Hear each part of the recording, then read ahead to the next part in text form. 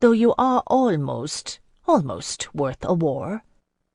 I dragged myself up to sit cross-legged, raking my hands through my hair. Melisandre's diamond hung about my throat, the only thing to adorn me. "Did you do it for that?" I asked. "No," Grania smiled again, clapping her hands and summoning Brennan to her. He clung to her waist and grinned up at his mother. "For me." She tousled his hair and gave me a considering look. "Do you think your ship captain would breed strong sons and daughters?" "Quintilius Rouse," I laughed, then caught myself. "Yes, my lady, that I do." "Good." Her grey-green eyes glinted in the sunlight.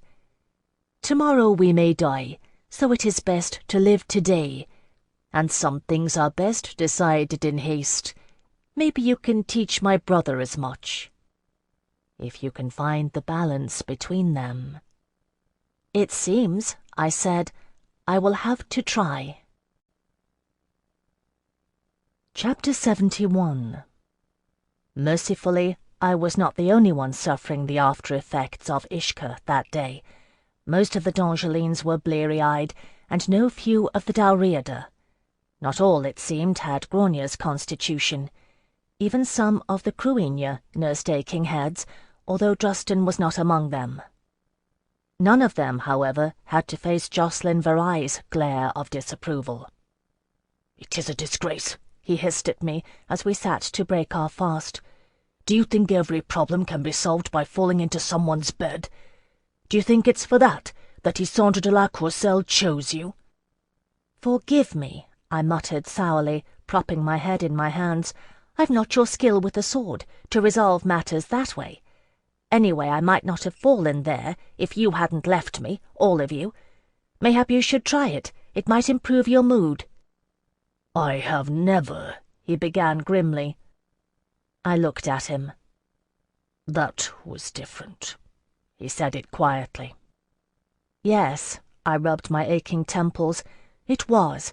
And this was what happens when you send a servant of Nama to do a diplomat's job and ply her with strong drink. Jocelyn drew breath to speak, then looked at my miserable state.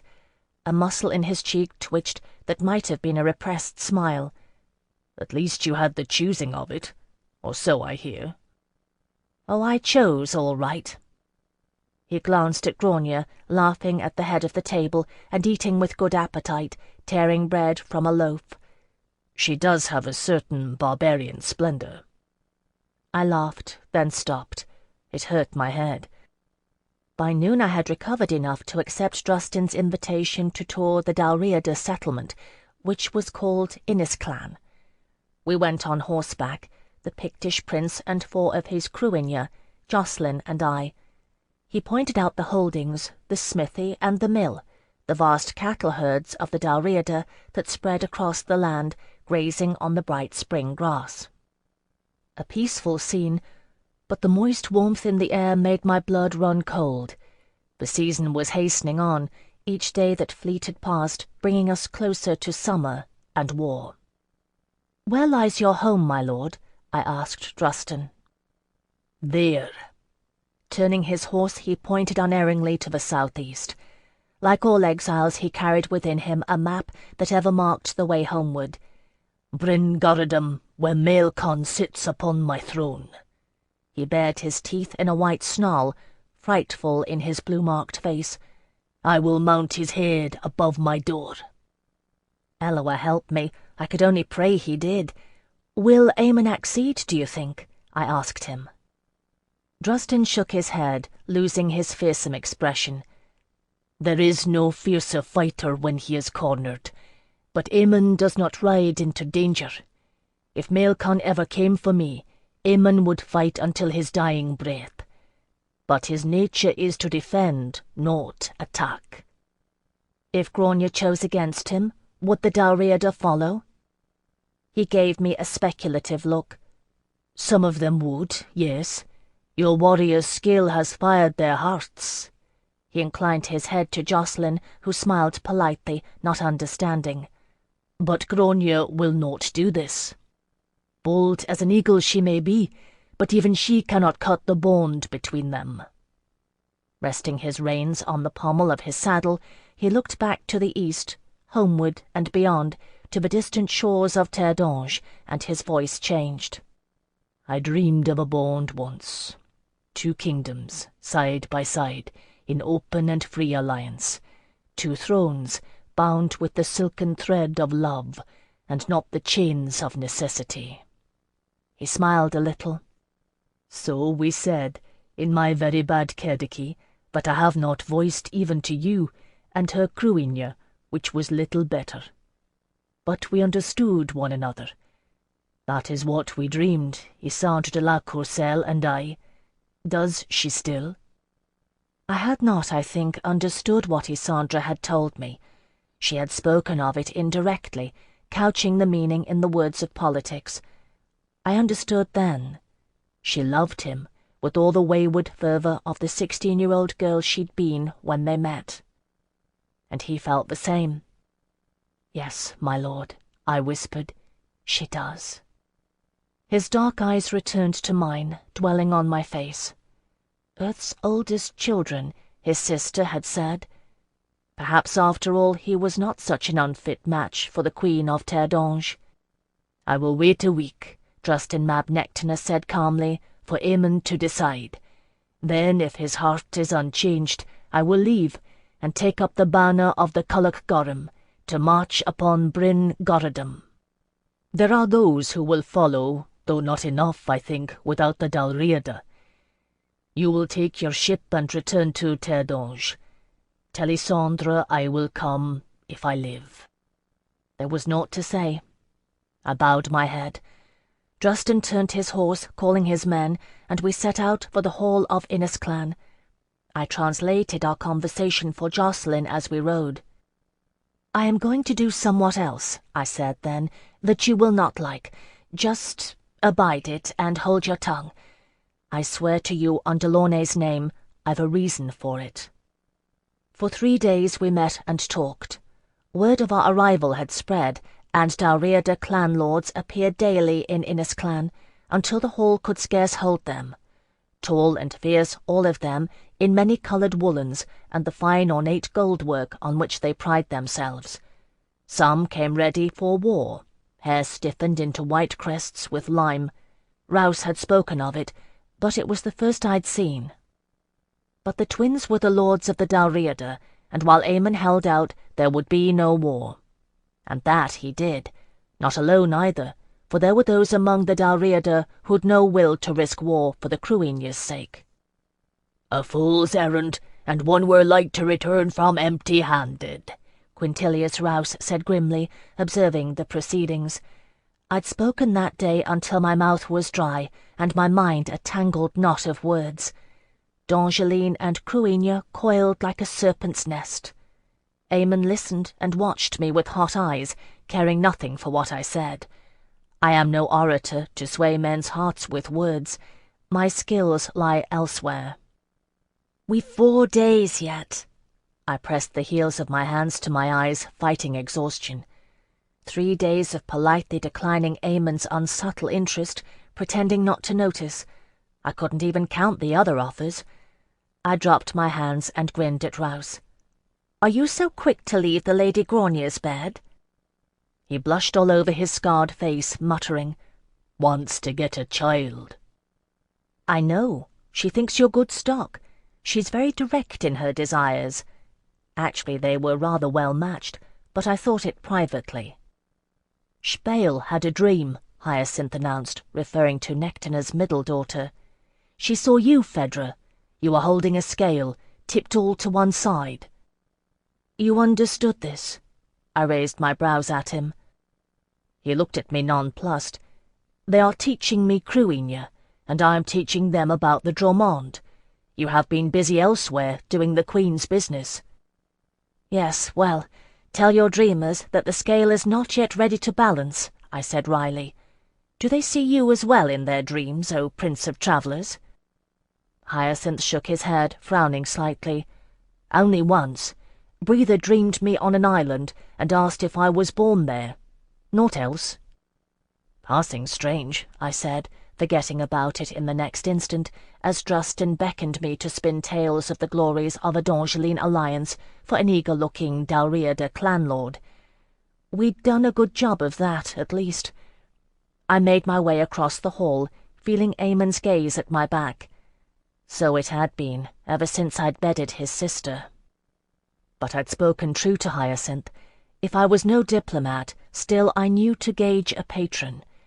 Eamon was a slow man, as cautious and deliberate as his sister was impetuous. He'd cast his luck and lost the first night. He'd be wary of approaching the brink, and I needed him to be desperate. 4 days, and then 5. Grania and Eamon had shouting matches, backed by their factions. I saw the first quarrel between Dalriada and Cruinia when one of Justin's men was set upon by 3 outlander Dalriada, and I saw then why Eamon had declined to test Justin's steel.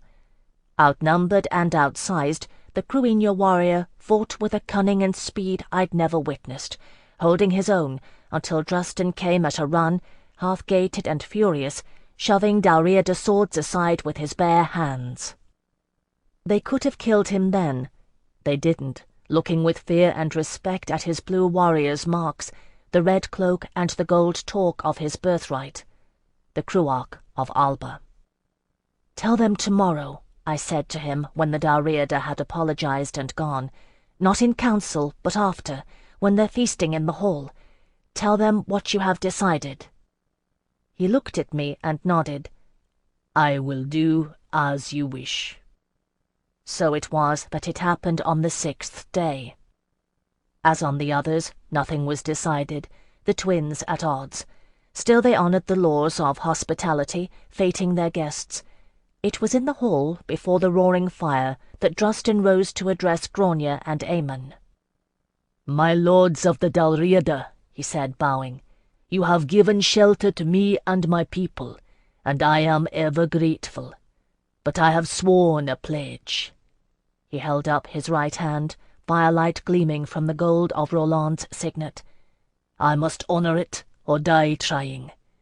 A usurper sits upon my uncle's throne, mine by right, my father's slaying cousin Maelcon.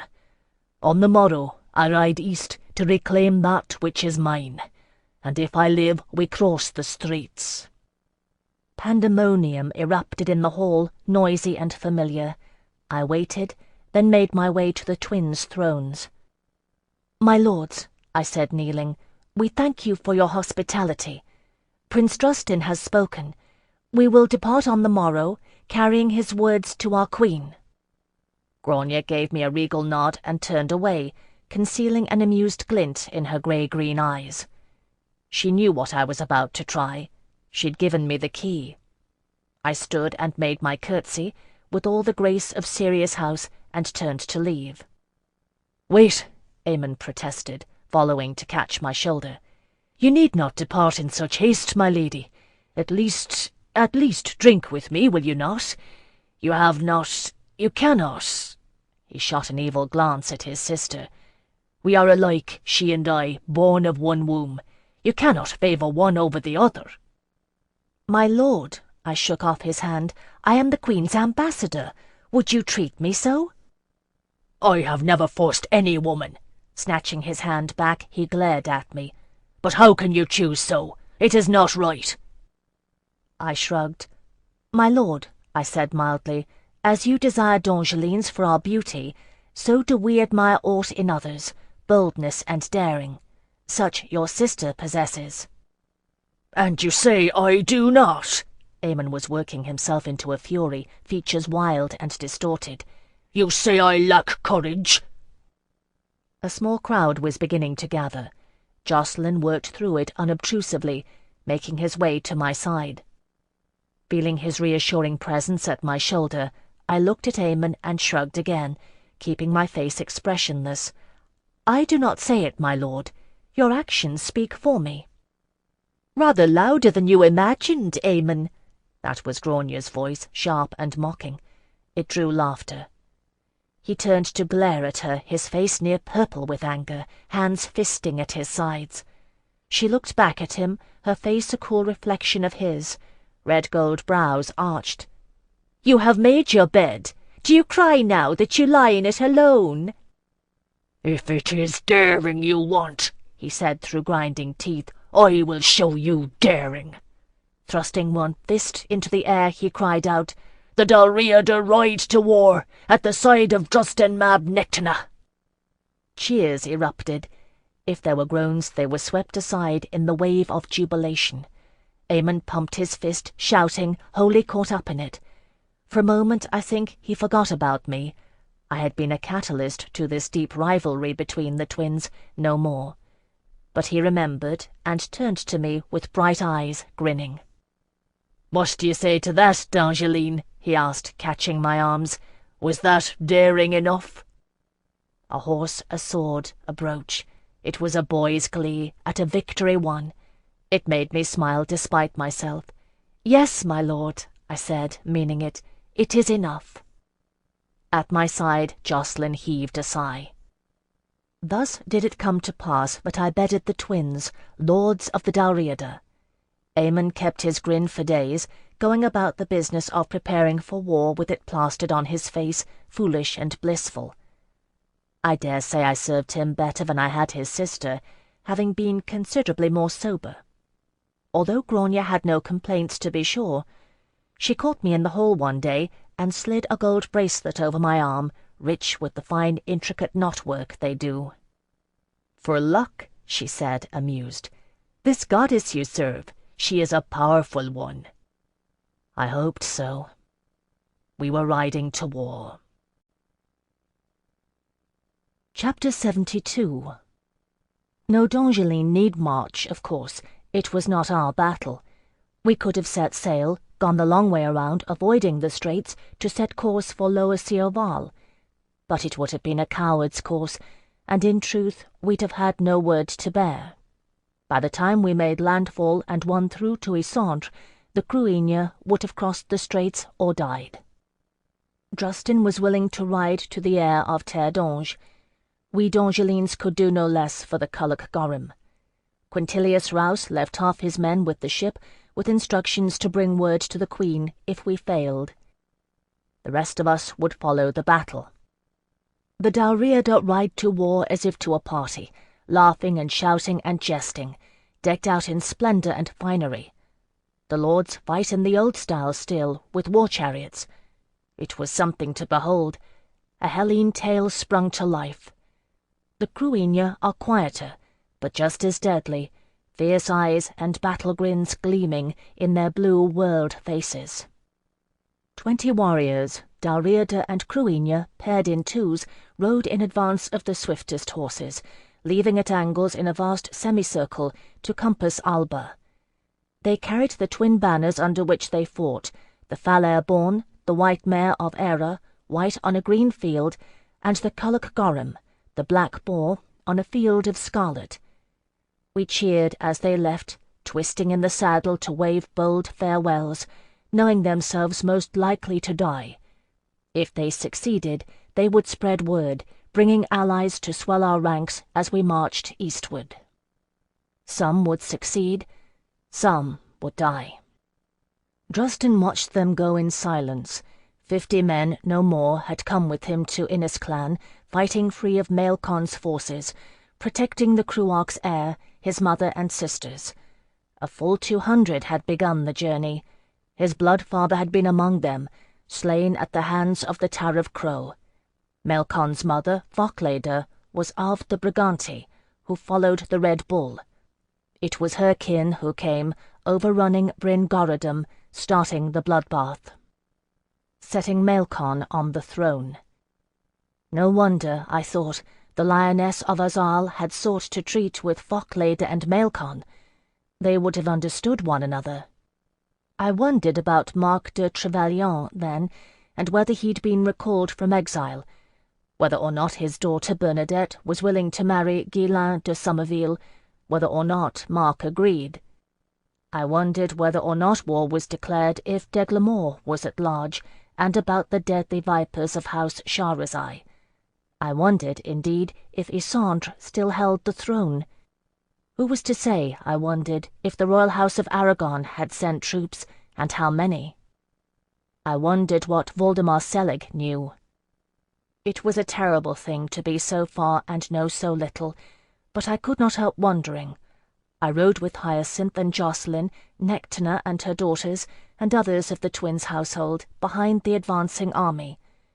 We'd have choked on their dust in a Dongeline summer, but it was late spring in Alba, and a rain fell nearly every day, damping the dust and greening the earth.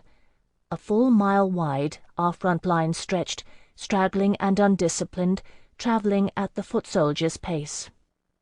We marched and ate what we could, the army foraging while the peasants cursed. Justin's Cruinia shot for the pot, their arrows finding game with deadly accuracy. None of his folk ever went hungry. And the allies came, flocking to the banner of Culloch Gorham. Handfuls of Decarnity and Corvaniki, Ordevals and Dumoni, flying the black boar, and our numbers grew, and then a wild band of Sigove and Votade from the north, defiantly waving the red bull. Fair-haired, with height, and lime-crested manes like the Dalriada, and the blue masks of the Cruinia. And bad news, too, of tribes among the Tariff Crow, loyal to Maelcon, and 6 of Justin's outriders slain. Maelcon knew. Maelcon was raising an army. Maelcon was waiting. A rumour reached us. The South had declared for Maelcon, and was rising up to burn the homesteads of those to the north who'd left to follow the Culloch Gorham. We nearly had a mutiny then, as half the tribes of the Culloch Gorham bid to turn back, until we saw a large force on the horizon. The twins were ready to attack. It was Justin made them wait, holding desperately in place, until he saw who approached. Trinovanti, Archabati, Cantike, folk of the Idlach Or, flying the golden hind on green, and above it the black boar, declaring their allegiance. It was a false rumour. Battle they'd seen, and lost hundreds of warriors, but Maelcon's supporters had given way to those who remembered their ancient blood debt to Kinnell Rhu's line. So we made our way toward Bryn Gorodom. "Boy's amazing," Quintilius Rouse said, settling by our fire with a grunt. He'd a pain in his joints that troubled him in damp weather. "He never sleeps. Maelcon's army's out there, Eloa knows where, and he's riding up and down the lines, a word for every man among 'em, and the women too. What kind of damn fool people let their women ride to war?" "Would you try to stop them?" I asked, thinking of Grania. Rouse gave me a dour look. "I would if I wedded one," he said sourly. "Listen, I've been thinking. Mayhap it would be for the best if I brought the lads in, had them guard you, my lady. When the battle breaks, you shouldn't be without protection." Spale, Nectina's middle daughter, spoke. Quintilius Rouse looked at me. I translated. "If you will not die for us," I said slowly, "you cannot ask us to die for you." "I don't want anyone to die," Quintilius Rouse said, scowling at her, waiting for me to translate. Little need, though, she seemed to have of it. "But least of all, my Lady Queen's ambassador." I wrapped my arms around my knees and gazed at the night sky, stars hidden under a blanket of cloud. "My Lord Admiral," I said, "if you are asking me for the sake of your men, I say yes, let them do this thing, for I've no wish to see Dongeline blood shed on foreign soil, nor to bring word of your death to Isandre de la Courcelle. But if you are asking for my sake, I say no." I looked at him. "I cannot countenance it, not with what we are asking of them." He cursed me then with a sailor's fluency. Delaunay's name was repeated no few times, with several choice comments about honour and idiocy. I waited him out. "We will be well behind the lines of battle, my Lord Admiral," I said.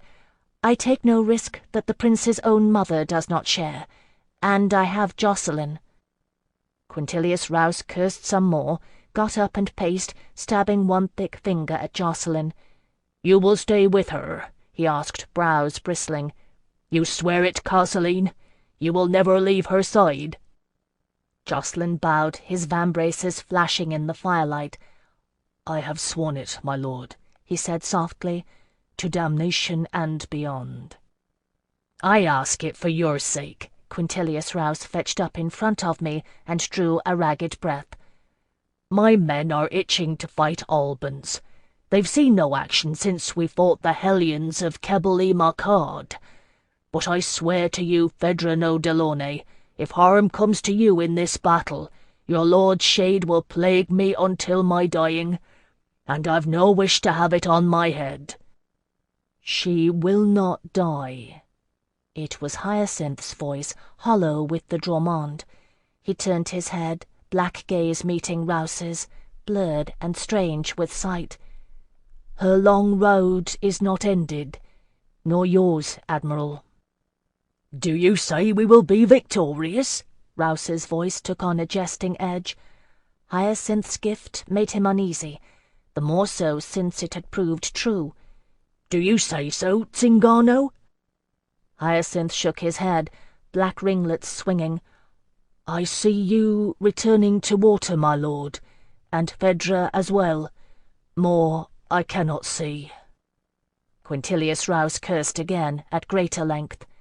"So be it. We'll fight for Issandra's blue lad, then. Let Alban blood taste D'Angeline's steel." He bowed to me, his scarred features suffused with irony. "May Eloa bless you, my lady, and your Zingano witch-boy, and Carsleen What's-it protect you. We will meet again on the water, or in the true terre d'ange that lies beyond." "Blessed Eloa be with you," I murmured, kneeling and rising. I embraced him and kissed his scarred cheek. "No queen nor king e'er had a truer servant, my lord Quintilius Rouse." He blushed. I could feel the heat of it beneath my lips.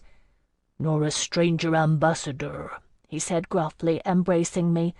"No better girl. You've brought him here, haven't you? Eloa be with you." We slept that night under the clouded skies, while the camp stirred, sentries startled at the slightest noise, and Cruinia scouts prowled the perimeter, searching for Maelcon's army. We were less than a day's march from Bryn Goredum. No word had come when the crepuscular light that heralds dawn swept over Alba, but Drustin roused the army all the same. They turned out in a formless horde, some 6,000 foot, 700 horse, and 50 chariots or more. We were encamped at the verge of a young copse, alongside a deep valley. Beyond the valley, it was straight onward to Bryn Goredum. Drustin sat his brown horse with a straight back, his head high, the scarlet cloak flowing over its haunches. He rode slowly back and forth, letting the army see him, letting them know he would not hide his identity from Maelcon's forces. "Brothers and sisters," he cried, "you know why we are here. We come to restore the throne of Alba to its rightful heir. We come to seize it from the hands of Maelcon the usurper, whose hands are red with his own father's blood." They cheered, hoisting spears, rattling swords against their bucklers. The Dalriada, I think, cheered loudest of all. Aemon and Grania led their folk, war chariots side by side, as if awaiting the start of a race, their teams baring teeth and snapping at one another. "I am Drustin Mab Nectana, and you know my line and my kin. But I tell you now, all who stand here with me today, you are my kin, and I name you brother and sister each one. When the sun breaks over the trees—" A hush spread through the army, men and women falling silent one by one. We had climbed onto a narrow outcrop behind the lines, those of us not fighting, but Drustin's kin had the place of honour at the highest part. I could see well enough to make him out over the crush of warriors, but not beyond. It was his sister Breather, who let out a cry and pointed. We crowded to her side, all of us, and looked. There, at the edge of the copse, where the young beech trees were leafing golden, and a thin mist rose from the warm moist ground, a black boar emerged. It was enormous. How long boars live I do not know, but this one must have been ancient to have grown to such a size. Its bulk loomed against the slender trees. It raised its black snout, scenting the air. Its tusks could have harrowed a field. Someone made a faint sound of disbelief, and I recognized my own voice. I swear I could smell its rank odor on the morning mist.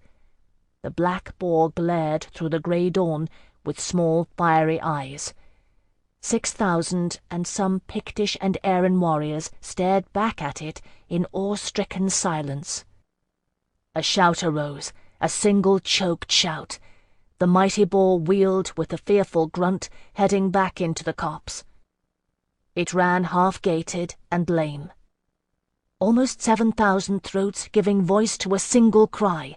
Drustin Mab Nectar's face, blue-marked and savage, his black eyes shining as he drew his sword, his fierce shout rising over the vast wave of the army's ululation. "Follow the Culloch Gorum!" With a fearful din they charged. There was no discipline to it, no strategy, no plan. Drustin's army charged as they were assembled, a belligerent horde, foot soldiers outracing the horse as they reached the copse, the chariots wheeling, seeking broad enough passage. The beech woods full suddenly of howling soldiers, bursting onto the verge of the valley. What they found there, I know, for I heard it later. At the base of the valley, Maelcon's army, that had crept stealthily through the night, hoping to surprise them at dawn. In another 10 minutes they'd have done it, coming round to flank us on both sides, and Drustin had bid fair to speak for that long, if not for the black boar. Do not discount the Culloch Gorum. We heard the sound of it, those of us left behind, a terrible clash of arms, death cries arising as steel beat upon steel. Trapped at the base of the valley, Maelcon's men died, as thousands of the followers of the Culloch Gorum poured down the green sides of the hill. And Maelcon's men fought, desperate and caught, slaying hundreds as they died. Now I know, then I did not. I looked at Hyacinth, saw his face blurred and terrified, sight-blind eyes turned toward the battle. "What do you see?" I asked, shaking him. "What do you see?" "Death," he answered me in a whisper, turning his Dromond-stricken gaze upon me. "Death." I looked at him and past him, and saw something else. A party of the Tariff Crow, red-haired Cruinia and fair, faces tattooed blue, in well-worn arms and mounted under the standard of the Red Bull.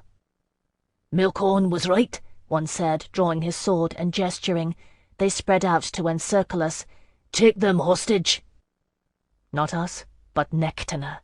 Nectarna and her daughters, Drustin's mother and sisters, with whom we stood, all of us, trapped on our rocky vantage. They were Cruinia, the women. If they did not ride to battle, still they could shoot, as well as the men, and better. I'd seen it. But their bows lay at the campsite, only a few yards away, and between it and us stood Maelcon's men. We were none of us armed. Except Jocelyn. Almost without thinking, I looked to him, knowing already what I would see. He was in motion, unhesitating, the morning sun reflecting bright steel as his daggers came free. His vambraces flashed like silver, and he picked a spot halfway down the outcropping and bowed. "In Kushiel's name," he said softly, "I protect and serve." And they attacked. 2 fell, then 3, then 5. There were too many, and they swarmed the sides of the rock, dismounting, blades out and swinging. Hyacinth swore and scrabbled for stones, hurling them with a street fighter's accuracy. A small figure, dark and quick, slipped over the side of the outcrop. One of the Tariff Crow gained the summit and lunged at me, whirling his sword. I ducked and got behind him. I don't know how, and shoved. He stumbled back into his comrades, laughing. "Jocelyn!" I shouted. "Draw your sword!" He paused mid-battle, glancing at me. I saw it in his quick blue gaze, the memory of Skoldia, his oath betrayed. Then his face hardened, he rammed his daggers into their twin sheaths, and his sword rang free of its scabbard. A single lithe form slipped past Jacqueline, swift and darting. He started and caught himself, fighting like a dervish. "Fall back!" the leader of the Tariff Crow party cried in harsh Kruinia. They obeyed, retreating to their horse. He had guessed aright. Jacqueline, unwilling to give up the advantage of height, awaited on the rocks, his angled sword reflecting sunlight across their faces. That was when the arrows began to sing. It was Mairead who had gained the camp. Mairead, Nectina's youngest, a full quiver at hand, shooting grim and deadly, little more than a girl. Two of the Tariff Crow dropped before their leader, cursed and fumbled for the butt of his spear. "Never mind hostages," he shouted. "Kill them all!" With that he cast his spear at Mairead. I saw it catch her, pierce her through the middle, both hands rising to circle the shaft, gasping as she fell backward. And I heard two cries, Hyacinth's broken-hearted, and a second cry, like the sound of dying. Nectina, hands covering her eyes. Mairead's sisters keened, low and grieving. One other shout, clarion, splitting the morning. I had seen Jacqueline fight against the Scaldi. Nothing, I thought, could match it. I was wrong. Like a falling star he descended on the Tariff Crow, a Castlean berserker, his sword biting and slashing like a silver snake. They fell before him, wounds bursting open in bright splashes of blood. Fell and died, still scrabbling for their spears. How many? 20 I had counted. Most fell to Jacqueline, save the two Mairead had slain. Not all. Nectina and her daughters, Breather and Spale, they flung themselves into the fray with keen little daggers. 4, I think, died at their hands. Maybe 5 or 6. There were 2 that Hyacinth finished, drawing a boot knife, the prince of travellers. I, shaking, killed none. So it was that Drustin found us, the Cruach of Alba, woad-patterned arms splashed to the elbows with gore, his face grimly exultant, the brown horse lathered and blown. The victorious army plunged raggedly through the copse, shouting behind him. He drew up, looked at his mother and his living sisters, their similar faces telling the same grief, and Mairead, the youngest, her smile forevermore stilled. "Ah, no, no!" We gathered to one side, Jacqueline kneeling in Castlean penance, Hyacinth with bowed head. Nectina rose, grave and sorrowing. "The Culloch Gorham has taken his due," she said quietly. "My son, who rules in Alba?" Drustin turned his head. A chariot plunged toward him, Aemon's, his face streaked with dust and blood. Behind the chariot bounced a corpse, a large young man, red-haired, his dead face locked in a grimace, flesh abraded. Maelcon. "I do, mother," Drustin answered softly. "The usurper is dead." "Slain by the Cruach's own hand," Aemon shouted, lashing his team closer. Then he saw and drew rein. "Dark de Moor, no!" "For every victory," Nectina whispered, her great dark eyes shining with the mother's tears, "there is a price." Chapter 73. We did not ride into Bryn Gowradim that day, but remained at the battle site. Our poets do not sing of the dire aftermath of war, of the horror and stench of it, strewn bodies, entrails spilled beneath the sun, and stinking, ravens plucking gobbets of flesh, the buzzing clouds of flies that gather, nor of mass graves, or the horrid effort of digging, warriors cursing flies and wiping the sweat from their brows. Some 1,200 of the Tariff Crow survived to surrender. Thousands had been killed. It had been a slaughter when the Culloch Gorham had boiled over the edge of the valley. They'd been caught unprepared, on lower ground, by the very enemy they'd thought to surprise. Only Maelcon's hostage-takers had succeeded at that, I thought, and they were all dead too. I worked as one with Nectina and her daughters, her surviving daughters, bearing water into the battlefield for the dying and the labouring alike. I came upon Jacqueline among the latter, working grimly. The dead of Drustin's army had been gathered, 800 or more, and a good many of them Dalriada. They were building a cairn above them, stone by heavy stone. He shook his head when I offered him the dipper.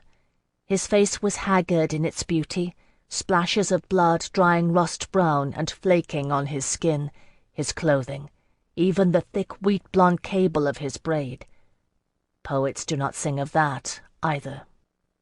"You did what you had to do," I said softly to him, proffering the dipper again.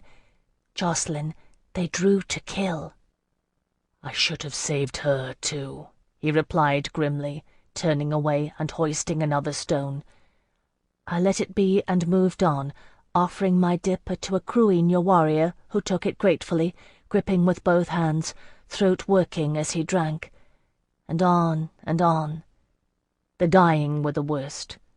I remembered the night Guy was killed, pressing my hands over Alcuin's wound in Delaunay's courtyard, desperately trying to staunch the warm, slick flow of blood. I remembered Alcuin dying in Delaunay's library, his hand clenching hard on mine. I lived it over that day, many times. I wept for them all, Culloch Gorham and Tarbh Crow alike, prolonging their lives with the cool water they craved, while the ravens waited to claim their due. We made camp there that night, 1,000 fires blazing.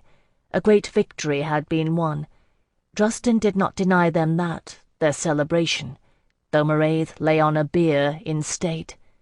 I heard the stories that night, from Quintilius Rouse, who came limping to the fire, eyes gleaming, a great swath of bandage about his head, and one tied about the calf of his left leg. "Blessed Eloa, but it was something to see," he said, accepting a skin of wine with a sigh of relief. "Ah, Phèdre, they scattered before us, like autumn leaves before winter's wind. And Drustin, Eloa's balls, he went through them like a scythe, shouting for Maelcon. Savages they are, but ah!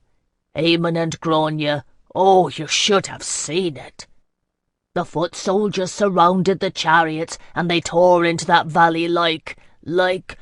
Words failed him, and he took a swig of wine, shaking his head. "She was magnificent," he said. "But Aemon, he fought like a tiger, I don't mind telling you. Once that lad's made up his mind, there's no stopping him. But Drustin and Maelcon, oh, that was a battle."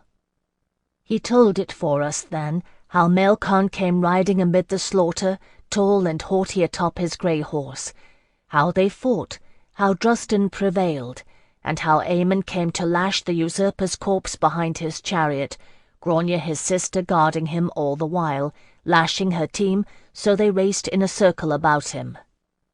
It was a splendid tale, valiant and heroic. 4 of his Dongeline sailors were dead. "They knew, my lady," Quintilius Rouse said at last, catching my eye and hearing my silence. When had I become my lady to him? I tried to remember, and could not. "All those who sign on with me, you may believe it, know the risks. To die on land, it is a glorious thing. 'Tis the watery grave we fear." He looked sidelong at me in the firelight and cleared his throat. "I promised them somewhat." "What?" He caught me wandering, I feared. "My Lord Admiral?" He cleared his throat again and scratched at his bandaged skull. I promised they'd be knighted, those that lived, at your own hand." Doubly unawares he'd caught me. I looked at him in surprise. "My hand?" "You're the Queen's ambassador," he said gruffly. "They respect you, and you've the right." "They do? I do?" On the far side of the fire, Jocelyn lifted his head. "You do, Phèdre." It was the first he'd spoken since the cairn. I blinked at him. "If it is so, Jocelyn, then you—" "No," his voice was harsh. "Not I. I am Kushiel's servant, and a poor one at that. But they deserve it." I looked bewilderingly at Quintilius Rouse. "Let it be done, then, if they truly wish it at my hands. They've earned as much and more." The Admiral grinned and rose awkwardly, wounded leg stiff. With one hand he placed fingers to his lips and blew a piercing whistle. With the other he drew his sword and gave it unto me. It weighed more than I guessed, a curved blade, clean, but the grip still slick with the sweat of battle. I stood holding it, feeling like a child at a masque, while the Dongeline sailors filed one by one out of the darkness beyond the firelight. I did it then. Rouse supplied the words, and I repeated them. In Elowa's name and that of Isandre de la Courcelle, Queen of Terre d'Ange, I bequeathed the title of Chevalier on 20-odd Dongeline sailors, feeling all the while an impostor. But their eyes, as they knelt, said I was somewhat else. "Well done!" Quintilius Rouse exclaimed, reclaiming his sword and clapping me on the back when it was done. "I'll give them a fighting name, I will. Phèdre's boys, I'll call this lot. Let 'em take pride in that." "My lord," I said, not sure if I were laughing or weeping, "I wish you wouldn't." Somewhere beyond the fire, Jocelyn's eyes shone, red-rimmed with dire amusement and unshed tears. "We are at war, little night-blooming flower," the Admiral said, his breath smelling of wine. "Or so you tell me. What did you expect? If they will fight for you, well and good.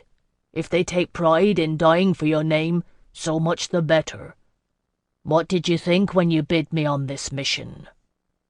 "I don't know," I whispered, and buried my face in my hands.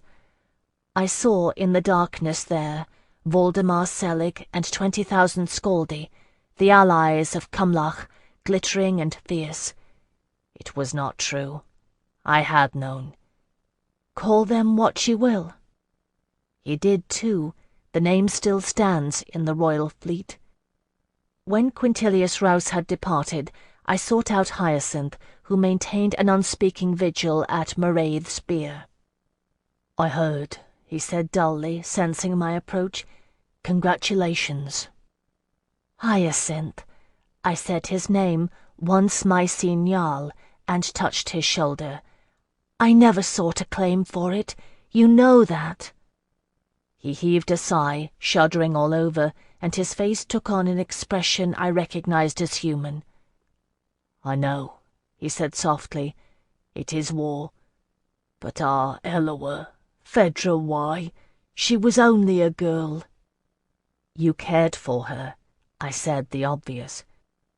"I cared for her." Hyacinth smiled painfully, faint and wry.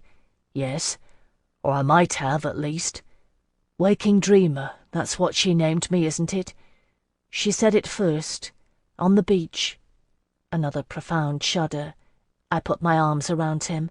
His voice came muffled against my shoulder. "My own people, they cast me out for it. You believed. I know it's true. You talked the Admiral into as much. But she was the first to touch me, to put a name to it, in welcome. Nectina's daughter." Hyacinth wept. I wept. Both of us did. War is a strange thing. All that lay unspoken between us, unaddressed, set aside for this business of war. We are on a mission for the Queen. That above all else. I knew it as well as he.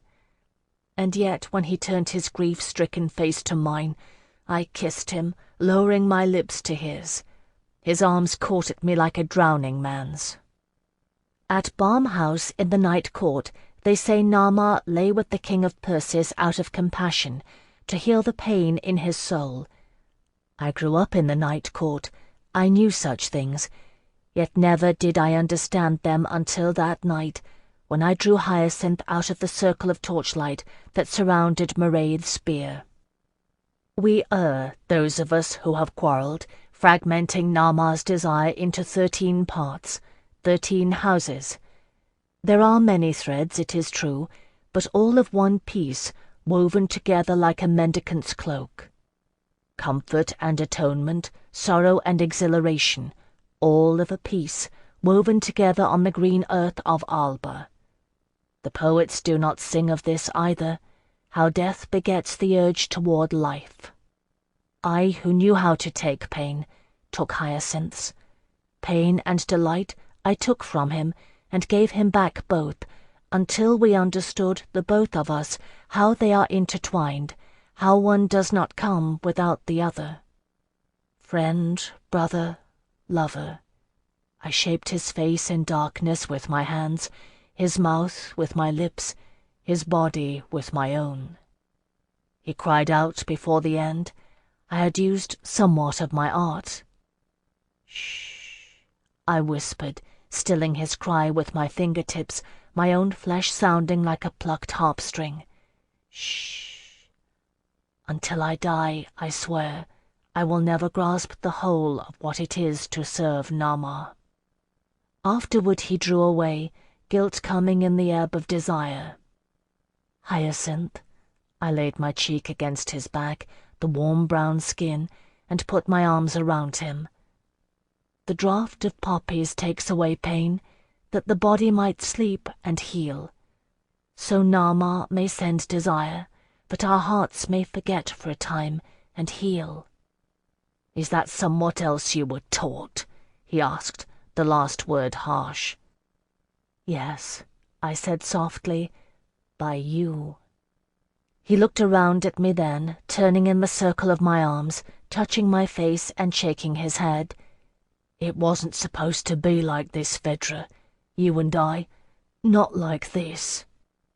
"No." I smoothed his black ringlets, touched with silver by the faint starlight, and smiled ruefully. "We were to be the queen of courtesans and the prince of travellers, ruling the city of Eloa from Mont Nuit to the palace, not coupling on the sod of Alba near a blood-soaked battlefield, with 6,000 wild Cruinia and grief in attendance.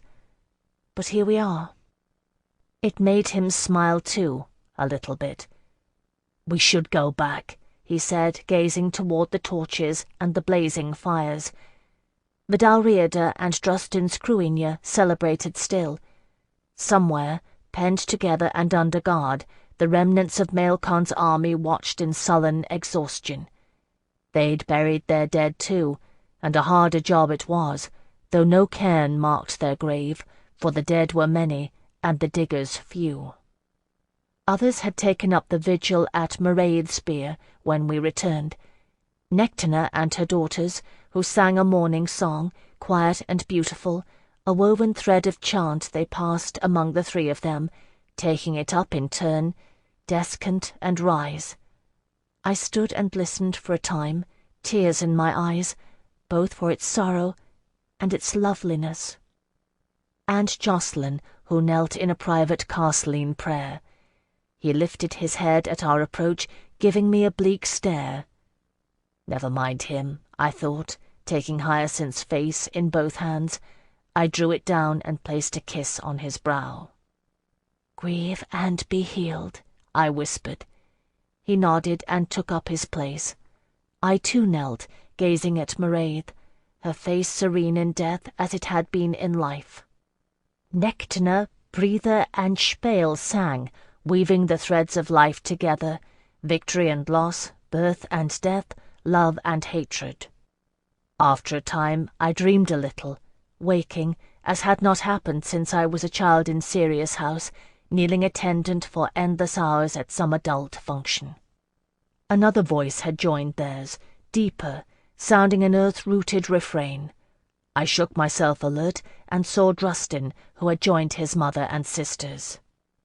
He is quite beautiful after all, I thought, surprised at the thought, seeing for the first time what Isandra had seen.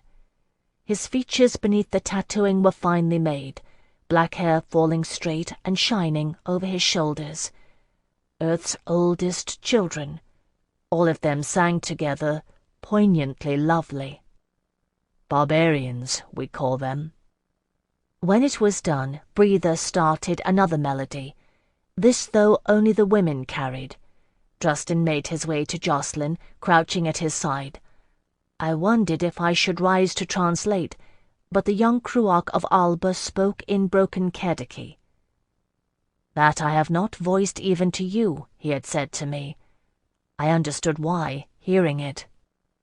"You fight for family," he said to Jacqueline. "Brother." Justin held out his hand. Jacqueline shook his head, eyes on the bier.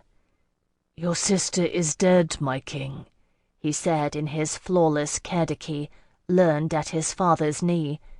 "Do me no honor. I failed you." Shifting, Justin met my eyes and nodded. I rose smoothly and went to join them, kneeling and bowing my head. "Thousands died this day, and I could not save them," Justin said in Cruinia, looking at Jacqueline and not me. "I, born Cruach, to give my life for my people. Do you say right was not done this day, Prince of Swords?" I translated it all, even the title. Jacqueline turned his gaze on Justin. "My king, it is your birthright you have taken, and the death of your kin you avenged. It was rightfully done. It is I who have failed in my trust." I translated for Justin, adding somewhat about Castlean vows.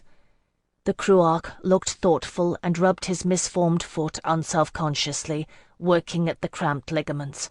Then he said, "You have sworn no vow to the Culloch Gorham. Our lives we risked to regain Alba. Do not demean my sister's death in taking it from her." Jacqueline started at his words when I spoke them. I swear the arrogance of Castleans, even outcasts, especially outcasts, is beyond my compass. It dawned on him, though, slow and gradual, that Justin was telling him he was overstepping the bounds of his responsibility. And even more slowly, but it might be true. Having said his piece, Justin merely continued to look evenly at Jacqueline, holding out his hand, blue-whirled and strong. "Brother," Jacqueline said in Kediki, and clasped Justin's hand, "if you will have me." No need to translate that. Justin understood and grinned, standing and pulling Jacqueline with him, embracing him. "There you are!" A woman's voice ran out in Erin. I looked up to see Grania, Eamon a step behind her. Not a cut on them, either one. It must be true that they fought like tigers. I didn't doubt it. "Ah, little sister," Grania said, sorrowing, gazing at Mairead. Plucking a jewelled dagger from her kirtle, she seized a lock of her own red-gold hair, cutting it.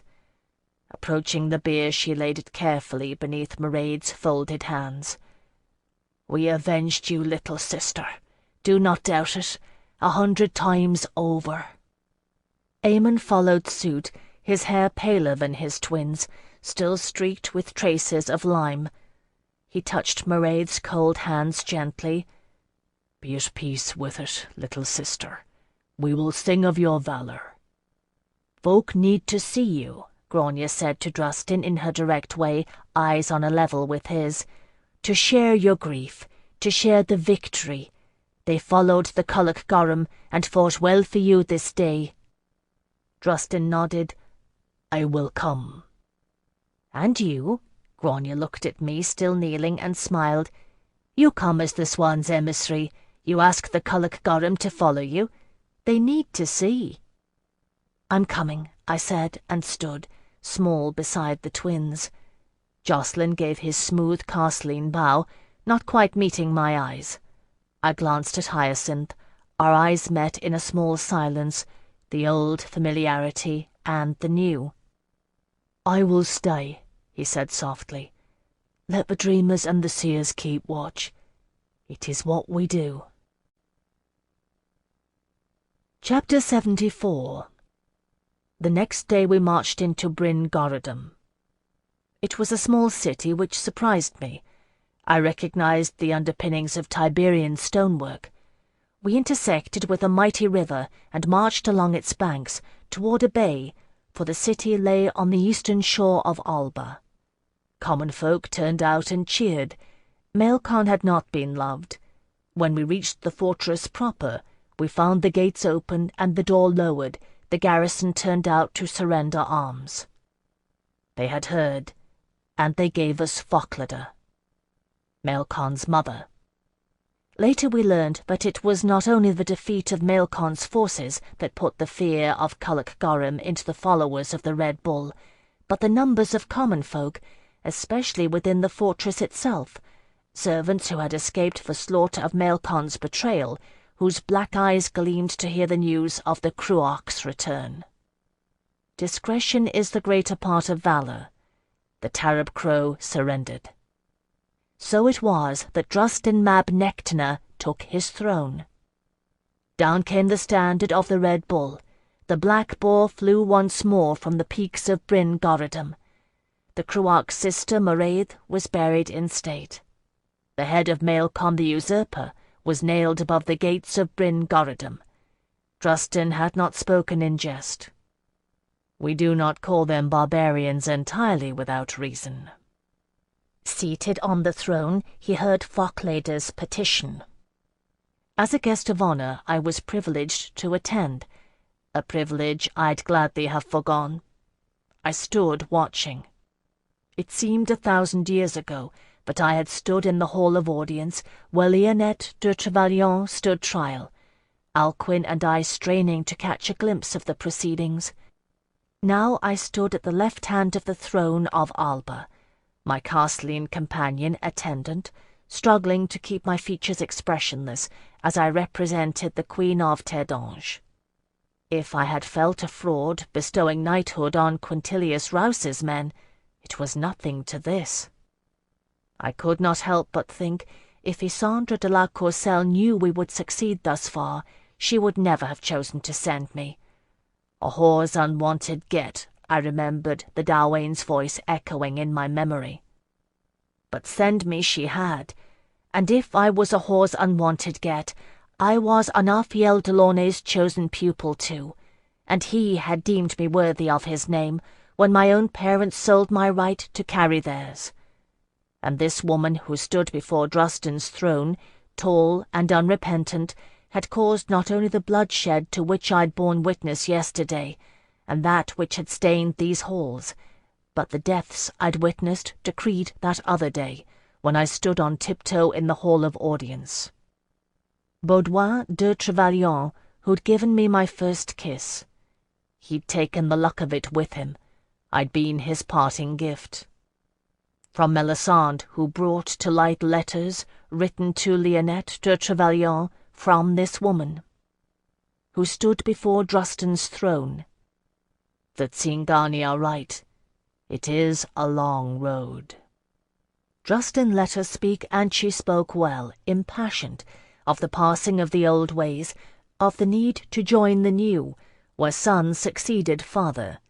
No betrayal, but a noble cause, she said in ringing tones, to sweep away the cobwebs of superstition that said no one may know a child's father, to acknowledge the sovereignty of paternity.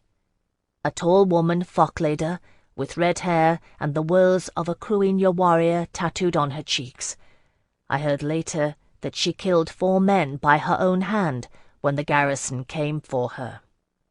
The Lioness of Azal had been overpowering too, although she'd never held a sword.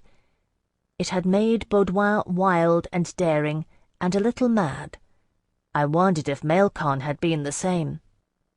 It was a good speech, and there were men who would have listened, inspired to overturn the bonds of matrilinealism, to raise up the children of their blood and seed, making them heirs to all they owned, all they claimed.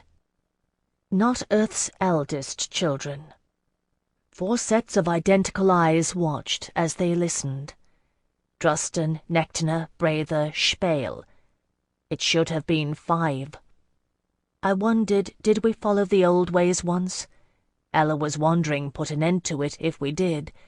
Our bloodlines we traced through mother and father alike, back to the shining linkages of the past, to Eloah and his companions when they walked the earth. Our lineage we bear stamped on our faces, in our souls. Isolated by the Master of the Straits, in Alba it is different. They trace heritage through the mother, beyond question, proof born in blood and tears. Nectina's children had different fathers, warriors, dreamers. Love as thou wilt. Blessed Eloah, too, was Earth's child, her last begotten, conceived in her dark womb of blood and tears. Having listened, Drustin bent his head toward the twins at his right hand. What say the Dalriada? Aemon drew a deep breath.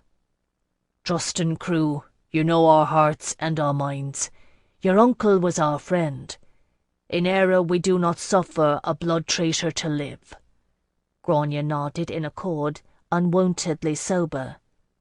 They keep the old ways too, I thought, remembering her son Brennan. Who was his father? I'd never asked. Eloah knew the next born might be Rouse's get. Drustin looked at me. What says Terdange? I hadn't been expecting it, though I don't know why. It is how such things are done, in the eyes of all assembled. I remembered Parliament voting at the trial of House Trevelyan, the Lioness of Azal, and Isandre de la Courcelle's cool face, her down-turned thumb signalling death. "My lord," I said to Drustin, my voice sounding as if it belonged to someone else.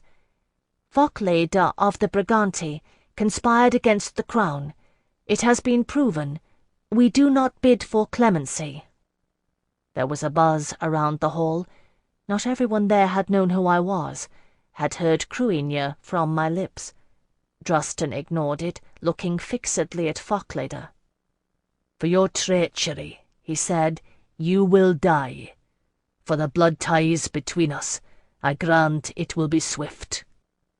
What I expected, I don't know, again. Somewhat else. Truly I'd not put thought to this day, to prepare myself for it. Lionette accepted poison, drinking it off at one draught and laughing. Baudouin chose to fall on his sword. Is it more civilized that way? No. In the end it is the same. Death at the root. All the ritual in the world does not change that. And yet I was shocked when two of Drustin's Cruinia seized Fochleda's arms and forced her to her knees, when Drustin himself rose from the throne, drawing his sword. It flashed once. He'd honed it keen for this day, and there is a great deal of strength in the folk of the Culloch Gorham, for all that they are not as tall as those who came later. Clean through he severed her neck. Fochleda's head rolled a little, eyes still open. Her body fell heavily to the flagstones of the hall of Bryn Goradam, blood pooling at the neck. I caught my breath in my teeth, repressing a squeak, Eloah be thanked. Jocelyn's hand closed on my elbow, bone-grindingly tight, and I was glad he was there. At the throne, Nectina and her daughters looked at the headless body of Fochleda of the Briganti, grim satisfaction on their dark, serene faces. To their right, the twins grinned with fierce vindication. "Let it end here," Drustin said softly, cleaning his sword and sheathing it. "Those who will swear fealty may live. The lands of the Briganti I declare forfeit, and give unto the keeping of the Sigove and Votade, who alone among the Tarab Crow kept faith with the Culloch Gorham." There was cheering at that from those wild northern Picti who'd ridden to join Drustin's army. A wise choice, it transpired, a popular choice on Drustin's part. It restored honour to the folk of the Red Bull. The Black Boar reigned in Alba. All exiles carry a map within them that points the way homeward. I looked to the east, the open windows of the hall of Bryn Goradam carrying the scent of rain, and a salt breeze from the sea that mingled with the coppery odour of fresh spilled blood. A warm breeze, summery. How many months had we been on the road, at sea? In Terre d'Ange there would be flowers blooming, fruit trees bearing. I heard in my mind Telesys de Mornay singing the exile's lament. The bee is in the lavender, the honey fills the comb. The Scaldi would be massing, moving, crossing the Carmelines, fording the Rhenus River. While we waged a war, summer had come. The affairs of state that remained would not be settled in a day. Days on end it took, while Drustin heard petitions from tribal lords and common folk alike, dispossessed by Maelcom the usurper, and restored to them their rights and lands. Nor was he idle on our behalf during this time, but it took some doing to rally an army willing to dare the crossing, to convince them that it was in the interest of Alba to defend d'Angeline's soil. And of course, with the kingdom new settled under its rightful leader, it was needful that sufficient numbers remained to enforce Drustin's rule, held in his absence by Nectana. In the end it was determined that some 3,000 foot soldiers and 400 horse would make the crossing. To my surprise, Aemon and Grania and half the Dalriada would be among them. The others would return west to Innisclan, bearing word of victory and bidding Rouse's waiting sailors to turn the ship homeward. "I have come this far," Aemon said stubbornly. "If the harpists in Tia Muir sing of our deeds, they will not sing of how Aemon mac Connor of the Dalriada ran home rather than get his feet wet." Grania, his sister, gave her lazy smile. "And I am minded to see the land that breeds such folk," she said, her grey-green eyes glancing at Quintilius Rouse, who coughed to hide his blush. She looked at me and winked then. I repressed a smile. One could not help but like the twins. Elder brother's blessing or no, the crossing would be difficult, especially with the horses. Poring over maps, Rouse and Drustin decided it would be best done if we marched south, to the point where the straits were narrowest. It would take us through the lands of the Eidlach Or, who had proved loyal. They would cheer Drustin's triumph. Ella were willing, we would make landfall in northern Azal, in Trevelyan, where we could make contact with Guillain de Somerville, and perhaps the former Duc de Trevelyan, if Mark's recall from exile had been successful. If not for the fears that gnawed at me like a canker, it would have been a pleasant journey. Alba is a fair green isle and bountiful. It was an old Tiberian road along which we marched now, in a long snaking train. Along the eastern coast and to the south, those were the areas in which the armies of Tiberium had gained a solid foothold, until Kinil Rû united the tribes and pushed them back across the sea. Blessed Eloa was still wandering in Bodistan, and no master of the straits had ruled the waters then. From whence, I wondered, had that enigma come? I remembered Alcuin in Delaunay's library, ancient scrolls and codices spread across the table, pondering, his quicksilver mind trying to tease out the heart of the riddle. If he'd learned aught before he died, he'd not had time to tell me. I wished he were here now, that I might ask him.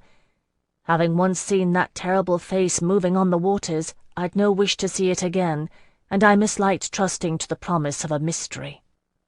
One of my fears, not the least of them, I feared for the Cruinia, 3,000 warriors on foot, 400 mounted. It was not a great number, not sent against the hordes of Scaldi. I had seen them fight, and they were fierce and undisciplined. Kinil Rû had ousted the Tiberians through sheer numbers, once the tribes all rallied to fight under the banner of the Culloch Gorham. But the numbers favoured Voldemar Selig, and Selig had studied the tactics of Tiberium. Whether or not the Scaldi would follow orders, I doubted. Remembering the fractious tribal rivalries that pervaded the encampment at the Althing, I could well imagine it would be hard to maintain the iron rank-and-file discipline that had made ancient Tiberium such a formidable foe. That was one point in our favour, albeit a small one. Selig still had the numbers, and the allies of Cumlach. So I brooded as we marched, each glorious day that dawned hastening my unease, the warm balm of sunlight serving to remind me of time's swift passage. "Will you take it all upon your shoulders, Phèdre?" Jocelyn asked me quietly one day, jogging his mount alongside mine. How he knew my thoughts I don't know. I must have been wearing them on my face. "Can you slow time or shorten the road we travel? I was reminded not long ago not to take upon myself that which is not mine to carry." "I know," I said, sighing. "I can't help but worry. And the Scaldi. Ah, Eloa, you've seen them. If the Cruigna are riding toward death, they're doing it at my word, Jocelyn." He shook his head. "Not yours, Issandra's. You but carried it for her, and 'twas their choice, made freely." It may have been the Queen's word, but I spoke it, and did all in my power to persuade their choice. I shivered. The Dalriada wouldn't be here if I hadn't. None of them would. True. To his credit, Jocelyn said it without his usual wry twist. But Drosten rides for love and a pledge. Love as thou wilt, you cannot gainsay it. "I'm afraid of this war," I whispered it. "What we witnessed in Alba. Jocelyn, I never want to see the like again, and it will be as nothing to what awaits us in Terre d'Ange. I don't have the strength to face that much death." He didn't answer right away, gazing forward, his profile in clear relief against the green fields. "I know," he said finally. "It scares me too. There'd be somewhat wrong with us if it didn't, Phèdre." "Do you remember waking up in that cart after Melisande betrayed us?" I asked him.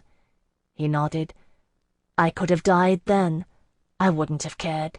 Hating her was the only reason I had to live, for a while." I touched the diamond at my throat. "I don't feel the same now. I'm afraid of dying." "You remember Gunter's kennels?"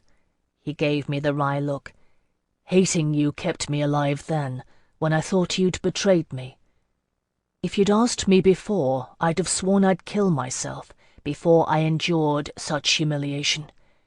And Selig Stedding, you shamed me into living." I remembered shouting at him, shoving him where he knelt, wounded and chained and flushed. I was desperate. Are you going to do the same to me? "No," Jocelyn said, though he grinned as if the prospect wasn't entirely displeasing to him, which gave me a strange sensation, a fact I kept to myself. "They are," he said, twisting in the saddle and nodding to the rear. "That's what I came to tell you, actually." I turned to look. Rouse's men were marching behind us. There weren't enough horses to mount them. They'd fought on foot. They marched in formation, 4 columns, 6 deep. The Admiral, his legs still healing, rode alongside them. As I watched, the foremost row grinned, and one man, Remy, who'd taught Hyacinth to fish, stepped out in front, carrying a tight-wound standard. The others in his row shifted, so they formed a wedge. Phèdre's boys, he'd called them. Atop a wide-barreled chestnut gelding, Quintilius Rouse chuckled. Remy unfurled the standard and held it aloft with a clear D'Angeline shout, letting the banner snap in the breeze. They'd made it themselves. Sailors are great tailors. Where they begged the cloth, I don't know. I heard later the gold thread cost them dear. It was a sable banner, bearing a ragged circle of scarlet at its centre. Crossing the scarlet, a golden dart, barbed and fletched. It took me a moment before I realized. Kushiel's dart. "Oh, blessed Eloa!" I stared, then remembered to close my mouth. Grinning like a monkey, Remy pounded the foot of the standard on the road and began their marching chant. All of them took it up, even Quintilius Rouse, roaring along with the refrain, half unintelligible with laughter. "Whip us till we're on the floor, we'll turn around and ask for more. We're Phèdre's boys." "Oh, no!" I laughed helplessly, numb with shock and hilarity, and infinitely thankful that the Cruigne, who regarded the proceedings with good-natured bewilderment, didn't understand Dongeline. "Eloa, Jocelyn, did you know about this?" "I might have," he admitted, an amused glint in his blue eyes. "They need to believe, Phèdre, to fight for something. A name, a face they know. Rouse told me as much, and I've seen it too in the Brotherhood. We can't become companions, not truly, until we're pledged to a ward. These men have never seen Isandre de la Courcelle. You, they know. We like to hurt, we like to bleed, daily floggings do we need, we're Phèdre's boys." "But," I asked, still laughing, "like that?" Jocelyn shrugged, grinning. "You sang the seas calm, and you drove the Dalriada to war, whatever it took. They know that. That's why they adore you. But everyone needs to laugh in the face of death. They're following an Anguisette into battle. Give them credit for seeing the absurdity of it. You've been dwelling on it long enough." "I'll give them more than credit." Turning my horse, I cantered back a few paces and dismounted in front of Remy with his standard, bringing the line to a halt. He hid a mischievous smile. I reached up and grabbed his Alban sailor's queue, tugging his head down to kiss him. He came up from it wide-eyed and gasping. The Dongelines cheered and shouted. "Any man who survives," I said to them, remounting, "I swear to you, I will throw open the doors of the 13 houses of the Night Court." They cheered at that, long and loud, then took up their chant again as I rode back to rejoin Jocelyn and the column began to move. "And how," he asked me, "do you propose to do that?" "I'll find a way," I said, light-hearted for the first time in many days. "If I have to take an assignation with the Caliph of Kebel-i-Makad, I swear I'll find a way." So we marched through Alba, through the lands of the Trinovanti and the Cantiquet, as summer wore on, the grain turning from green to gold in the fields and apples swelling on the bough, until we reached the old Tiberian settlement of Dobria, where the straits were most narrow. It was a clear day when we arrived. We paused for a moment atop the cliffs, the high white cliffs of Dobria, before riding onward to the beachhead some miles away. The greensward goes right up to the edge, and then they drop away sheer, down to the straits, only seabirds wheeling between with harsh cries. "There," Drustin said, and pointed. Faint and distant, across miles and miles of grey water, we could see it. Terre d'Ange. Home. Chapter 75. The folk of the Eidlach Or had been busy. Drustin had sent his fast riders ahead, bearing word of our need, and Alba had responded, eager to obey the restored Cruach.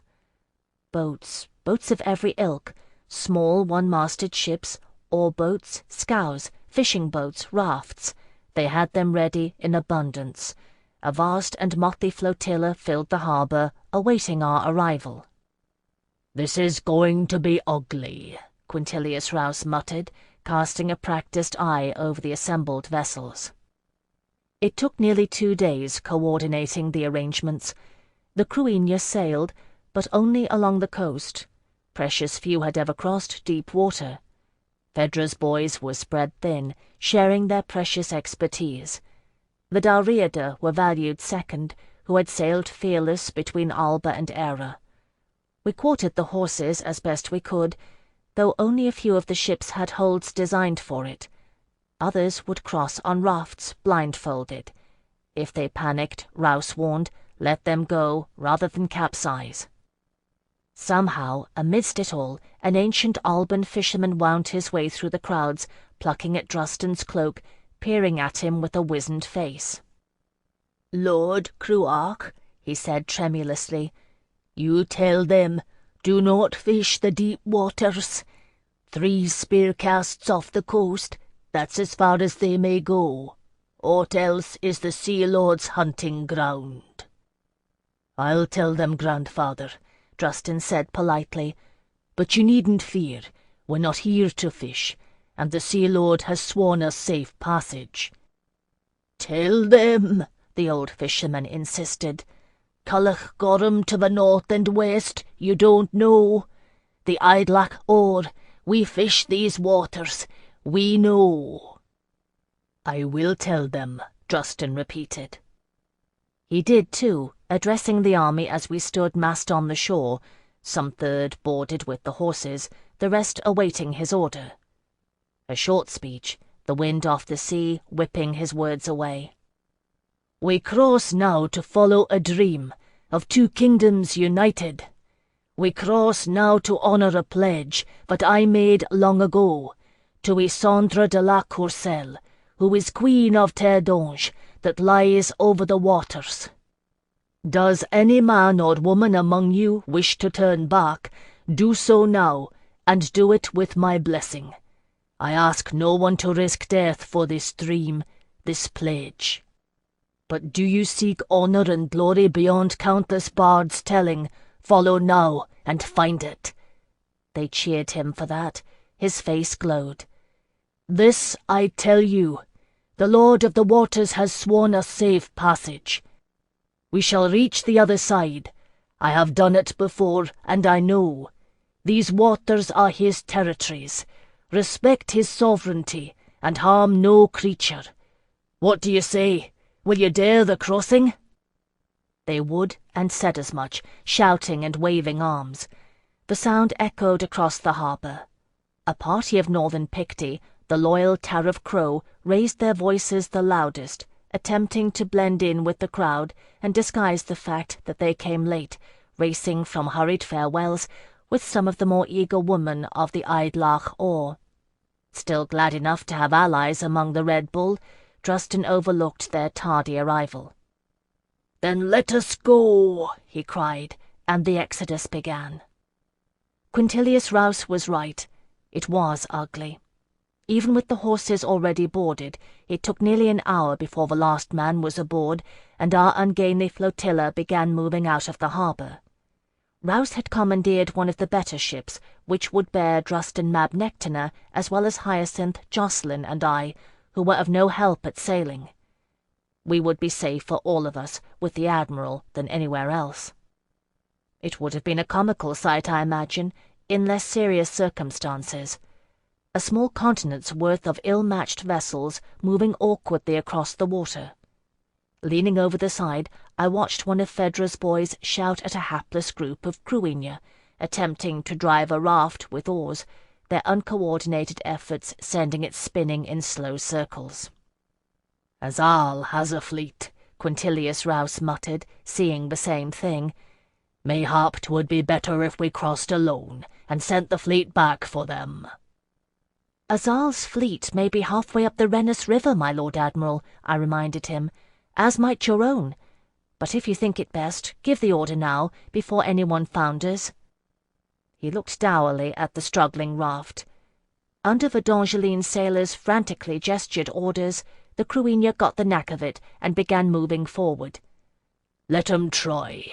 I'm not minded to cross the straits more than once, unless I need to."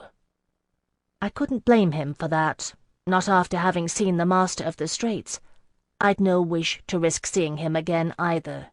And in truth, once we got under way, a strange thing happened. The winds held, light and steady, blowing off Alba's shore toward distant Terdange. The winds held, but the sea grew calm, scarce ruffled by the breeze. Our fleet strung out in a ragged line, lurching forward slowly and surely. The shore fell away behind us, white cliffs looming, receding yard by yard, until the yards became a mile, and 1 mile 2. The Albans didn't lack for courage nor hardihood. Set to an unfamiliar task, they laid to it with a will, hands calloused by sword hilts wrapped around oars, backs bent to the task. Here and there, across the water, Dongeline voices arose in a rower's chant, marking the time, adapting the words of their chosen marching tune to an oarsman's beat. Man or woman, we don't care. Give us twins, we'll take the pair. But just because we let you beat us, doesn't mean you can defeat us." Other voices took it up, Cruinia and Aaron alike, meaningless syllables mangled in foreign tongues. At the helm, tacking slowly to keep pace of the fleet, Quintilius Rouse shook his head and grinned. "Never been anything like it," he shouted. "This crossing will go down in history, I promise. And elder brother bids fair to keep his word." He jerked his chin at Hyacinth. "What do you say now, Zingano? Care to point our way to landfall, eh?" Hyacinth stood in the prow, gazing out at the smooth waters, wrapped in his saffron cloak, now salt-stained and travel-worn, and gave no answer. With a frisson of alarm, I made my way to his side. "What is it? What do you see?" He turned his face to me, black eyes blurred with the Dromond, wide and unseeing. "That's just it. I can't see our landing." "What does it mean?" Hyacinth looked back at the sea. "It means," he said softly, "that somewhere between here and the far shore lies a crossroads, and I cannot see beyond it." I would have asked him somewhat else, but a great clamour arose at that moment off our port bow, shouts of laughter, scuffling and blows. Such was the noise of it that all of us who were idle on deck went to look, even Hyacinth, forgetting his fears. It was one of the small rafts, with some 14 of the Tariff Crow. Sigové tribesmen they were, and a single Dongeline. Without enough oars to go around, 3 of the northern warriors had disported themselves by lying at the edge of the raft and peering into the clear, still waters, thrusting their arms into the sea and wriggling their fingers, attempting to catch fish bare-handed. A good trick in river beds, I am told. It shouldn't have worked at sea, nor would it, save for one very large, very curious eel, which one of the Sigové had caught round the middle with both hands and hauled onto the raft, thrashing like fury. It was that eel they were trying to subdue, with shouts and flailing blows of oar and fist, and Rouse's sailor yelling out helpful directions in incomprehensible Dongeline, the raft rocking wildly. I think we all laughed for a moment, until one of the Sigové caught the eel a good pounding blow on the head, and it shuddered and became still, wet and gleaming on the raft, a full 5 feet or longer. And the wind went dead. And I remembered what the fisherman had said. The Tariff Crow came late. They hadn't heard Druston's warning, and the Dongeline sailors wouldn't have understood. He'd spoken in Cruinia. I hadn't translated it. They had their orders from the Admiral. They knew what we were about. 3 spear casts off the coast, aught else is the Sea Lord's hunting ground. We were 3 spear casts and farther. We were miles at sea. In the sudden absence of wind, it was as if the world had drawn a deep breath and held it. I did the same. Before, the master of the straits came with gathering darkness and lashing rains, driving toward us across the waves. This time it was different. This time the very sea itself erupted. In the midst of our motley fleet, the waters boiled, boats and rafts tilting on end, passengers crying out and scrabbling for a hold. And from the maelstrom the vast face arose. Those vessels closest slid one way, plunging down the enormous slope of the form's streaming hair. Those on the outer circle, as we were, tipped the other. For a moment I swear the ship nearly stood on her prow, awash in a sheet of water. Somewhere Quintilius Rouse was roaring orders, inaudible over the rushing sea. I clung grimly to the railing, both hands locked in a death grip, and vowed to Eloa that I would light a candle for my old tumbling master if I survived. A man's figure slid across the steep slant of the wooden deck, his desperate shout cut short, disappearing in the foaming sea. Up and up, taller and vaster than I remembered, the face of the master of the straits arose, transparent and shining, with the flicker of living fish and bits of weed glimpsed in the water that shaped his features. Then he held and rose no further, and the seas fell level with a thunderous clap, our ship crashing back on its keel. The impact jarred my grip loose.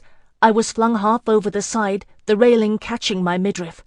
All around the surging waters, our impromptu fleet bobbed like corks on a flood, holding a half-drowned army, horses screaming in panic, some already swimming, churning and terrified. "Phèdre!" A strong hand entwined in my tangled cloak, hauling me back on deck. Jacqueline, soaked to the bone and wide-eyed with shock. I looked for Hyacinth and saw him safe some yards away, where he'd been swept. And then I had no time to look for survivors, for the master of the Straits spoke. Towering as high as the cliffs it seemed, glistening and huge, his face rose above us, and the terrible maw opened to loose the thunder's voice. "Who hunts my seas?"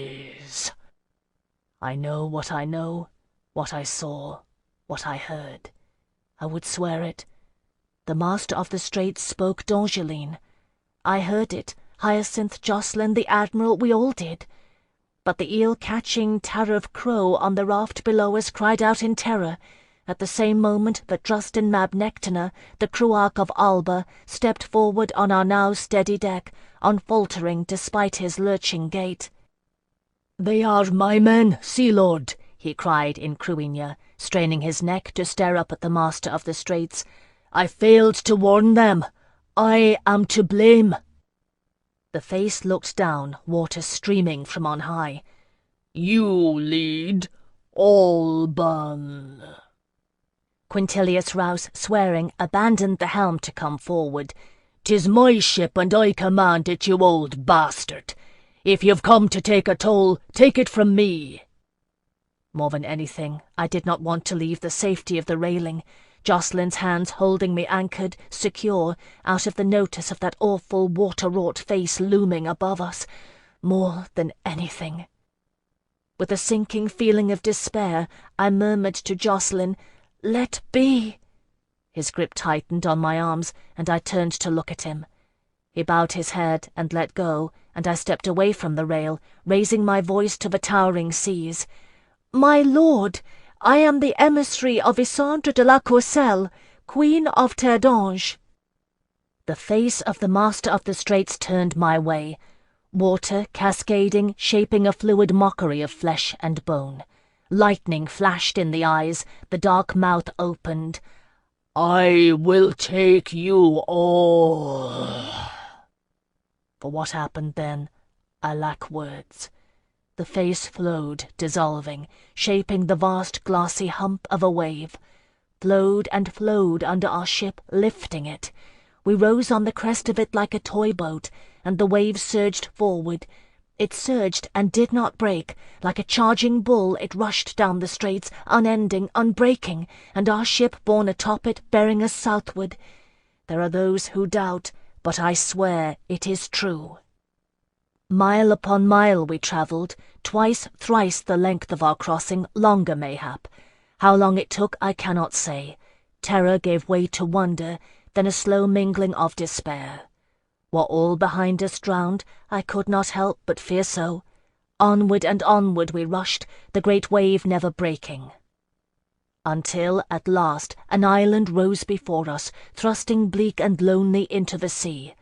Closer and closer the wave brought us, still riding its crest, and I saw no inlet, and thought we should be dashed to death against its tall grey cliffs. There, at the final moment, I saw it. A narrow harbour carved in the rock, ringed by high walls. It was toward that we sped. At the mouth of the harbour the great waves sighed and flowed backward beneath us, the deadly crest receding to a gentle slope. Our ship slid down it, easing between the high cliff walls, and whether Quintilius Rouse had aught to do with it I cannot say, but that wave deposited us in the small still harbour, as neatly as a cat laying a mouse at its master's feet. I was afraid it was an apt comparison. Sodden in places, salt-stiff where clothing had dried, and lulled into near paralysis by our fearful passage, we began to gather our wits, shaking off the oar and looking about. There were 30-some of us on the ship, mostly crewinja, with 8 horses in the hold. It was one of Justin's men who saw it first, pointing with a sharp cry. A promontory of rock jutted into the harbour. Steps terraced and smooth led down to the water. Above were more broad steps, cut into the cliff face, leading upward. Behind us, nothing but the harbour walls and open sea, empty. I glanced up to where, high above us, columns rose into the sky, distant and foreshortened, for all the world like a Hellene temple.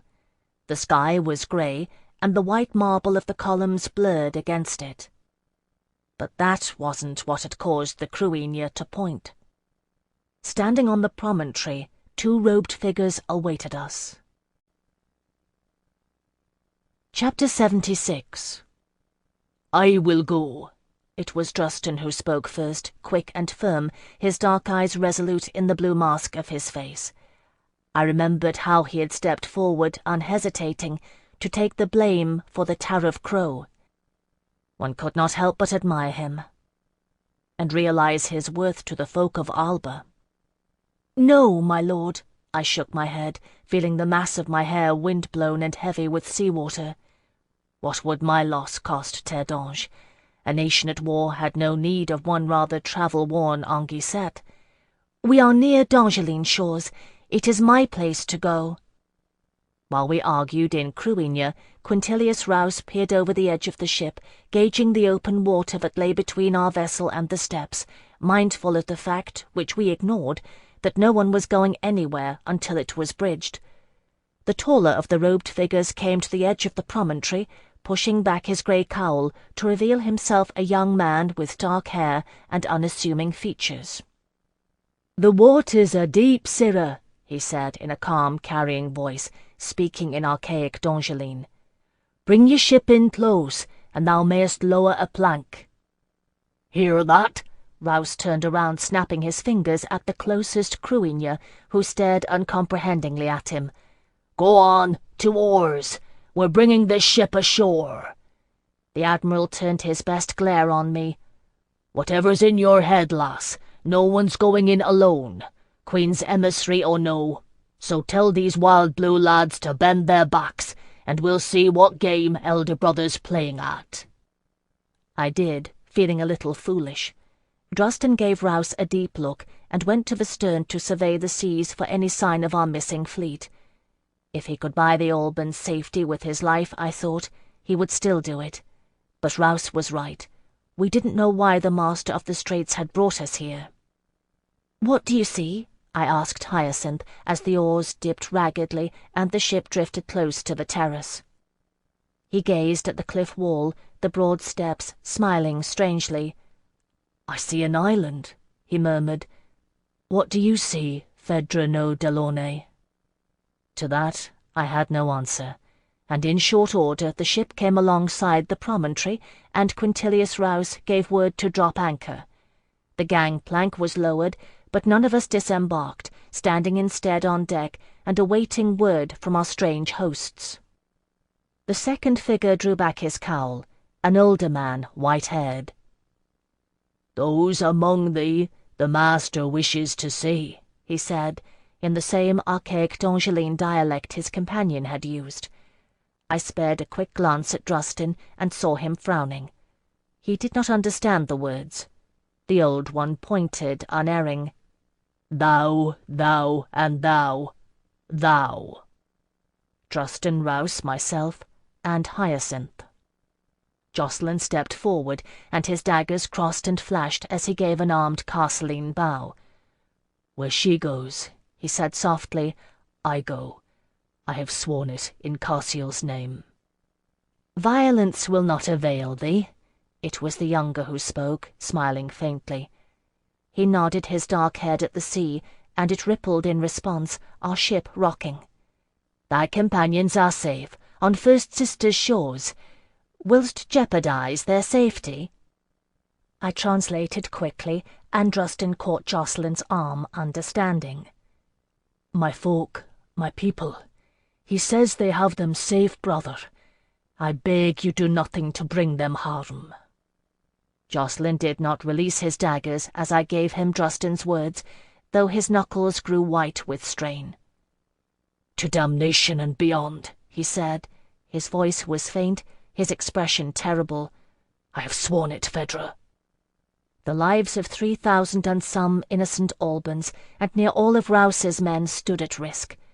"Jocelyn," I whispered, "I will kill you or myself before I let anyone else die for your vow. I swear it." He looked at me. What he would have said I don't know. The older of the robed men lifted his hand and spoke, forestalling him. "He is companion sworn," he said to the younger, who bowed his head, acceding. "Let him come." Drusten watched the proceedings intently, dark gaze darting from face to face.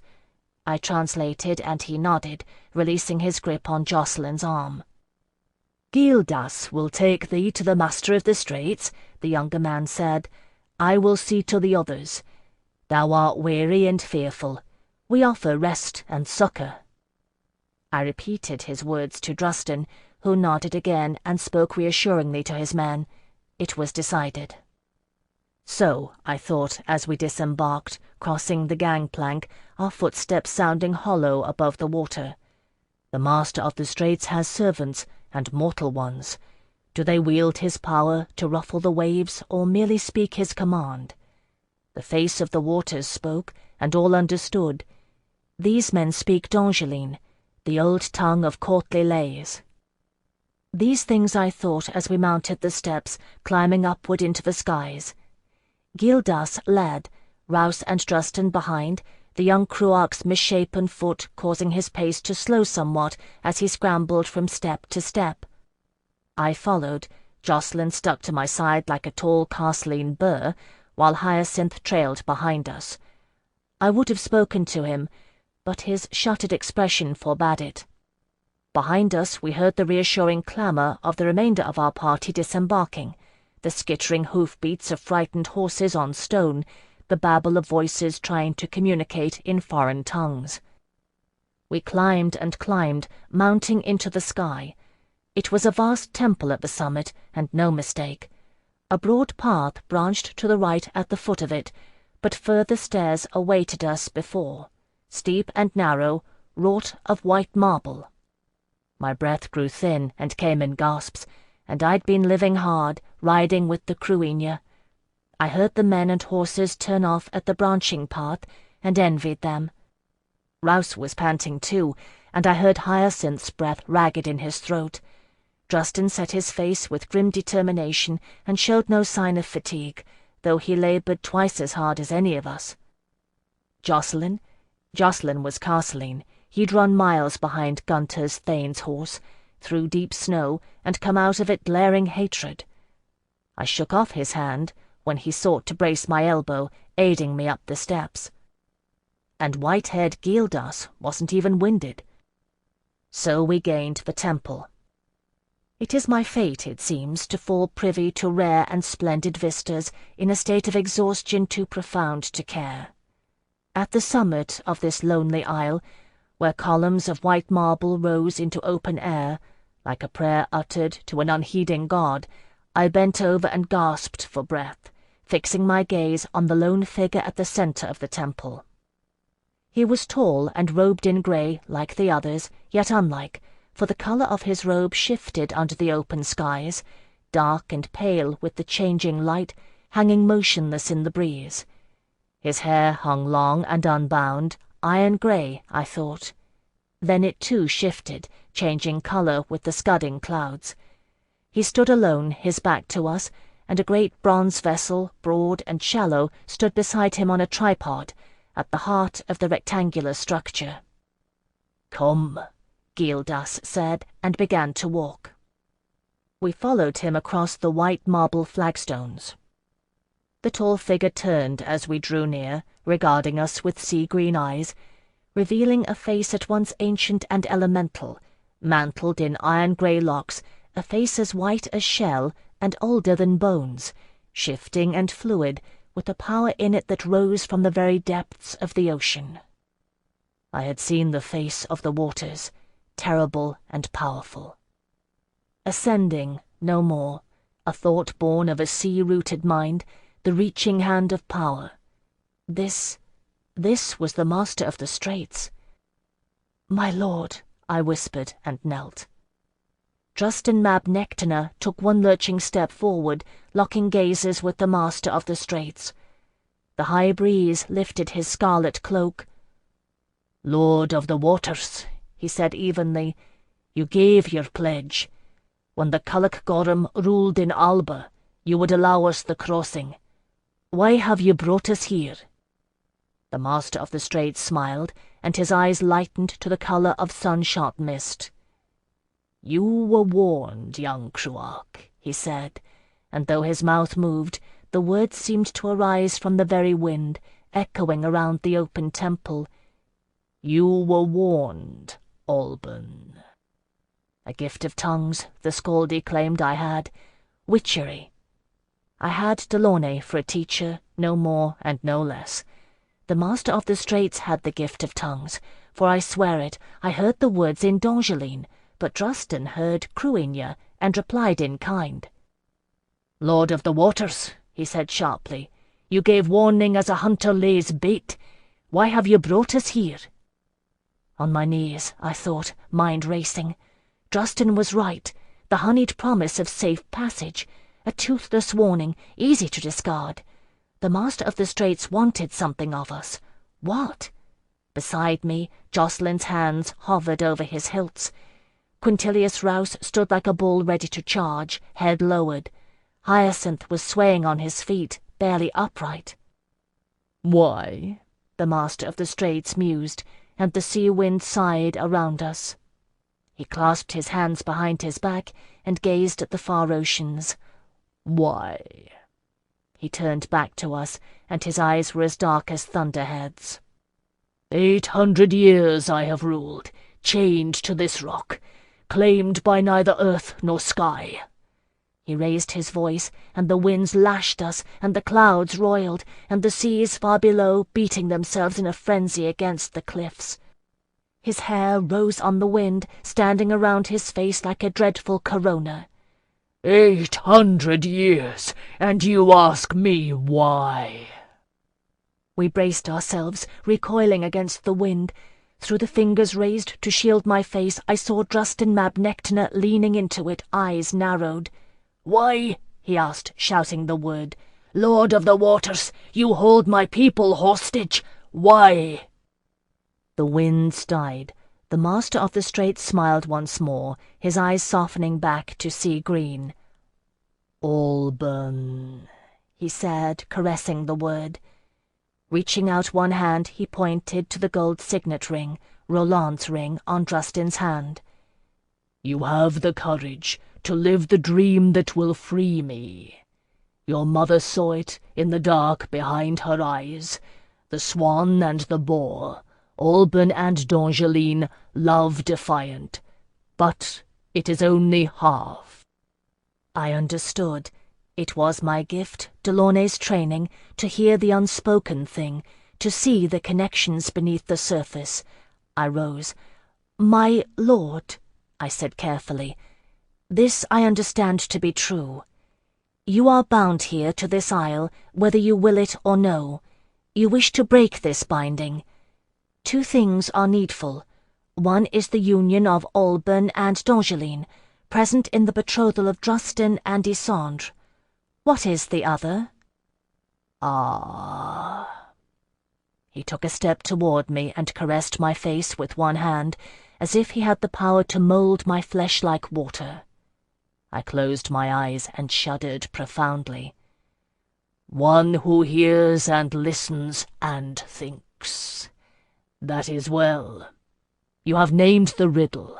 Answer it in full, and you may leave." Drawing his hand back, he swept his arm across the shallow cauldron, sleeve trailing, taking on the hue of bronze.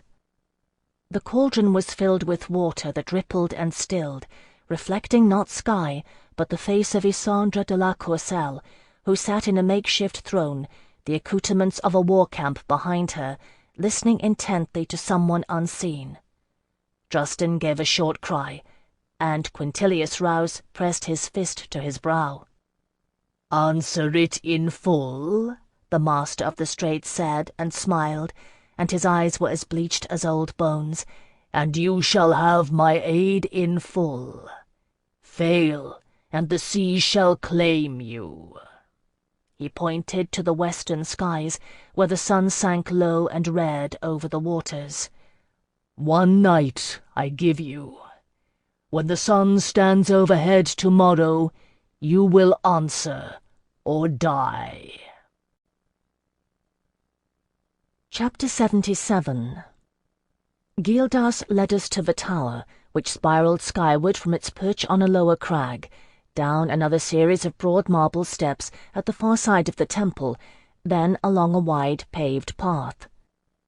We followed silently, all of us lost in our own thoughts, the setting sun throwing our shadows black and elongated before us. It lit the tower like flame, drenching the grey walls with gold, shining unexpected on oriel windows of coloured glass, rare and wondrous. The uppermost chamber of the tower was ringed all around with them, and 2 other tiers staggered with the plain. A pretty sight. It would have surprised me if my capacity for surprise wasn't flattened. We entered the reception hall and found a neat company of servants turned out to await us, ordinary men and women, isle folk, I guessed them, clad in simple linens. "Thy shipmates are well tended, thy horses stabled," Gildas said to us, and the stilted formality of his courtesies seemed sincere. "No harm will come to thee in this place. By thy leave, we offer the masters hospitality, warm baths, dry clothes, wine and supper." "And the rest of my folk?" Justin asked when I had translated for him. "Does this priest stand surety for their safety?" I asked in D'Angeline. Gildas bowed, grey robes swishing, remaining grey, unlike his master's. "First sister lies thence," he said, pointing in a southerly direction. "Some 3 leagues. She is rich in kine and fowl and cider, and thy folk have been brought safe to her shore. Do thou no harm here, and they shall be well. On my head, I swear it." With that, Justin had to be content, and Quintilius Rouse as well, whose sailors were with the Cruinia host. "Will the Master of the Straits dine with us?" I asked Gildas. He shook his head. "Nay, my lady. Each other's company will you share." "You serve him?" I eyed his robes, at odds with the simple clothing the patiently waiting servants wore. "Are you his priest?" He hesitated at that. "'Tis true we fill the bronze bowl with sea-water, Tilion and I, once at sunrise, once at sundown, and betimes we may speak as his voice when it is needful. Thus are we privileged to serve, but we cannot break the geas who are born to the 3 sisters." I remembered the bronze bowl on its tripod, shallow but vast. Twice a day they must descend those interminable steps down to the sea, returning with it brimming, thrice today, because of us. No wonder he had not gotten winded. The binding upon him, it may not be broken by one born to the Isles? Another pause, then Gildas inclined his head a fraction. "As thou sayest, wilt honour us by accepting our hospitality?" "Yes," I said, since there seemed little point in declining, and "thank you," for he had handed me, unwitting, the key to the riddle, although he took it as thanks for the hospitality, as I meant him to do. So, I thought, that is that. How it fell out with the others I cannot say, but I was led up the winding stair to a sumptuous chamber. 3 house servants were my guides, a young woman and 2 of middle age, quiet and demure. I do not suppose there was much gaiety involved in serving the Master of the Straits. The rooms were gorgeously appointed, and I, raised in the night court, do not say such things idly. The bed itself was a marvel, ebony posts carved in fantastic forms, the coverlet of velvet tasselled in gold. The bath was of solid marble, and the ewers in which they carried heated water were silver. "From whence does this come?" I asked curiously, undoing my brooch and setting aside my salt-stained cloak. The youngest maid, undoing my stays, caught sight of my mark and suppressed a gasp. "From the bounty of the sea's floor," one of the older women murmured, pouring steaming water into the bath. "Shipwrecks," I thought, shedding my clothes. They whispered in awe. I realized then what was different. Peasant stock, these Isle folk, so one doesn't expect too much. D'Angeline, they spoke, but if the blood of Eloa and his companions flowed in their veins, it was nowhere evident in their features. No, they were purely mortal, earth-born and bred, with none of the odd outcroppings of gift or beauty that marked even the lowest-born of D'Angeline peasantry. Eloa had loved shepherdesses and fishing lads alike. He'd not scrupled at peerage. That was a human construct. But Eloa and his companions had set no trace on the bloodlines of these folk. And then I climbed into the bath and forgot such concerns. There is no situation so dire that a hot bath cannot improve one's outlook. So I have always found to be true, and I have never been ashamed to revel in luxury. Not since my contract with de Morban had I been treated as I was accustomed. I gave myself up to it without a second thought.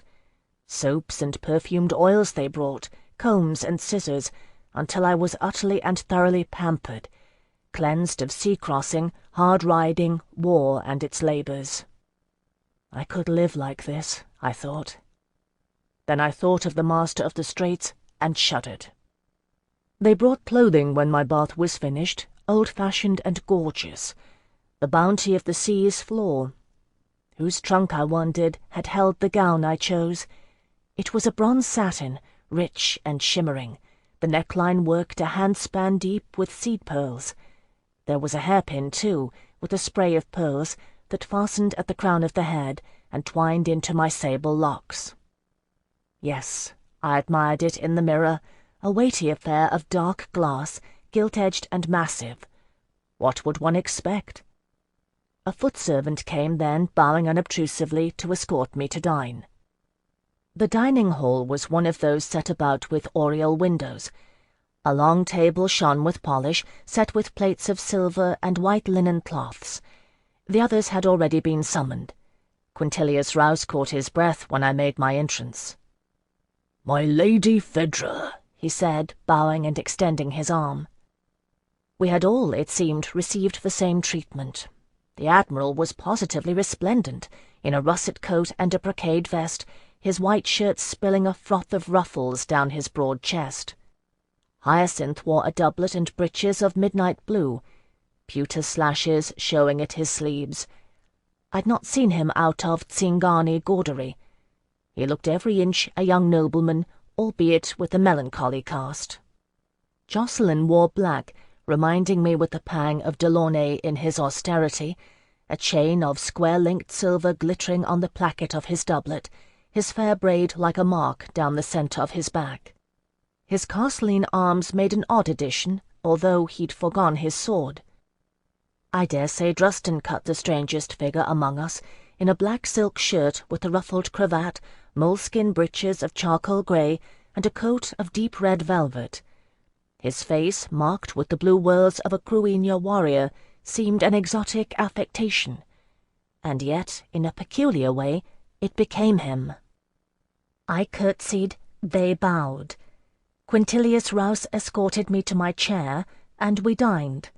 We dined very well in the castle of the Master of the Straits, with darkened windows around us, served by his staff with downcast eyes.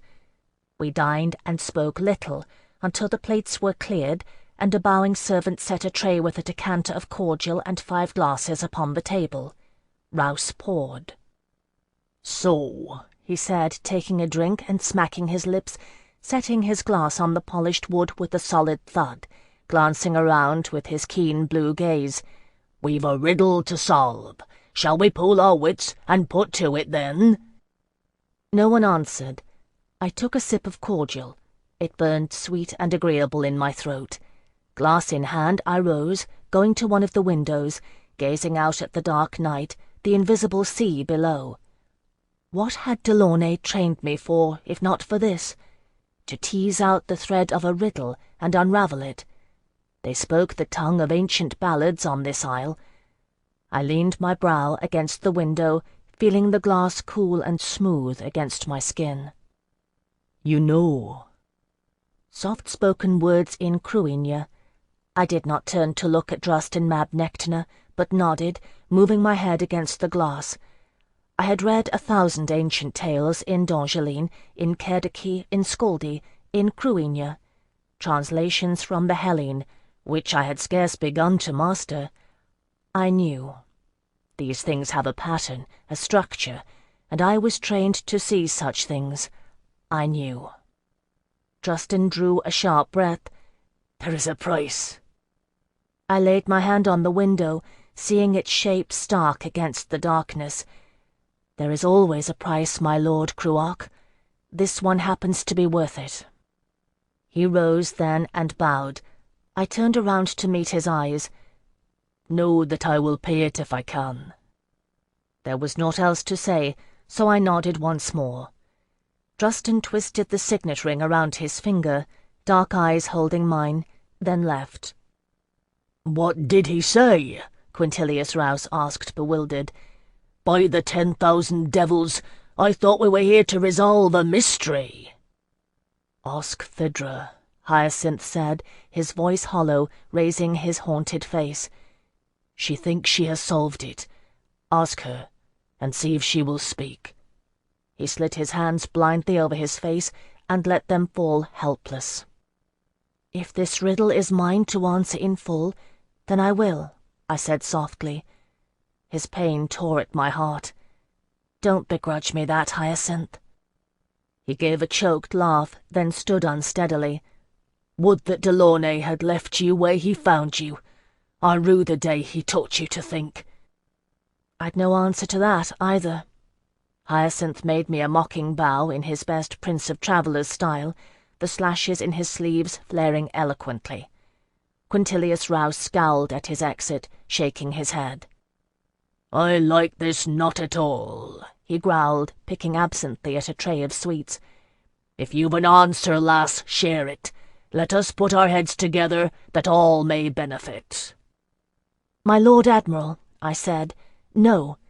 If Anarthiel Delaunay found this answer, he would not share it. Nor can I. If you come to it on your own, so be it.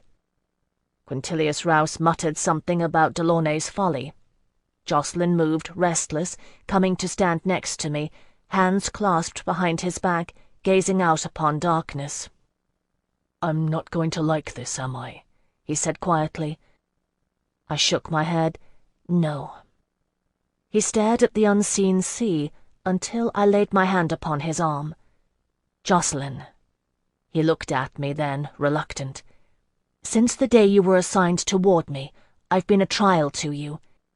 1,000 ways I've strained your vows, until your very brotherhood declared you anathema. I swear to you, I'll only do it once more. I cleared my throat. If we must part, you must abide it. You were trained to serve royalty, not the ill-conceived offspring of Night Court adepts. You swore your sword into Isandra's service.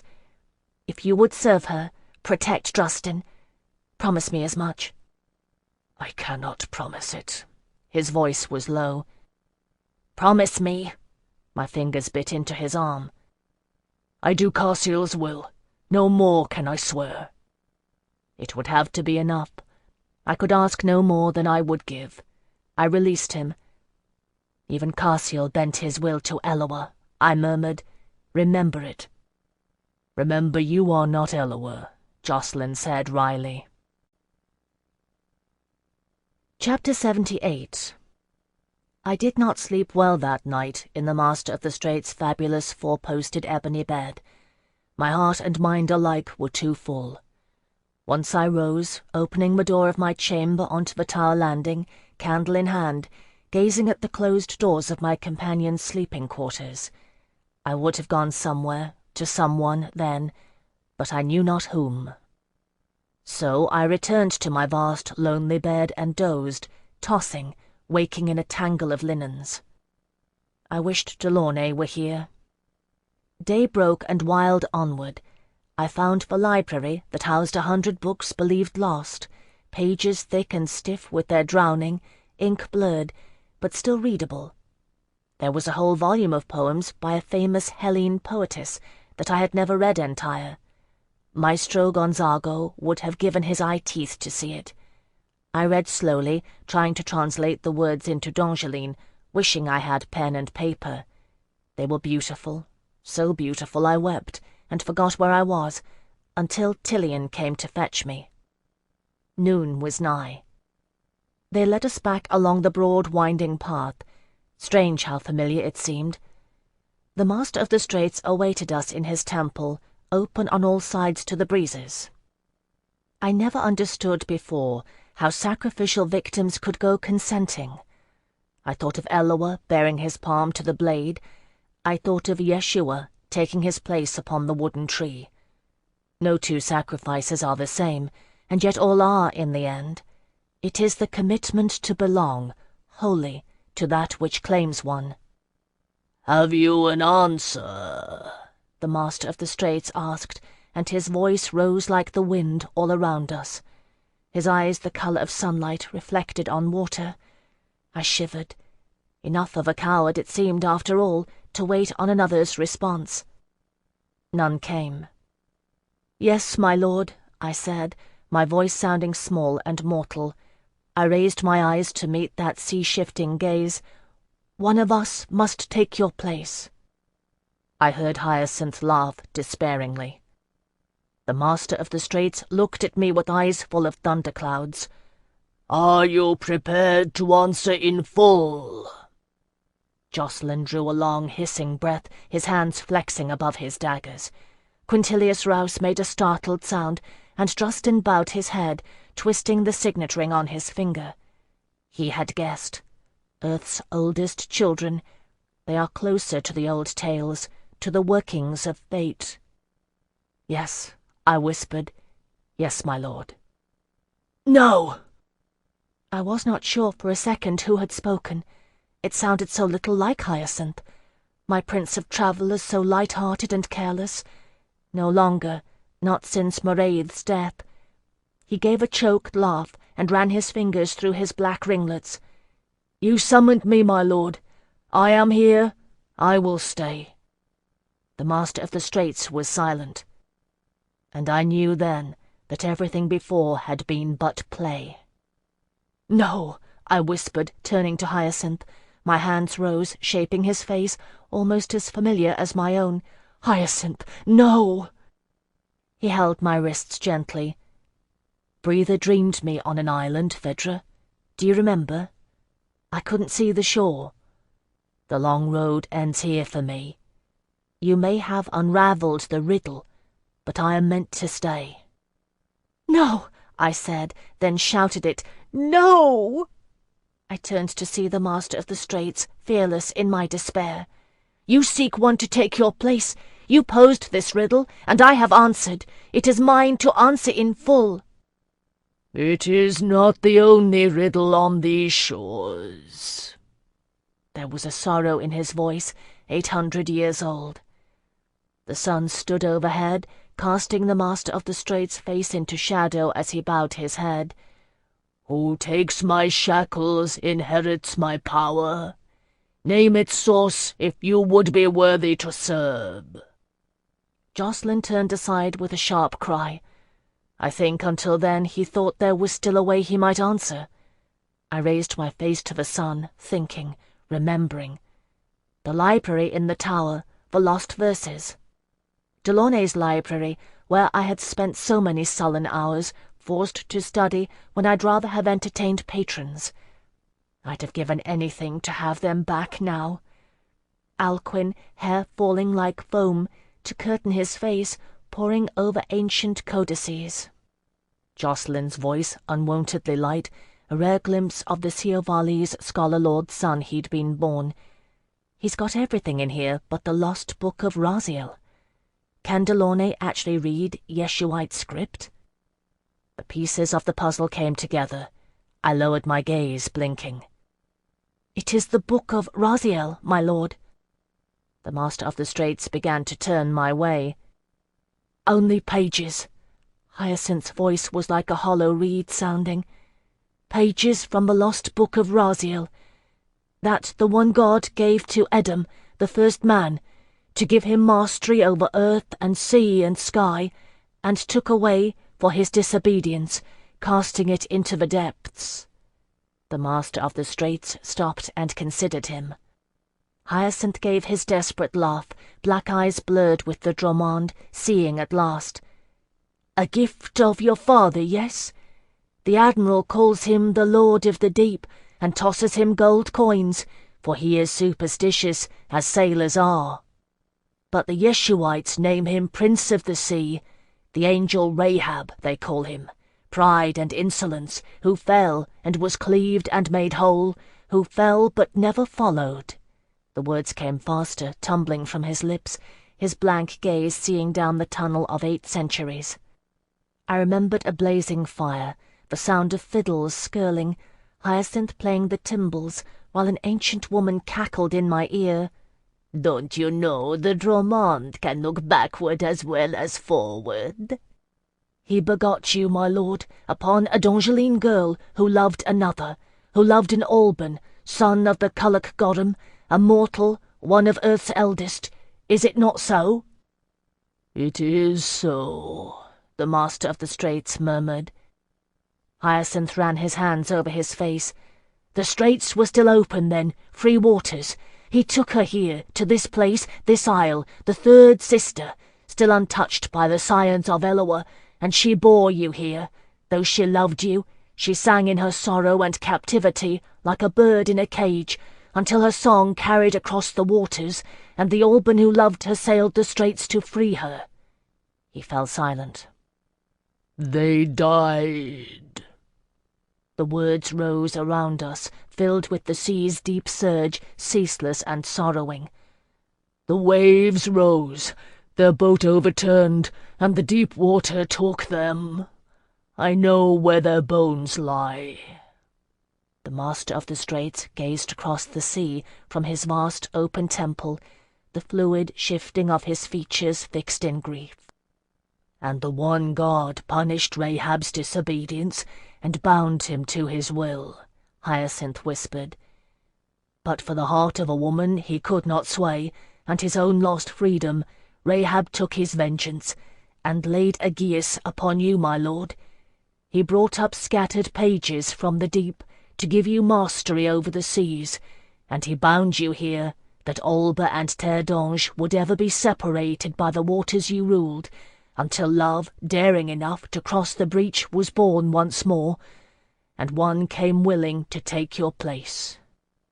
The Master of the Straits spoke with the finality of a wave crashing to shore, and I knew then that I had lost. "It is so."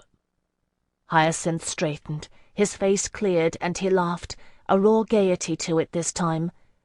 "Well then, my lord, will I serve?" "You will serve."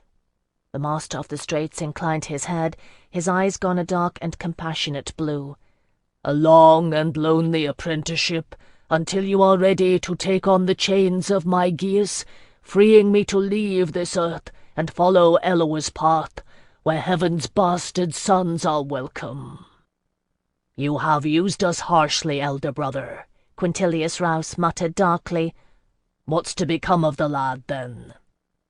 "I have used you less harshly than fate has used me." The Master of the Straits turned an implacable face to him. "The sea has loved you, friend sailor. Count it a blessing. Half your folk would have died in the crossing had I not taken you in hand. My successor will be bound to this isle as was I. That curse will not be broken until the one God repents of my father's punishment, and his memory is long." "What of the Straits?" Drustin asked in Cruinia. His brow was furrowed with the effort of following the proceedings, for Hyacinth's words had been in Dongeline. Enough, though, he understood. Will the crossing remain forbidden?" "You hold that key." The pale hand pointed once more at the gold signet on Drustin's finger. "Wed and open the lock." "Not but 20,000 howling Scaldi and the traitors of Cumlach stand in the way," Quintilius Rouse said sardonically, "while we languish on a forsaken rock in the middle of the sea with no army in sight." "I promised my aid," the Master of the Straits said, unmoved, "and you shall have it." He swept his arm above the bronze vessel again, its waters rippling. "All that has passed in Terdange I will show you. Your men and your horses and arms I will bring safe to land. No more can I do. Will you see it now?" They looked at me. Surprised, I looked back and found I was trembling. Truly there is a limit to what the mind can compass in one day. I'd risen prepared to chain my life to this lonely isle. It is a hard thing to turn aside from so deep a path. "No," I said, shaking my head and struggling to keep my voice steady. "My lord, if it please you, I would ask a little time, an hour mayhap. Might we have that long?" "You may. I will send for you an hour before sundown." He bowed, then turned to Hyacinth. "This day I give you. Only know that your feet will never again leave this soil." Hyacinth nodded, sober-eyed. He understood. In the tower once more, in a sitting room with glassless windows, I called for wine, raising my voice sharply. The servants jumped and hurried to obey. I was beyond caring at that moment. I drank half a glass at the draught when it arrived, and looked hard at Hyacinth. The others drew away, leaving us alone. "Why?" I asked him. "Why did you do it?" He smiled faintly, toying with the wine-glass in his hands. There were dark smudges under his eyes, but now that the worst had come to pass, he seemed more himself. "I couldn't have, without you, you know. I didn't have the answer. It was so vast I couldn't see it." He drank a little wine and stared past me out the window. "I knew it when I saw the isle, that my road ended here. I just couldn't see why. Last night, when I saw that you knew, I was afraid." "Hyacinth." My voice broke as I whispered his name, tears starting in my eyes. "A nation at war has no need of Anguissettes. It should be me. Let me stay." "And do what?" he asked gently. "Throw rocks at the Scaldi, knife the dying, tell their fortunes? A nation at war has no need of Tsingani half-breeds untrained to arms either." "You have the Dromande. It is more than I can offer." "It is the Dromande that brought me here, Phèdre." Hyacinth took my hands in his and looked down at our interlaced fingers. "It's the Dromande that sets me apart from Dongeline and Tsingani alike. If it has led me to a place where I belong, then let me stay." Releasing my hands, he touched the diamond at my throat. "Kushiel marked you as his own," he said softly. "Whatever target he had in mind when he cast his dart, I think it was not the Master of the Straits." I shuddered and looked away. "Besides," Hyacinth added wryly, "that damned castling would only turn around the instant we reached dry land, swim the straits, and down the lot of us. Bad enough he's vow-blinded. Being besotted with you makes him a positive menace." "Jocelyn?" Startled, I raised my voice. Jocelyn looked over, brows raised in inquiry. I shook my head at him, and he turned back to Rouse. "Eloa help him if he ever comes to realize it." Hyacinth traced the line of my brows, brushing my lashes with the fingertip. The red, moated eye. "And you." "Hyacinth," I pleaded with him, pulling away, glancing around the austere tower room. "Look at this place. You're the least suited person in the world to end here. Without friends, laughter, music, you'll go mad." He looked around, shrugging. "I'll teach the Master of the Straits to play the timbrels and the waves to dance." What would you have me say, Phèdre? If you could survive crossing the Carmeline Mountains in the dead of winter, I can survive one lonely island. 800 years! Mayhap. Hyacinth rested his chin on his hands. The Prince of Travellers chained to a rock. It's funny, isn't it? I stared at him until he shrugged again. The rest of the lost book of Raziel is out there somewhere. I've always been good at finding things. Who knows? Maybe there's somewhat in those drowned pages to free me. Or maybe someone good at riddles will find a way. He flashed his impossible grin. It wouldn't be the least likely thing you've done. Don't, I begged, half laughing through tears. Hyacinth, it's not funny. It is, a little. He looked more soberly at me. Do me a favour, will you? I nodded. My house, the stable. It should go to my crew in Knight's doorstep. I'll write out a deed. Give it to Emil. I left him in charge. If there's aught left of the city of Eloa when this is done, he'll know what to do. I promise. Good. He swallowed. It was a little harder facing the reality of what he'd chosen. And make an offering to blessed Eloa in my mother's name.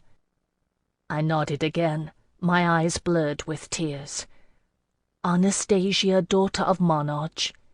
She had defied the Tsingani and taught her son the Dromond. What do you suppose she saw, eh? The Lungo Drom and the Kumpania, or somewhat else? A reflection in a blood-pricked eye. What Hyacinth saw in mine, I knew. I could see it reflected in his through my tears. A lonely tower on a lonely isle. I will. Thank you. He stood up and walked to the window, looking out over the waves, surging golden beneath the late afternoon sun. On the far side of the room, Rouse, Drustin, and Jacqueline watched us quietly. If they had not known it before, I was sure Jacqueline had told them how deep-rooted the friendship between Hyacinth and me was. Drustin understood Kerdiki better than he spoke it. He knew enough for that. Longer even than Delaunay I'd known him, if only by a day. He had been my friend when I had no one else to call the same. He had been my freedom while I had been a bond-slave. He turned around to look gravely at me. "Phèdre, be wary of Melisande Shahrazai." I touched her diamond. "Do you speak the Dromond?" I asked, fearful. He shook his head. "No," he said with a rueful smile. "Your life takes more odd turns than a mendicant's tale. I doubt I could see past tomorrow's sundown. It's easier to look backward, you know. It's all fixed, no matter how far back it reaches. I speak as one who knows you, no more. If you ever have a chance to confront her alone, don't take it." "Do you truly think I don't hate her enough to trust myself?" I asked with a bitter laugh. "You weren't there in the wagon with me when I awoke after her betrayal." "I was there at the hippocamp when I threw away my birthright to bring you out of the trance the mere sight of her sent you into," he said. "Whatever caused it, it's not all hatred. She should never have let go the leash when she set that collar on you. Don't give her the chance to lay a hand on it again." It was fair. More than fair, it was likely true, in the darker corners of my soul, which I did not care to acknowledge. I bit my lip and nodded. "I won't. Blessed Eloa grant I have a chance to heed your words." "Good." He looked at all of us then. "If you don't mind," he said quietly, "I'd like to be alone for a little while, I think. I may as well start getting used to it before we say our farewells. And you've a campaign strategy to plan once the Master of the Straits has shown you what he may. You'll need your wits about you." Chapter 79. So it was that there were only 4 of us, and not 5, who gathered once more atop the high temple of the Master of the Straits. "You are ready?" he asked, in that voice that spoke many tongues at once. Numb with grief, it no longer seemed so strange to me. "Show us what you will, my lord," I said for us all. The master of the straits swept his arm through the air above the bronze vessel, the trailing sleeve of his robe shifting to amber in the low sunlight. "Behold," he said, "war." The word held all the cold, benighted terror of the ocean deeps. We stood around the tripod and watched as pictures formed on the surface of the water. Scaldi, tens of thousands of them, armed with spear and sword and axe, helms on their heads, bucklers on their arms. Thousands of Scaldi pouring over Dongeline borders through the northern pass. Bands of Scaldi riding across the flat lands and ranging along the Rhenus, hurling spears at Dongeline ships sailing on the river, whirling and retreating from the answering volley of arrows. Scaldi in the lower passes holding ground, drawing Dongeline soldiers eastward. And in the mountains of Cumlach, Isidore d'Eglamour, glittering in armour, waited in command of some 5,000 men, all answering to the flaming sword of the allies of Cumlach. I pressed my fist against my mouth, watching. They had known Selig's invasion plan. I'd told them as much. I had thought Isandre had believed. Was it too much to ask that an entire army obey the Queen's command, on the say-so of a servant of Nama, turned runaway Scaldi slave? And one convicted of murder, I remembered grimly. But surely Isandre was clever enough to credit the intelligence elsewhere. "Wait," said the master of the straits. The pictures on the water changed. The Scaldi horde swept down from the northern pass like locusts, killing as it came. I saw Voldemar Selig himself, massive atop his charger, commanding the left flank. Kolbjorn of the Mani, whom Selig trusted, led the right. The horde was strung out, the centre falling behind. There were so many of them, it wouldn't have mattered if the Dongelines hadn't known. I saw the apple-tree banner of Percy de Somerville flying beneath the silver swan of House Courcelle, as a vast portion of the Dongeline army withdrew from the lower passes, wheeling and turning, regrouping and surging north across Namar to intercept the Scaldi. And in the mountains of Cumlach I saw Isidore d'Eglamour raise his hand and shout a command. Did he know, I wondered, that Selig had betrayed him? His force, arrayed in deadly efficiency, was poised to descend. Quintilius Rouse, his voice ragged with tears, called curses down on d'Eglamour's head. And then, inexplicably, confusion broke out among d'Eglamour's ranks. The allies of Cumlach, turning, milling. I stared at the waters, trying to sort out what was happening. When I saw, I wept. The rear guard of d'Eglamour's own force had fallen upon his men, slashing and killing. And here and there among them, in the pockets where the fighting was fiercest, I saw crude banners lashed onto spear poles. The insignia of House Trevelyan, 3 ships and the navigator's star. Young men who went down fighting wildly. I could see the cry their lips shaped as they fought and slew. I'd heard it long ago, chanted as they rode in triumph. Baudouin, Baudouin. It had been Gaspard Trevelyan's plan to send Baudouin's glory-seekers into Cumlach. Whatever part they may have played in the schemes of the Lioness of Azal, they paid their debt in full that day. They didn't fall alone, the glory-seekers of Prince Baudouin de Trevelyan. There had been others among the allies of Cumlach loyal to the crown. They had to have known it was suicide. Even as I watched, horror-stricken, the Duc d'Eglamour rallied his loyal forces, shouting soundlessly. But it had been enough to shatter d'Eglamour's attack. A handful of surviving rebels fell back and peeled away, retreating at speed down the mountains. The quickest among d'Eglamour's men would have pursued, but the Duke held them back, gathering to assess his forces. He was too clever for haste in battle. Those rebels captured alive, d'Eglamour interrogated. One of them, one of the glory-seekers, laughed and spat at the Duke, while d'Eglamour's men wrestled him to his knees and put a sword to his neck. d'Eglamour asked him somewhat. Even without hearing, I could guess the answer by the terrible expression on Isidore d'Eglamour's face. He hadn't known Voldemar Selig had betrayed him. He knew it now. He killed the messenger. Would that the Master of the Straits' charmed basin hadn't shown what happened to the fleeing rebels, but it did. We watched as they gained the fields of Namar, Deglamore's force following in leisurely pursuit. Bent on escaping the allies of Cumlach, they ran straight into the forces of Voldemar Selig. Jocelyn made a strangled sound. I turned away. "Watch," said the Master of the Straits, his voice remorseless. It was a slaughter. It was swift, at least. The Scaldi are trained to kill efficiently, and Selig's warriors especially. I watched them sing as they killed, blades reddened. Doubtless I'd heard the songs before. In the vague distance I could make out the shining hawk banners of Deglamore's advance guard, beating a prudent retreat, unseen by the Scaldi invaders. And then the bulk of the Dongeline army swept onto the scene. The fighting was too widespread to compass. We pieced it together, watching.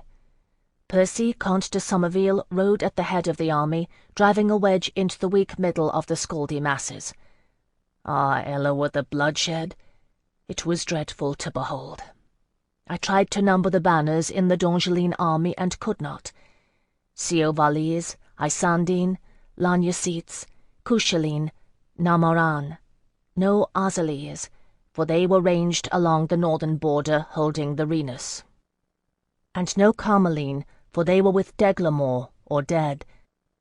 I saw the gold lion of the royal house of Aragon flying above a company of foot soldiers, some 1,000 strong, who wore flared steel helms and fought with well-trained efficiency, using long spears to force back the Scaldi foot. I saw, to my surprise, the Duke Barquier L'Envers at the head of 200 Acadian Taut cavalry, harassing the right flank of the Scaldi with short bows. Drustin Mab Nectaner leaned forward, alert with interest. I couldn't blame him. The Duke grinned broadly as he rode, the ends of his burnous trailing at the base of a conical steel helm, and his riders wheeled and turned like a flock of starlings, releasing a deadly shower of arrows. One took Colbjorn of the Marne through the eye, and I wasn't sorry to see it. I'd had my doubts of Barquier L'Envers, who had been my Lord Delaunay's enemy for so long, but I was glad now he was on our side. In the end, the Scaldi were simply too many. The Comte de Somerville's wedge broke the Scaldi centre, driving a dreadful swath of carnage. The right flank was in disarray, breaking up in a surge to meet L'Envers' fleeting attacks. But on the left, to the east, was Voldemar Selig. I watched, unable to look away, as Selig gathered his forces roaring soundlessly and brought them to bear on the Dongeline army, closing in from behind on the rear guard of the Comte de Somerville's driving wedge. It was a rout. To de Somerville's credit, it was an orderly one. I never fully understood until then how he'd come to the title of Royal Commander. I understood that day. A line of Lagnacite archers, protected by the cavalry, took their positions, kneeling with long bows in hand. Faces grim, they held their position, firing volley after volley, holding the Scaldi at bay, while the Dongeline army retreated. Most of them would die, although Barquier L'Envers' men, riding like Rouse's 10,000 Arcadian devils, saved more than a few. But the Dongeline army's flight was secured. They fell back on Trois-le-Mont in the foothills of northern Namar. Later I learned de Somerville had known it was likely. Trois-le-Mont had been made ready for their retreat, stocked and garrisoned, fortifications in place.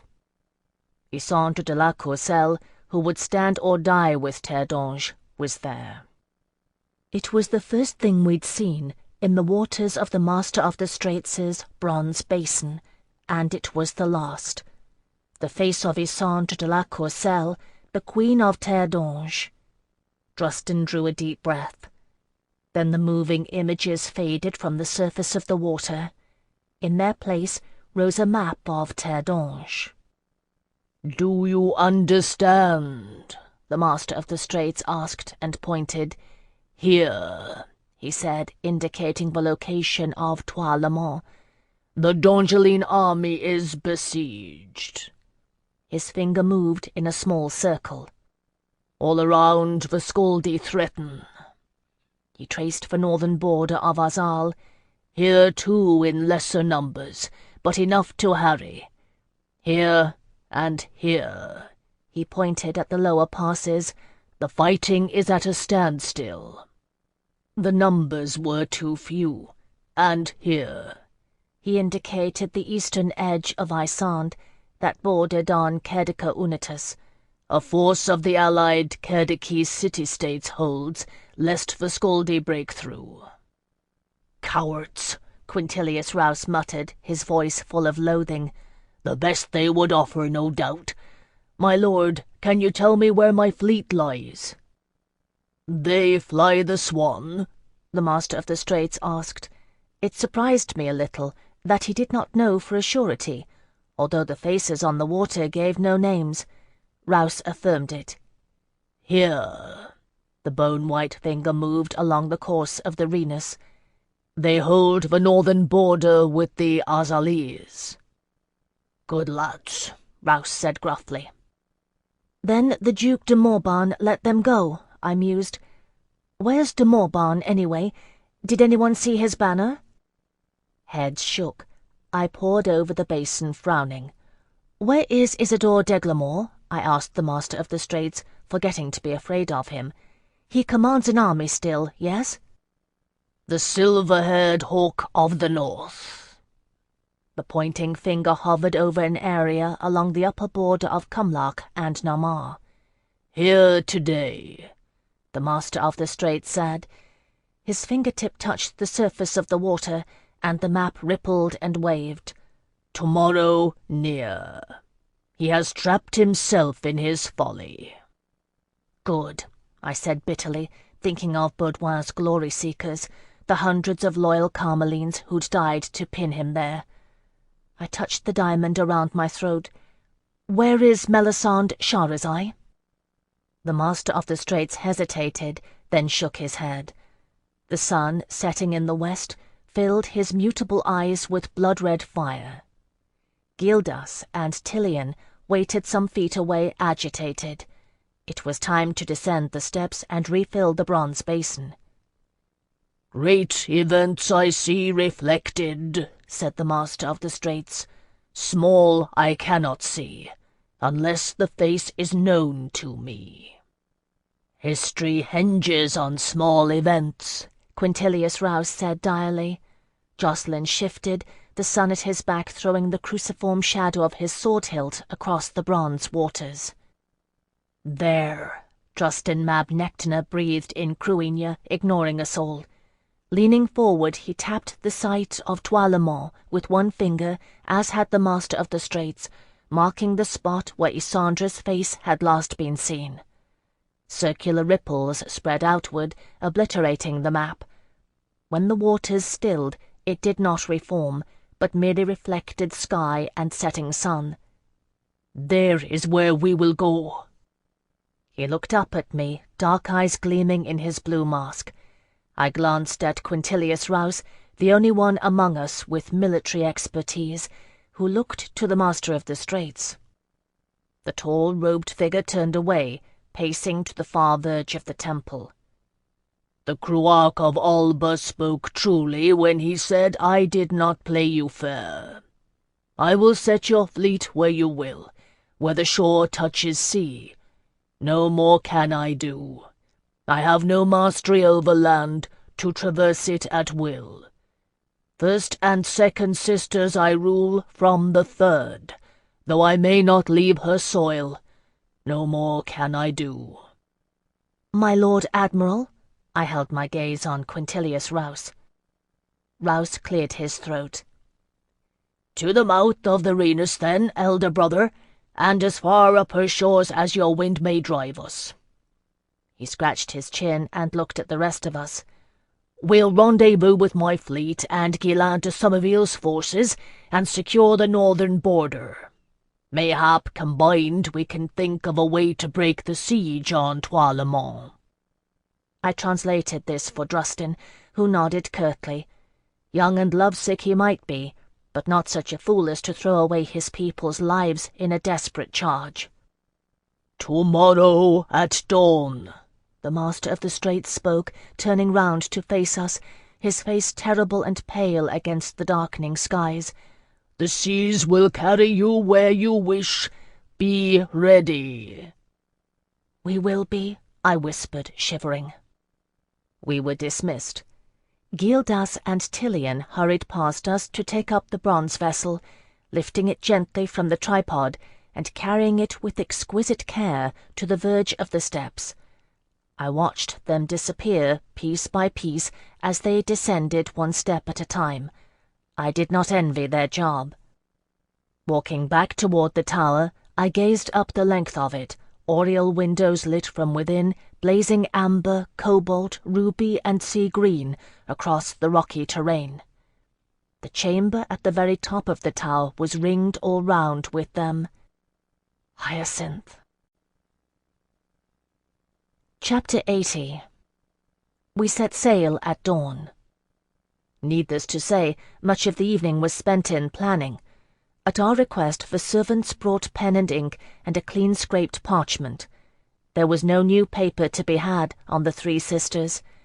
I sketched out a map of Terre d'Ange and the battle as we knew it, with Rouse, Jacqueline, and Drustin looking over my shoulder, adding and correcting. Necessity had dictated by now that communication among us was accomplished in a polyglot babble. D'Angeline, Cairdequi, and Cruigna mingled together. I could not be everywhere to translate. I dare say anyone listening would have found it nigh incomprehensible. Nonetheless, everyone made themselves understood. Hyacinth listened with shadowed eyes. We had told him, of course, what had transpired in the Master of the Straits' bronze mirror of seawater. He heard it without comment, sorrowing at the news. It pained him to hear our plans, I could tell. After a time, when we had dined, absent-mindedly from dishes brought into the library where we worked, he bowed and took his leave. "I'll see you off in the morning," he said softly.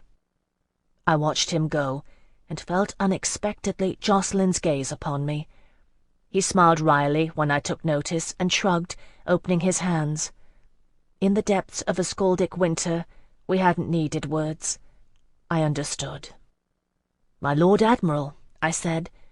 Quintilius Rouse looked up from pondering a drawing of a Cairdequi catapult, scavenged from the library shelves. "You do not need me, I think, to plan a war."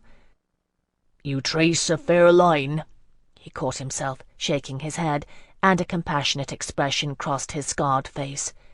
"No, my lady, we don't need you tonight." Nodding my thanks, I returned to my chamber. If the maidservants had laboured to find fitting sea treasures to adorn me last night, it was nothing to what I set them to now. I think, at least, that they enjoyed it. The young one giggled a great deal. Scavenging through trunks, piling high, gorgeous garments, cleansed and restored with loving care, they found another deemed acceptable. Deep amber, like a low burning flame, with gold brocade on the fitted bodice. A caul of gold mesh to hold my hair, and I swear it, tight-sealed vessels from some noblewoman's toilette, with cosmetics untainted by the sea. I leaned close to the darkened glass of the old mirror, brushing a hint of carmine on my lips. Red, echoing the moat that blossomed on my left iris, startling against the dark bistre. My eyes I touched with kohl. I have never used a great deal of colour. I do not need it. My attendants drew in a collective breath when I stood. "'Tis like somewhat from an old lay," the eldest said, hushed. I ruefully glanced in the mirror. "It is," I said, thinking of Hyacinth's fate. "Very like." His door was unlocked. Candle in hand, he glanced up sharply when I turned the handle and opened it. I caught him readying for bed, coatless, in a white shirt and dark breeches. He took one look at me, then another, staring hard. "I'm not Baudouin de Trevelyan," he said harshly. I've no need of a farewell gift, Phèdre." I closed the door behind me. "If it's easier on you to be cruel," I said softly, "I understand. I will go. But if it's not, how do you want to remember it, Hyacinth? On a battlefield outside Bryn Gorodom, or here, like this?" For another long moment he stood staring, then gave his best sweeping bow, high spirit rising, flashing his white grin. "To the Queen of the Courtesans." In that moment I loved him. "And the Prince of Travellers," I said, inclining my head. Of what passed between us that night, I will not speak. It had no bearing on aught that happened before or after, and was of no concern to anyone save Hyacinth and myself. Seldom enough have I had the luxury of bestowing my gift, Nama's art, where I choose. I chose that night, and I do not regret. We were awake when the sky began to grey in the east. "Go," Hyacinth said, kissing my brow, his voice unwontedly tender. "Before my heart breaks, go." I went. From my sea-buried finery I changed into my travelling attire, Quinzel de Morban's gift, cleaned with the same care as the gown I'd worn. I laid it back in the trunk, thanking the bleary-eyed servants, and went out to rejoin my companions. On the wind-swept temple we took our leave, the Master of the Straits standing silent as a statue, only his robes stirring. I would not relive that moment for gold or jewels. How Hyacinth endured it, I cannot say, but he had a word for each of us while our ship rocked on the water far below, and Tilion and Gildas oversaw the loading of our crew. "My Lord Cruarch," he said to Drustin in the Cruinia taught him by Mairead and her sisters, "I will be watching." Hyacinth grasped Drustin's hands, gold signet uppermost. "Blessed Eloa keep you safe." Drustin nodded.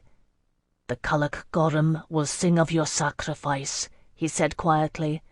Their eyes met. There was no need of translating. As the Cruarch made his lame progress to the steps, Quintilius Rouse stepped up to embrace Hyacinth. "Ah, lad," he said roughly, "you guided us through the mists to safe landing. I'll not forget." He wiped his eyes. "I'll curse the name of the Master of the Straits no more, younger brother. If there's aught you need sail for, send the wind to whisper in my ear." "Bring them safe to shore," Hyacinth said. "I ask no more than that, my Lord Admiral." Rouse left, and Jocelyn took his place. "Zingano," he murmured, gripping Hyacinth's wrists. "I have no words." Hyacinth smiled wryly. "Funny, there's plenty I could say to you, Castleine. You've come a long way since first I saw you, baited by eglantine tumblers. You made the beginnings of a fair mendicant, even." "That I owe you." Jocelyn's hands tightened on Hyacinth's wrists. "And a lesson in courage, too, Zingano." He said the traditional Tsingani farewell then. He must have learned it among the Kumpanias. "I will speak your name, and remember it." "And yours." Hyacinth leaned forward and spoke in a low tone, so low I could not overhear. Awaiting my leave-taking, I turned to the Master of the Straits, who stood watching, with eyes opaque as clouded crystal. "Why did you let us cross for a song?" I asked abruptly, the question arising from wherever unanswered mysteries dwell. "And Telesys de Mornay and others, why?" The clouded eyes met mine. "My mother sang," the Master of the Straits said softly, his voice merging with the wind's. "Sometimes she sang to me. It is the only kindness I remember. After 800 years I hunger for new songs." I shivered and drew my cloak about myself. "I have no kindness to give you, my Lord of the Straits, nor thanks. The price of your freedom is too high." He did not answer, but only bowed. He knew, I think, the measure of that price. Then Jacqueline was gone, and it was time to say goodbye. Atop the lonely isle, Hyacinth and I looked at one another. "You're right," he said. "From Monowee to the palace, we would have ruled the city." That was all he said, and all there was to say. For a moment I clung to him, then he pried my fingers gently from about his neck. "Ella will keep you, Phèdre," he whispered. "Go, get out of this place."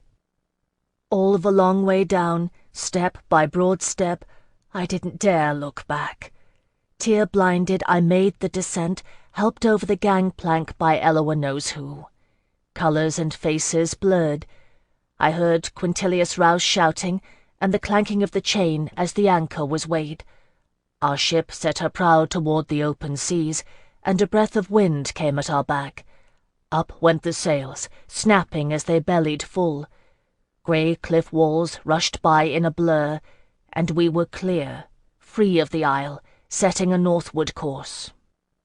I looked back then, when we were on the open sea. I could see them still, the columns of the temple rising atop the promontory, two small figures, one robed, still as a statue, the other smaller, black ringlets wind-tossed. A shout drew my attention. One of Justin's crewina pointed. There in the rigging, Jacqueline clung one-handed, feet braced in the ropes. His free hand clutched his sword, torn free of its scabbard. He held it aloft, the rising sun sparkling a steel gleam from its length, a wild and dangerous tribute. High atop the cliffs, Hyacinth's figure raised one hand in farewell and held it. I laughed until I cried, or cried until I laughed, I am not sure which. Not until the isle was out of sight did Jacqueline sheathe his sword and climb down, dropping the last few yards. "Are you all right?" he asked me, only a little breathless. "Yes," I said, drawing in my breath in a gasp. "No. Eloa, Jacqueline, what did he say to you at the end?" Leaning on the railing, he looked at the water surging past the ship as the master of the Straits drove us back up the coast of Terre d'Ange. "He said not to tell you," Jacqueline said. "He said not knowing would drive you mad." I jerked my head, stung. "He did not," I retorted in outrage, although it sounded very like something Hyacinth might have said. Jacqueline glanced at me out of the corner of his eye. "No," he admitted at last. "He said if I let harm befall you, he would raise the very seas to fall upon me and crush me." That, too, sounded like Hyacinth. I gazed at the empty waters falling away behind us, smiling through my tears. "My friend," I whispered, "I will miss you." All day the eldritch wind blew, driving us northward. We rode upon its crest, surging forward, coast-hugging, heading for the northern tip of Azal. Quintilius Rouse held hard at the helm, shouting commands in D'Angeline and bastard crewina. We kept a lookout for the remainder of our fleet, but no other vessels were to be seen on these waters. When we reached the point where the Renus opened onto the sea, we saw why. They had been brought there before us, all of them. The sandy-beached mouth of the river was clogged with craft, ships and oar-boats and rafts, a vast encampment awaiting us on the southern shore of the river. They hailed us with great shouts, crowding the shore. Standing in the prow, I watched Justin's eyes alight, rejoicing to see his people alive and hale. Half would have died in the crossing, the master of the Straits had told Quintilius Rouse. In truth, it was a dubious undertaking. Who was to say it was not true? One life measured as naught against hundreds. And yet Hyacinth was my friend, and I grieved for him. We tossed lines ashore, and dozens of willing hands drew us landward. Disembarking in triumph, nearly the whole of our company reunited on solid ground, hands clasped, backs thumped, tales were exchanged. Our arrival followed theirs by mere hours, it seemed. We heard the stories, unbelievable to any save us, of how the great waves had cradled their fleet to the shores of First Sister and back, depositing them safe as mothers' babes on the silted shores of the Rhenus. There had been losses, it was true, when the master of the straits had first risen from the waves. 17 men and 4 horses. I added their lives, in my mind, to the price of his freedom. Dear bought indeed. But most were alive. The twins had taken command in our collective absence, and made a good job of it. None spoke of it at the time, but I heard later how the army despaired, cast upon the shores of First Sister, and how it was Grania who rallied their spirits, sparking them with her own indomitable will. Aemon had kept them organized, pasturing the horses, drying and cleaning their sea-dampened arms, setting parties to forage, finding coast-dwellers of the Idlach Or who spoke Dongeline to communicate with the Isle folk, a skill garnered from years of trading shouted news with Arzelie's fishermen. Indeed, he found some who had known Telesis de Mornay and given her shelter in her exile.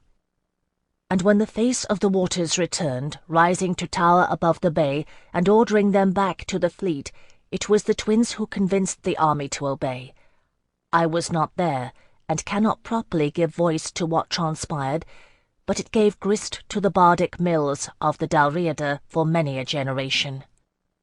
Quintilius Rous lost no time in reuniting with his men. Not a one among them had been lost, and indeed the discipline he had instilled in them may be credited for the low number of losses on shipboard. Assembling his decimated crew, he asked for volunteers among them, picking the 5 best riders to depart ere the sun's dying rays fled the west. Eastward they would ride, in search of Guillain de Somerville, who had with him the army of Arzal and Rous's fleet. I stood at the Admiral's side as they set off, saluting us both, carrying the banner of House Kushiel and the makeshift flag that bore the insignia of Kushiel's dart. Phèdre's boys. How kings and queens bear it, sending innocent folk to die in their name, I do not know. I had been through terror and grief in the past 2 days. All I wanted, swaying on my feet, was to lay my head in a quiet place and sleep. But Quintilius Rous's sailors grinned in the saddle, saluting, and rode out in a thunder, horses trampling their own long shadows as they set their heads to the east. "They will bring ships, my lord Cruarg, when they find my fleet," Rouse said to Drustin in slow Cerdickie. "Ships such as will bear the whole of your army up the Rhenus." His eyes gleamed at the prospect. Drustin nodded. "Tonight we make camp," he said in Cruinia, looking to me to translate. "We celebrate the living and honor the dead. Tomorrow we ride to war." Chapter 81. It took some time to get the whole of our camp in motion, but we set out ere the sun had risen too high.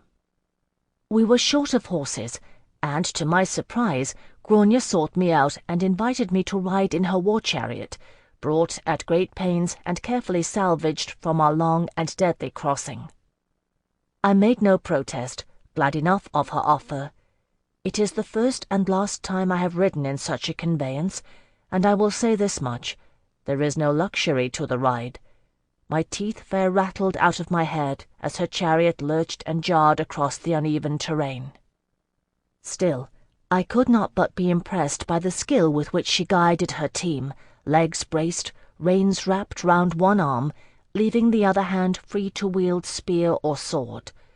We travelled along the shore of the Rhenus, most of us. There were only a handful of ships worth salvaging. Hard going, for their part, as the current was against us. Still their oars dipped and beat, and the wind lay at our backs. So we made progress, on foot and on horse, in chariot and ship, cutting a broad swath along the flatlands. Some few villages we passed, filled with Arzelie's river folk. They looked askance at us, fearful of the Cruinia, though their pride demanded they show it little. With Quintilius Rous and Jacqueline, I laboured to allay their fears, although I think it did but confuse them the worse, to hear courteous words from the lips of a night court-trained adept in the company of woad-stained barbarians. Still they knew of the war, and that was some news. No village but had its militia, sturdy men armed with homemade weapons, keeping a keen eye on the river, lest Visconti attempt to bridge it. When we asked after Azal's army, they pointed us ever eastward. 2 full days' march we put in, and half another, sleeping the sleep of exhaustion in between, before Rouse's riders returned, catching us at midday of our 3rd march. They rode hell for leather, Phèdre's boys, having accepted fresh mounts, but no changes of couriers. I confess my heart lifted to see them coming, the Courcelle swan and my own ludicrous insignia, Kushiel's tattered dart, defiant on the breeze. I clutched at Grania's arm, and she drew up the chariot. Someone shouted for Quintilius Rouse, and he made his way to the forefront, even as the riders thundered upon us, reining in their mounts, hooves spattering dirt. "My Lord Admiral," the first among them cried out, his voice ragged with exertion and pride, "the fleet comes!" He pointed, and we saw them, rounding a bend of the Rhenus, rowing at full speed down the broad rushing river. The royal fleet, decked out in full regalia, every mast flying the swan. Such was their speed, the riders had scarce beaten them. I knew then how the Cruinia army had felt, seeing our modest ship. We cheered, all of us, and hurried to catch lines cast ashore. Over 30 ships all told. Their masts made a forest on the river. Quintilius Rouse, his face beaming joy, roared orders, relayed in a babble of Cruinia and Erin, getting Drusten's army on board. When it was done, the ships fair groaned, riding low in the river. The oarsmen were hard put to turn us about, beating against the current. But somehow fate favoured us, a fair wind arising at our backs, filling the sails and making their task easier.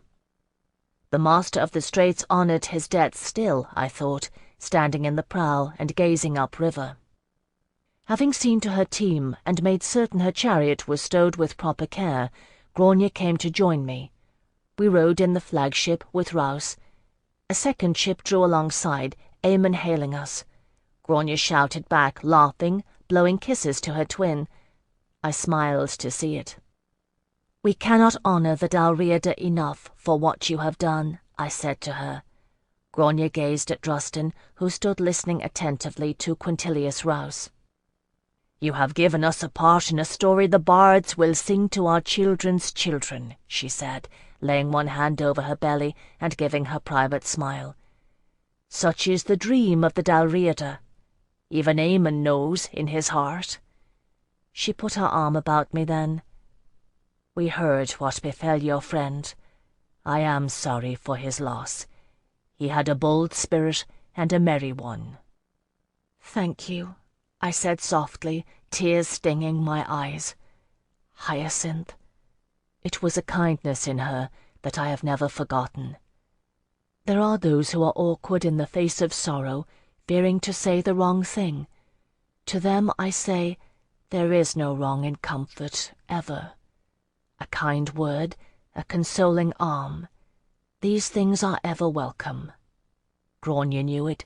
Such was her gift, a shrewd kindness, to know what was needful to the hearts of those around her.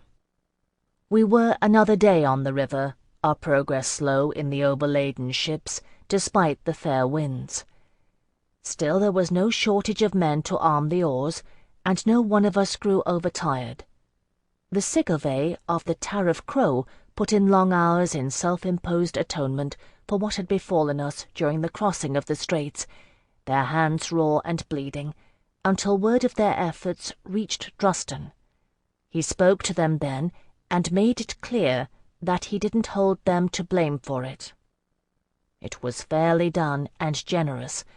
I held myself as much to blame for having failed to warn Rouse's sailors. But in truth, the master of the straits had rigged and baited the trap, and I think we'd have fallen into it no matter how it transpired. Rouse's riders had found the fleet with Guillain de Somerville, and half the Azalese forces. This was the word they had brought back to us. The other half was under the command of Marc de Trevelyan, further southeast. Between the two of them they covered a long stretch of border, and the half-destroyed remnants of 4 bridges that might be used to cross the Rhenus. We would sail as far as the first bridge. Beyond that, Rouse's ships could not travel. Their value lay in securing the length of the river between bridge and sea. We'd only caught them massed at the bridge because a tenacious party of some 1,500 Scaldi was rumoured to be gathering for an assault on the bridge. I do not think a river crossing ever played any part in Selig's invasion plan. Surely, from what we had seen, the bulk of the Scaldi horde had flooded through the northern pass. But if he did gain control of Azal's border, he would have unlimited access to Terre d'Ange, and a strong foothold in the flatlands. And if he did not, with a mere handful of men, and a few thousand were little more than that to Selig, he tied up the forces of an entire province, and ensured that Azal's army wouldn't fall upon his back. A leader who thinks. Gonzago de Escobares had spoken truly. When the shouting clamour of battle, steel on steel, reached our ears, I knew we must be nigh. We saw it first in the flagship. The Scaldi had found an engineer or two among their number, and in the absence of Rouse's fleet, mounted a full-scale effort to restore the bridge. They'd adopted Tiberian tactics, digging fortifications along shore and constructing narrow rolling walls to shelter the builders. Tiberian soldiers, however, wouldn't have broken ranks and disregarded order halfway through the process, forging forward under cover of a hail of spears, inching crude rafts along the half-drowned bridge supports. Only a few hundred had gained Dongeline soil, but the rest were bidding fair to cross, keeping Guillain's men a spear-cast's length at bay. He'd only 700 under his command, and I learned later that his archers had spent their arsenal over the past 2 days, hoping to hold off the Scaldi until our arrival. They'd succeeded, if only barely. The Scaldi froze as our 30-odd ships drew upriver. I dare say they'd posted a lookout for the fleet's return 2 days ago, but that discipline too had crumbled in the blood fever of launching a full attack. My heart filled with icy fear at the familiar sight of them, Scaldic warriors, iron-thewed and ferocious. It's as well that Dongeline women don't ride into battle. Quintilius Rouse never hesitated. Each ship had a full complement of his own sailors on board, trained to obey the Admiral's voice without thinking. He raised it now, roaring orders as if to shout down the ocean, incomprehensible commands that only sailors understand. The Scaldi began to chant Voldemar Selig's name. I dare say Drustin Mab Nectaner grasped Rouse's plan quickly enough. Leaping onto the prow of the flagship, his misshapen limb no obstacle to his agility, he called out to the Cruinia. On each ship a line of archers formed along the shoreward side, protecting the sailors who scrambled overboard like monkeys, catching cast lines and hauling the ships toward the shallow waters along the foreign bank. At the bridge the Scaldi broke ranks, the greater number surging back toward the flatlands. If nothing else, they are bold. Those trapped on Dongeline soil never looked back, but began composing their death songs. I heard the sound of it rise, fierce and hard, chilling my spine. No doubt the Azalese felt the same. Our ships grounded in the shallows. Planks were lowered with a crash, some reaching the bank, some landing in water. Drustin, Red Cloak whipping around him, shouted orders. Ramps were dropped into the holds, horses brought up, wild-eyed and terrified, Cruinia and Dalriada scrambling to arms. It was something to see, an entire army boiling over the fleet's edge, plunging down planks, churning water and soil into mud. I understood, for a brief moment, why poets sing of such things. And then the fighting began. It didn't last long. Fierce as the Scaldi are, they are men, and bleed and die like men. And nothing in all Voldemar Selig's planning had prepared them for Drusten's wild army. Blue world faces spilling out of ships, fighting with a ruthless ferocity that equaled their own. What he had told them of Dongelines I can only guess, but if the Scaldi, trapped between Guillain's men and the river, thought to find their opponents soft, they soon found otherwise. The Azalis fought with dire efficiency under his command. Any reluctance at serving under a Lagnosite lord, it seemed, resolved by the return of Marc de Trevelyan. I saw it all from shipboard, warded by Jacqueline and a loyal handful of Phèdre's boys. After what had happened outside Bryn Gorodom, Quintilius Rouse wasn't minded to take any chances with my safety. When it was done, Drusten's Cruinia returned, bloodstained and victorious. They'd taken few losses, although the lords of the Dalriada were unhappy at the necessity of having to leave their war chariots aboard the ships. The ships themselves, alas, were well and firmly grounded. It took 50 men or more to push the flagship free. Rouse left Jean Marchand in charge of the rest, and the oarsmen took us across to Dongelines soil. We found the Azalis grimly attending to the aftermath of battle. It is a thing one need see only once to make it a familiar sight, etched forever in memory.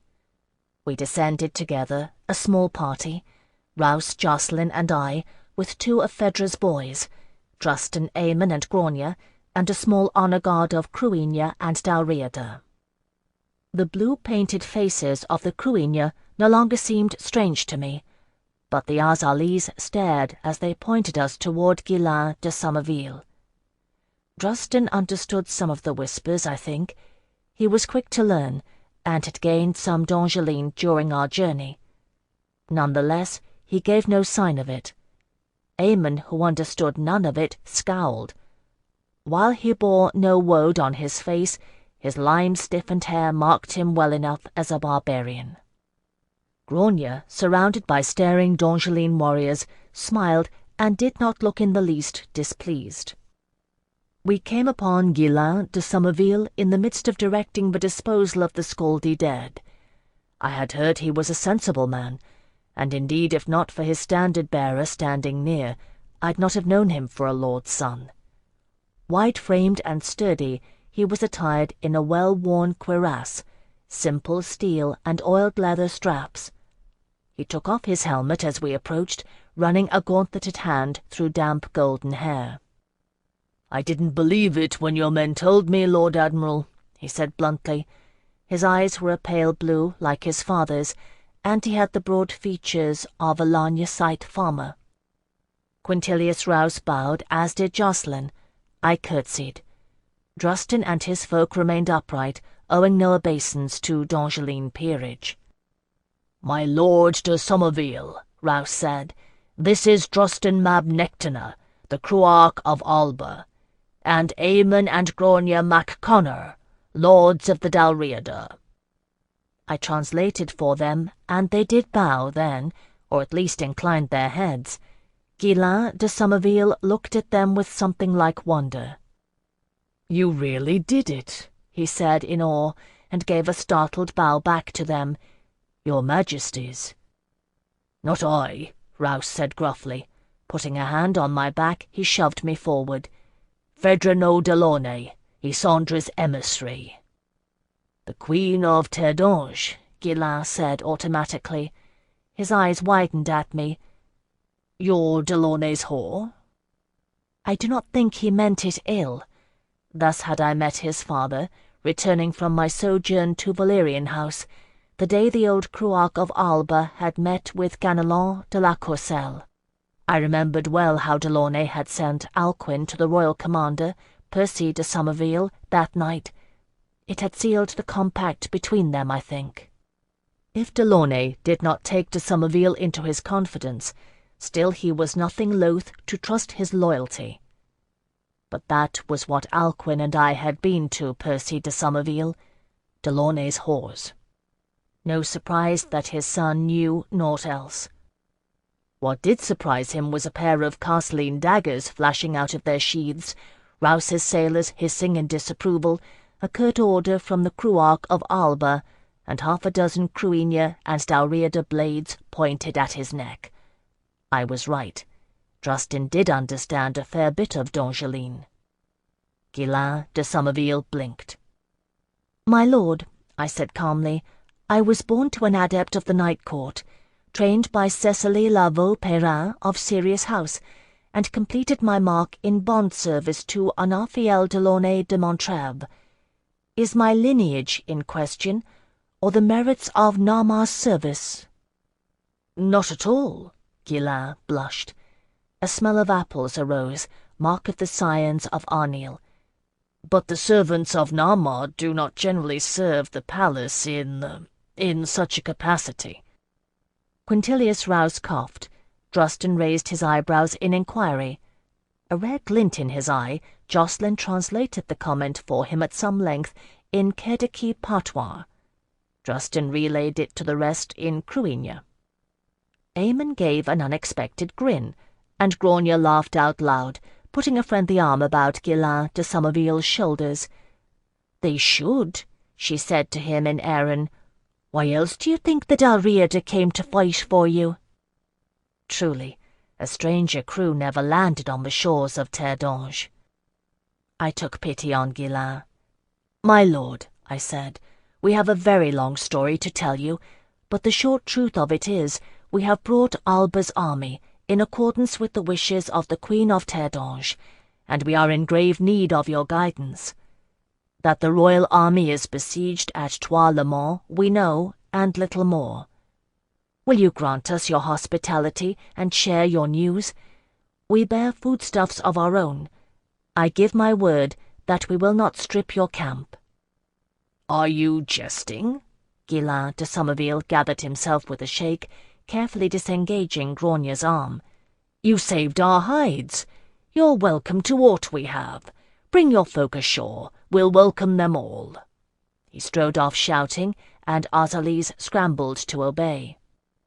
"He smells like apples," Grania said thoughtfully. "Yes," I agreed, "he does." Chapter 82. Ghislain de Somerville had more to recommend him than a pleasant odour.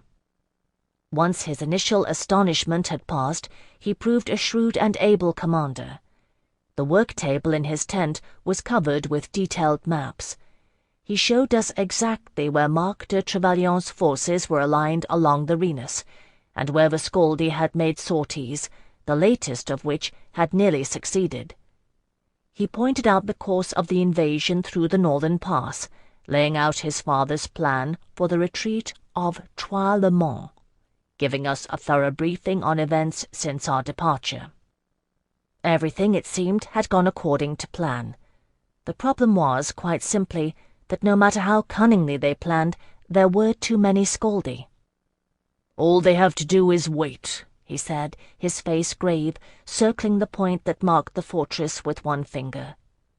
"There's a good well, and deep, no chance of losing water, and father saw to it that Trois-le-Mans was well stocked.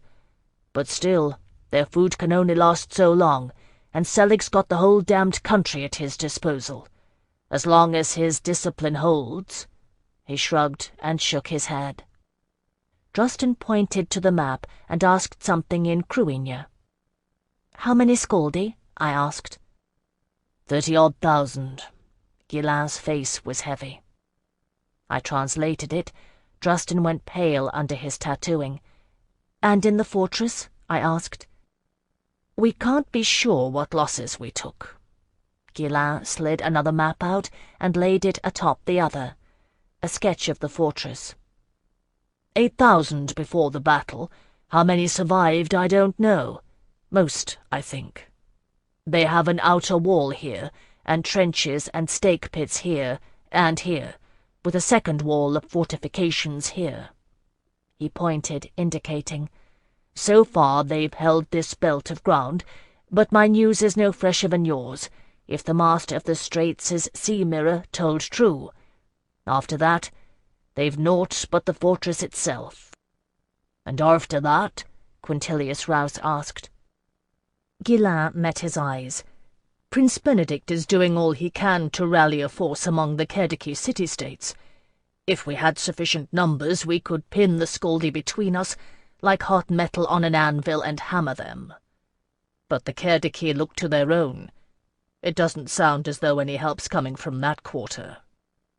Then they fall, Jocelyn said softly, and Terdange falls with them. As long as Selig's discipline holds. I stared at the map. We have one chance, I said, thinking aloud, unaware that I'd spoken, until Guillain de Somerville looked quizzically at me. Selig's army, it's fractious. There must be, 100 tribes at least? I glanced at Jocelyn. Remember the day we rode into the All-Thing? I asked. He nodded soberly. Some of them are blood enemies. If we stir them up, break Selig's discipline, it's somewhat at least. And how do we do that? Rouse asked sceptically, but Guillain was eyeing the map intently. The Cruinia scared them, he said thoughtfully, tapping the map. All those blue faces. The Scaldi didn't know what to make of it. I could see that well enough from the far shore. They're a superstitious lot, you know. If we could harry their flanks, small strikes retreating fast, it would give them somewhat to think about at any rate. We'd need a secure retreat, somewhere in the mountains here, someplace hidden. I looked at Drustin, Eamon, and Grania, and did not yet translate. How many of us would be like to survive? I asked Guillain. Truly. Glancing up from the map, he drew a deep breath. None, he said quietly. In the end, none. We'd live as long as we were lucky, and no longer.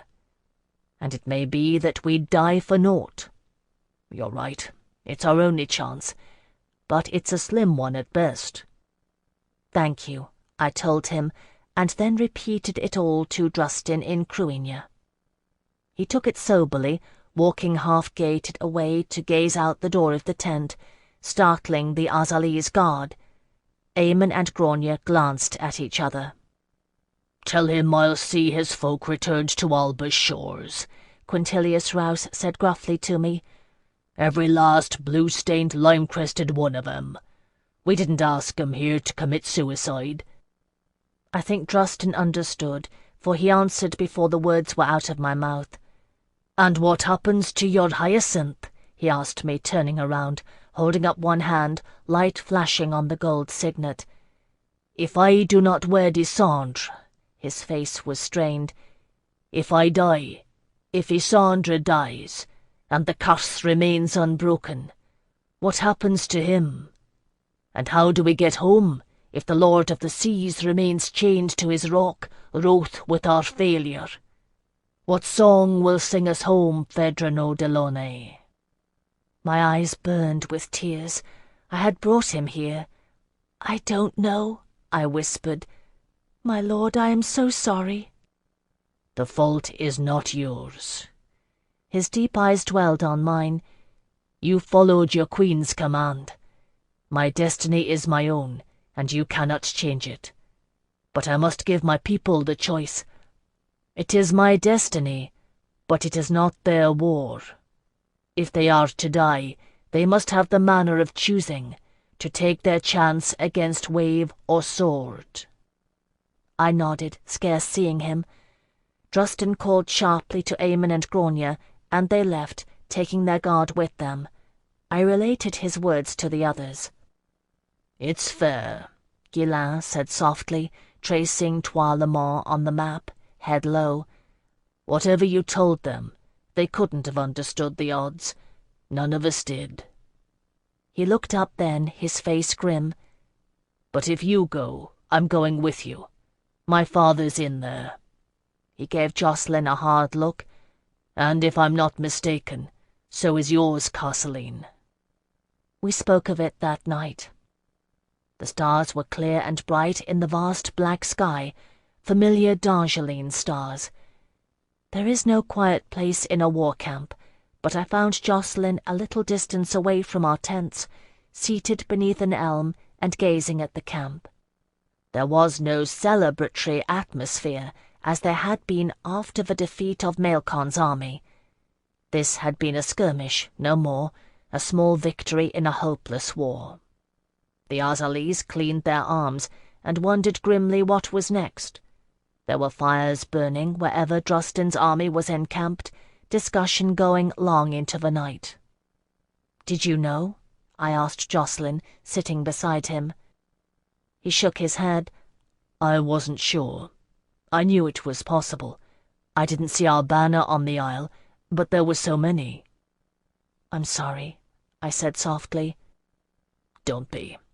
His voice was rough. "House Farai has always served. Did you know my father fought in the Battle of Three Princes?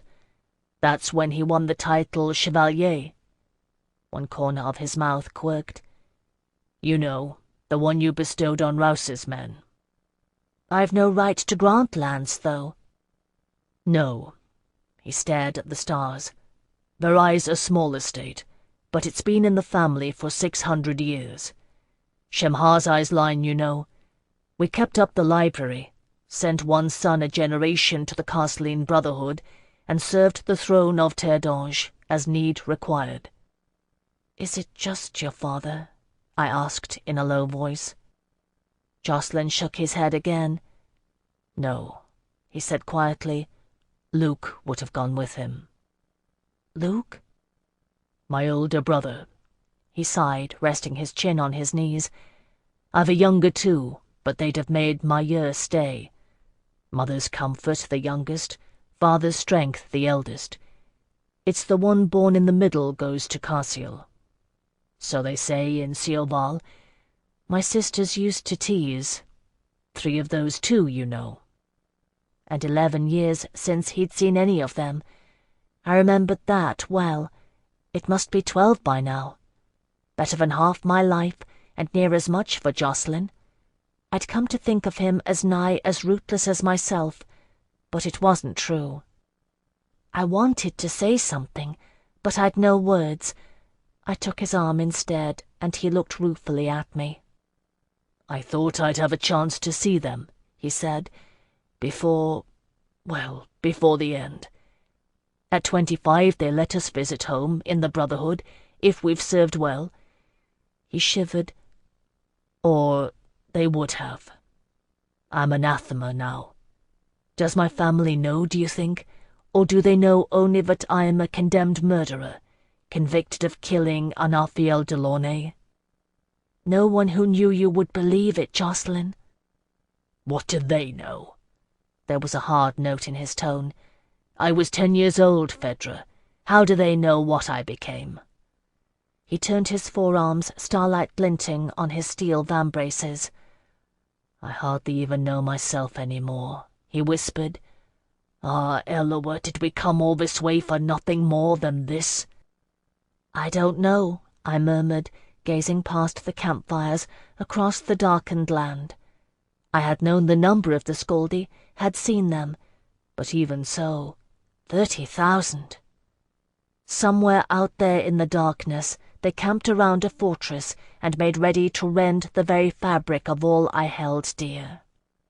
Jocelyn drew a long breath, gathering himself. "Whatever may come in the morning, we'll make ready to ride to Trevelyan. It's well garrisoned, and Guillain's promised his hospitality. Rouse will spare a guard for you too. His men wouldn't let him do aught else." I looked at him and said nothing. "No." His jaw set stubbornly. Even by starlight I could see the white lines forming alongside his nose. "Oh, no. Don't even think it." "They came at my word." "They came at the Queen's word. You did but carry it." Isandre de la Courcelle did not play on the twins' jealousy to spur the Dalriada to war, I said, or leave her oldest friend in the world bound to a lonely rock to win passage toward a doomed battle. I can't run from this, Jocelyn. "What in Rouse's 7 hells do you think you can do?" he shouted at me. "It's a war." I shrugged. "Put a face on what they're fighting and dying for. That's what you told me, isn't it?" He had no answer for that. And if they vote to retreat, he asked, looking away. I'll go to Cerdica Unitas and offer my services to Prince Benedict, I said. Jacqueline glanced back at me, surprised. What other course is there? Drustin will stay no matter what. Mayhap if the Cerdici hear of the Cruarch of Alba's sacrifice, it will sway some few of them. The Cerdici won't fight for Terre d'Ange, Jacqueline said softly. The city-states are more fractious than the Scaldi, and more jealous than the twins. Not even Nama's wiles can bind them together, Phèdre. I know, I said, but it's better than waiting to fall into Selig's hands. Rising, I stooped and kissed his cheek. I'm sorry about your family. I'll pray for them, Jacqueline. Pray for us all, he whispered. I did, too. It had been a long time since I'd truly offered prayer to Blessed Eloa, and not just the desperate pleas one gasps out in terror. I prayed to Eloa and all his companions, not only those who had marked me, for wisdom, for guidance, for some glimmer of hope to hold against our despair. I prayed for the safety of Jacqueline's father and brother, for Ysandre de la Courcelle and all immured in Trois-le-Mans, for Drustin and the twins and all of their folk, Rouse, Phèdre's boys, Guillain and Trevelyan, and all the Azalies, and Hyacinth, alone at sea, for the Night Court and all her houses, for the poets and players of Night's doorstep, for Thélassise de Mornay and Cecily Lavaux-Perrin, for the kind seneschal of Perrenwald and all his family. In the end, I think I prayed for everyone I'd ever known, and everyone I'd never met, heart and soul of Terre d'Ange. Whether it did any good, I cannot say. But if my heart was no more at ease, it drove me at least to the sleep of exhaustion. And in the morning, Drustin gave the answer of his people. We will stay and fight. He gave it in Cerdici, that all might understand. Guillain de Somerville looked hard, not sure he'd heard him aright. All of you? Drustin gave a short nod. If you will swear us this, he said, switching to Cruigna. Longer speeches were still difficult for him. If we fall, someone must carry word to Alba. Our families and friends must know how we died. The poets must sing of our deeds. I translated his words, and then said to him in Cruigna, I promise it. He fixed his deep look on me. I swear it will be so, my Lord Cruarch. To Guillain I said in Dongeline, I swear it, in the Queen's name. Jacqueline made a faint, despairing sound. Jacqueline, think about it. If we fail, if I cannot cross the straits, I said reasonably to him, who can? She has a point, Castleline, Quintilius Rouse observed. It was Cerdica Unitas last night, Jacqueline muttered sourly. Tomorrow she'll want you to sail to Kebble-y-Marcard. If you ask me, Lord Admiral, we ought to lock her in a dungeon and throw away the key. Then it is decided. I've sent word to Marc de Trevelyan asking to meet, Guillain said, interrupting us. Hauling out one of his maps, he pointed to a spot along the Rhenus. We'll make our conference here. If Trevelyan agrees, we'll combine our forces under his command. With yesterday's victory, we may even be able to spare a few hundred men. Lord Admiral, by your leave, I'd as lief have you stay with your fleet and command the defence of the western banks. He looked up inquiringly. It was something of a blow, I think. Rouse had been at the heart of our quest for so long. But Guillain was right. It made more sense for him to remain in command of his fleet. Quintilius Rouse knew little of battle tactics on land.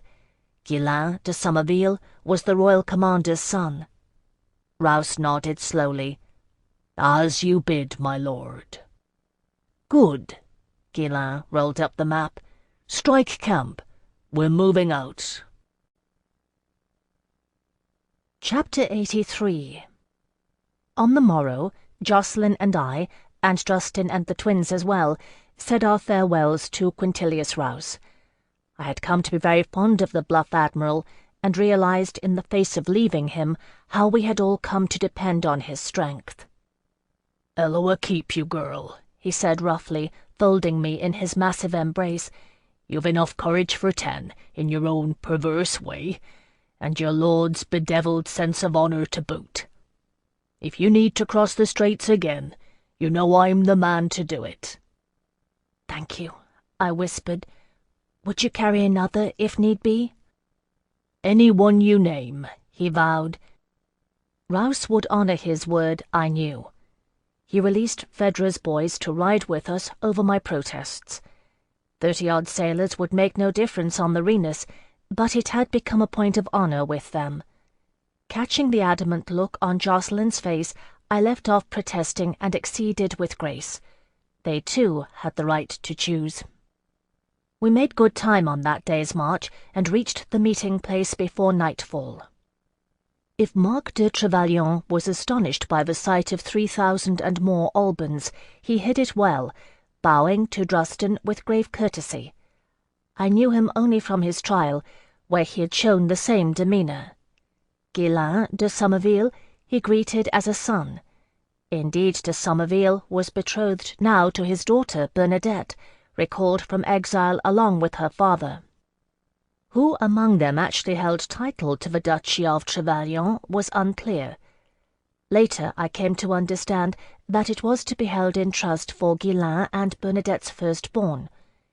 They were both sensible men, and it was no point of animosity between them, neither seeing cause to quarrel over a parcel of land when the whole of Terre d'Ange stood at stake. To me he said kindly, "My cousin Gaspard spoke well of your Lord Delaunay. He held him always in the highest regard, and indeed I have never had aught but respect for him." I nodded my thanks and swallowed. No matter how distant the grief was, it always brought it on fresh to hear Delaunay's name spoken familiarly. Ghislain de Somerville laid out our story in blunt terms. De Trevelyan listened without interrupting as he sketched our plan.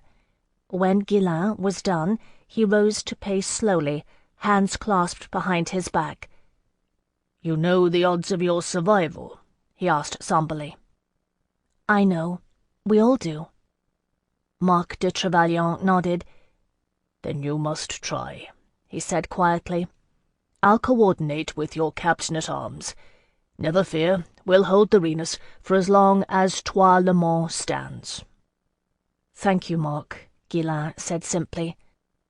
So are such things decided. I left them to the debate of maps and strategies, begging paper and ink of de Trevelyan, and setting to composing a letter. "What are you doing?" Jocelyn asked, straining to see over my shoulder. I sanded the wet ink and shook it off. "Telesis de Mornay," I said, showing him.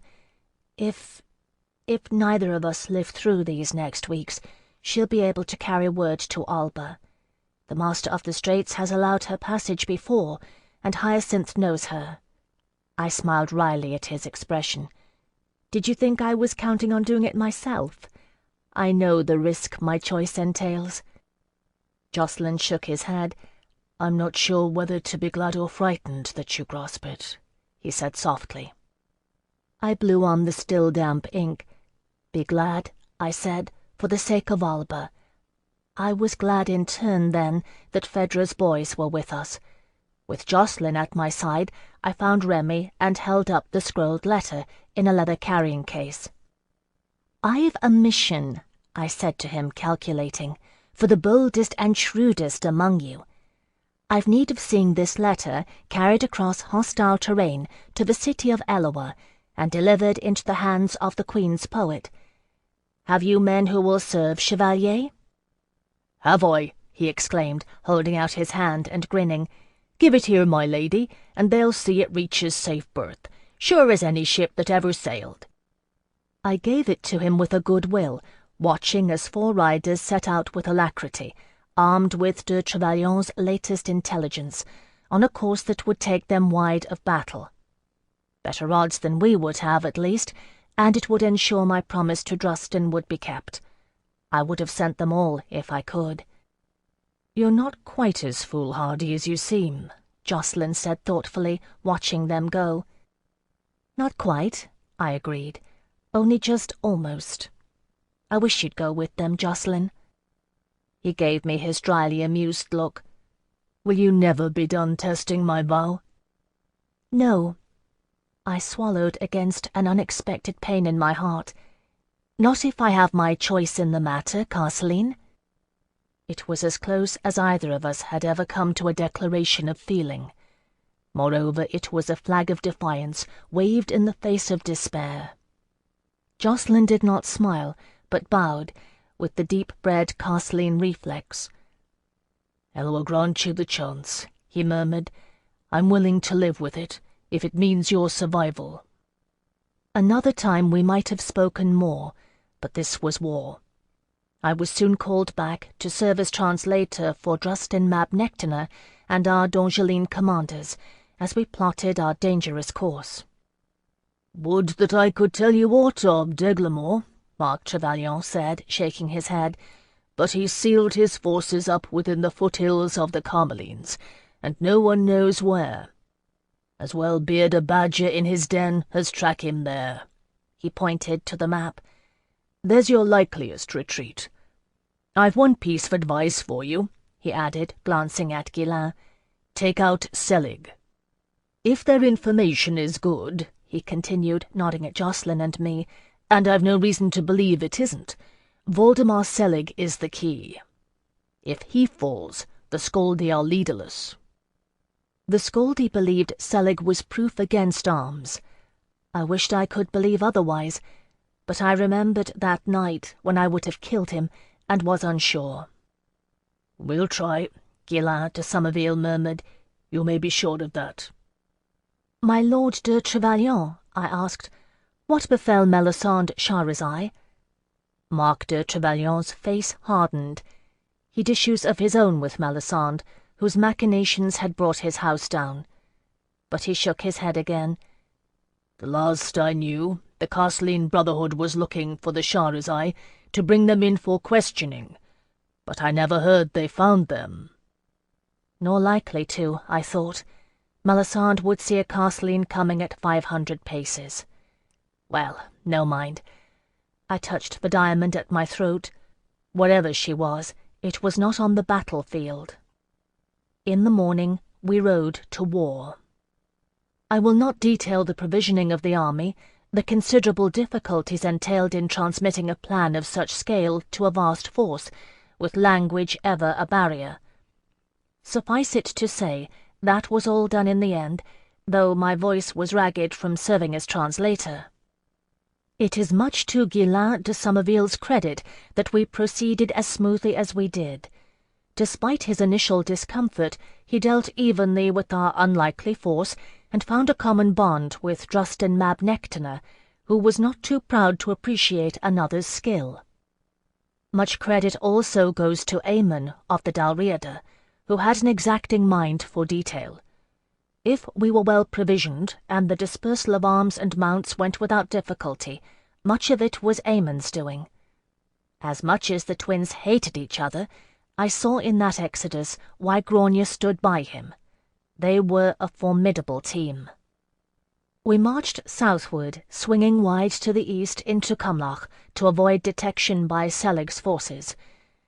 It is a dire thing being part of an army on the move.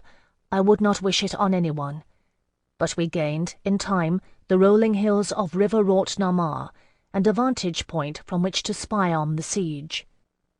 Several Scaldi met their death in that effort. Voldemar Selig, no fool, had posted scouts along the perimeter of the land he held. But he had not reckoned on the Cruinia, whose woodcraft surpassed aught that I had seen. Drustin appointed an advance party, and they did their job excellently, emerging silent and deadly from the very landscape to dispatch the Scaldi watchers in our route. Thus did we come to a place in the hills overlooking the plain on which Selig's army was encamped. "So many," Drustin breathed in Cruinia, lying on his belly like the rest of us to gaze down at the scene. I had known. I had counted the numbers at the Althing. I had seen them in the Master of the Straits' bronze mirror, and I had heard them from Ghislain de Somerville. Nothing had prepared me for the sight. From where we lay, the Scaldi army teemed around the fortified bulwarks surrounding Trois-le-Mont like ants around an ant-hill. Swarms of tiny figures bustled over the plain, gathering here and there in strategic points to attack the bulwark. We could see how thin defences were spread inside the wall, the weakening points vulnerable to attack. It wouldn't be long before the Scaldi won through, forcing the defenders into the fortress itself. Percy de Somerville had chosen Trois-le-Mont because it was defensible, and because it wasn't surrounded by a city filled with innocent, unarmed Dongelines. But Selig had studied Tiberian tacticians. They were building siege towers. "That's the best place to strike," Ghislain said practically, jutting his chin at a tower under construction on the outer edge of the encampment. "They're well out of bow range, so they'll not be on the lookout for attack, and their attention's fixed on the tower. Do you agree?" I translated for Justin, who nodded in agreement. "Good." Ghislain stared hard at the besieged fortress, thinking no doubt of his father, then drew back cautiously. "We'll plan our retreat in stages," he said, gazing at the hills behind us with all the thoughtfulness of a farmer plotting his orchard. "We need to be able to make a clean break of it." If anyone had doubted that he'd inherited his father's gift for military tactics, they didn't after that day. The course of our retreat stretched for miles into the foothills, leading Scaldi pursuers through a deadly series of setbacks, and at last into a narrow gorge which could be blocked, forcing the Scaldi to retreat. It took 2 days to plan the attack, Ghislain verging on overcautious before finally giving his approval. I was glad, though, when I learned that Justin planned to lead the strike. 50 Cruigne, they had decided, including the best archers on the fastest mounts. It was the largest number able to get near undetected, and the smallest able to get the Scaldi's notice. I was not there to see it, remaining at the furthest retreat point, a steep wooded hill, with Jocelyn, Phèdre's boys, and the bulk of our army. It was part of Ghislain's plan to conceal our numbers from the Scaldi. But I heard later, we all did. Justin's Cruigne struck at the first glimmer of dawn, when they could barely pick out the shape of the siege tower against the darkling sky, and the Scaldi were but indistinct forms, most still wrapped in their bedrolls. No warning did they give, but rode out of the hills like something from a nightmare, streaming across the plain, blue-masked and eerie, slamming into the edge of the Scaldi forces and dispatching steel death. 100 or more Scaldi died in their sleep that dawn.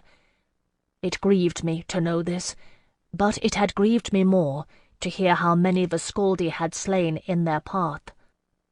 Following Ghislain's plan, the Cruigne thrust pitch-soaked torches into the Scaldi campfires, wheeling to hurl them at the wooden siege tower, Justin throwing the first himself.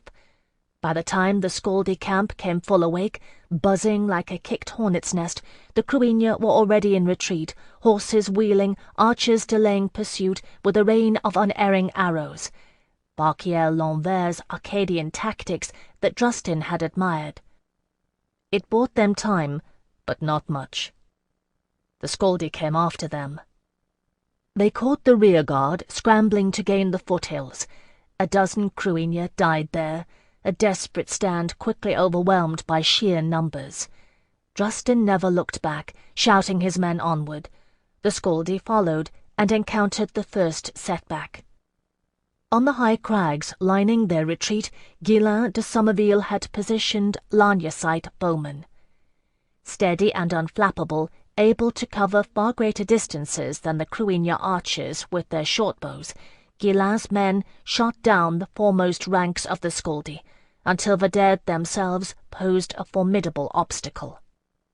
No longer than that did they linger, climbing quickly out of danger, each with his own designated path of retreat. When the Scaldi won free, Justin's men were in full flight. How many Scaldi pursued I cannot say. Hundreds at least, I think close to 1,000. At one point the path divided into a triune fork. The Cruinia took the middle route. Those Scaldi who sought to flank them on either side met with Dalriada slings and spears, driving them back. Errands are particularly fond of slings, which they use with deadly efficacy. Even so, it was a near thing. I was there when Drustin brought his men pounding up the steep, narrow gorge, horses lathered and near exhaustion, the warriors little better, and the foremost Scaldi were close on their heels. "No!" Guillain shouted. Positioned on the cliffs on either side of the gorge, d'Angeline and Alban soldiers alike thrust the butt ends of their levers beneath the rocks, pushing hard. Guillain de Somerville had planned well. An avalanche of boulders and smaller rocks tore loose and rained down like thunder, blocking the passage. The Scaldi drew back, milling, and the archers went to work. A great many Scaldi died, but they are not cowards, nor ever have been. A few hundred remained, drawing back out of arrow range and conferring. Presently a contingent rode back.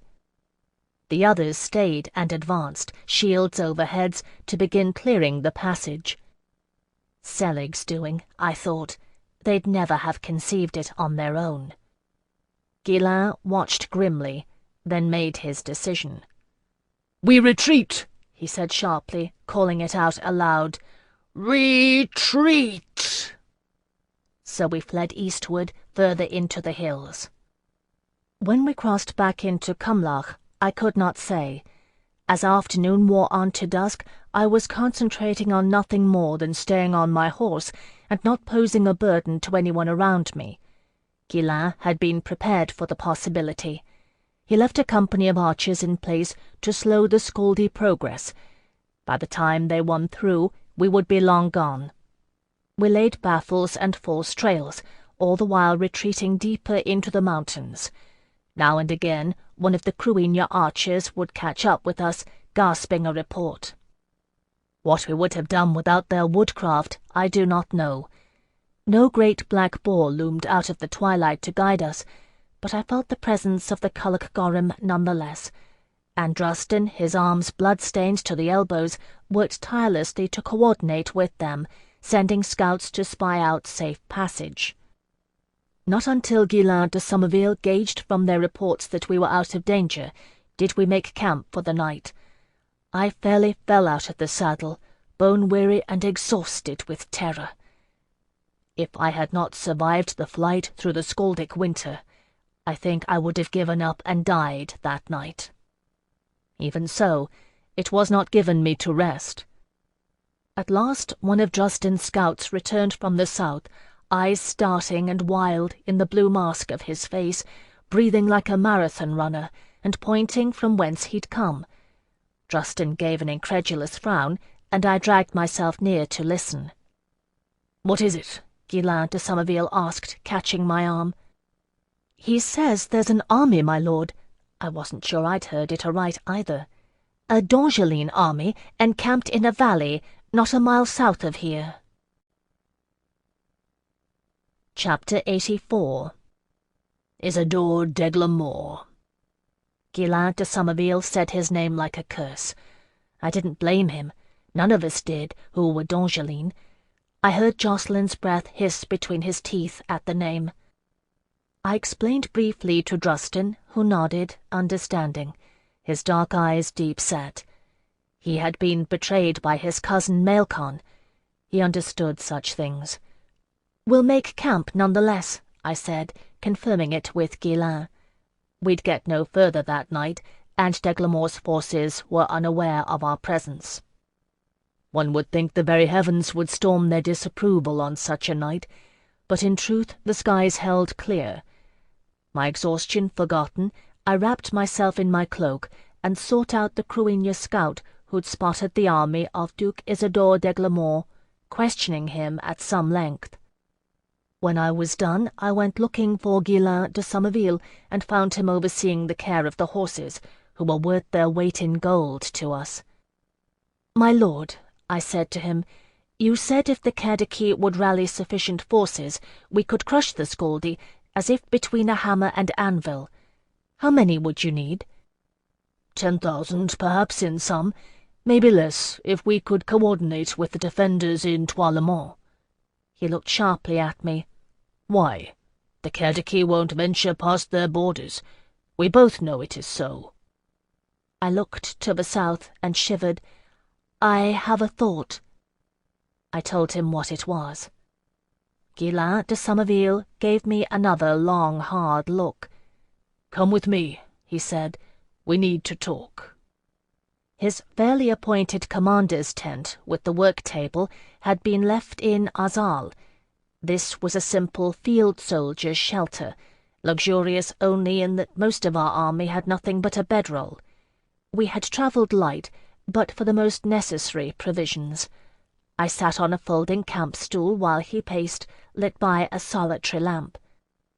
"If you think it madness, my lord," I said finally, unable to bear it, "then say so."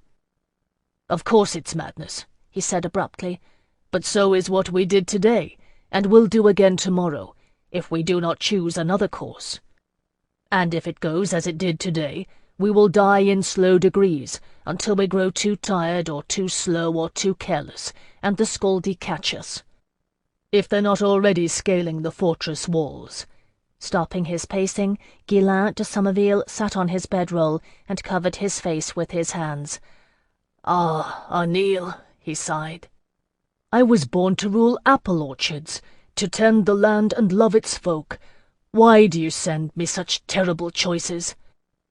"Because, my lord," I said softly, "you were born to tend the land and love its folk, and not to put them to the sword. No other among us could devise a plan that would make this work." "It might be done." He lowered his hands on his knees and looked gravely at me. "Even if it can, if we fail, we stand to lose everything, and I do not know if I can bear to see our people slain by D'Angeline hands. Phèdre no Delaunay, are you certain of him?" "No," I whispered, feeling cold despite the warmth of the night and the glow of lamplight. "There is one trump card, one thing he does not know, that might be enough, but I am certain of nothing, my lord." "I wish you were," Ghislain de Somerville murmured, hands flexing on his knees. He smiled ruefully. "Did you know my father likes to wager? Lagnacites have a weakness for it. I don't know why. But he always said the one man he'd never wager against was an Alfiel Delaunay." "My lord," I said, alarmed, "I am not him. Even if I had half his wisdom, I would fear to advise you in this." "If you had half his wisdom, you might never have conceived this." He gazed at the flickering lamp flame. "But you have, and I must wager on something. I'll speak with the Cruinia scout and see what more we may learn. When I've a plan, I'll let you know." I nodded and rose, according him a grave curtsy, one offered in the night court only to scions of the royal house. I kept my composure, leaving his tent.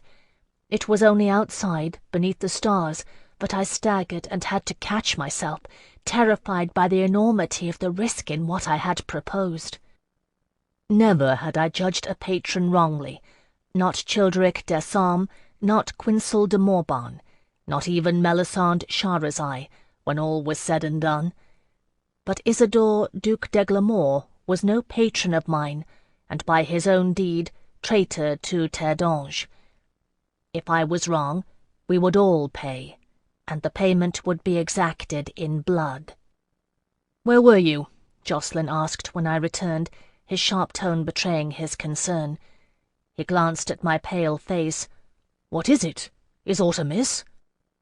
"No," I said through chattering teeth. He flung a cloak around me, his mendicant's cloak, stained and travel-worn, the splendid colours dulled by rain and sea. I huddled into its warmth. "Not yet." "You'll be the death of us all," Jocelyn muttered, and wondered why I laughed in despair. By the time we surrounded the valley in which d'Aigulemont's army was encamped, he knew. It was much simpler, in truth, than the elaborate plan of retreat that Ghislain de Somerville had devised. Secure in their valley, the allies of Cumlach had posted only a few sentries. Indeed, we would never have found them had the Scaldi not pressed us to flee as far as we did. Gauging the change of posting, Drusten's deadly Cruigne dispatched the sentries with ease. Archers and slingers found hiding places along the narrow egresses. The battle of Bryn Gorodum, the flight from the Scaldi, all, it seemed, had been a rehearsal for this endeavour. The rest of our army scaled the heights, encircling the valley. Ghislain placed his scant number of Lagnosite warriors to the fore, to give us the semblance of a Dongeline force. By dawn, less than a day and a half later, we were in place. This time I was there. It was my idea. We had glimpsed the Carmeline forces by then, well over 3,000 by my count. They looked hungry and weary, I thought. It was hard to tell at a distance. When the sun struck gold into the valley, Ghislain de Somerville gave the signal. We'd 2 trumpets among us, but they sounded like a dozen, ringing brazen from the mountains as our troops rose and stepped into view, lifting their standards. The silver swan of House Kushiel, the apple tree of de Somerville, the ships and the navigator's star of House Trevelyan, and, too, the people of Alba, the Culloch Gorham and the Tariff Crow, the Eidlach Or and the Falair Born, the white horse of Era.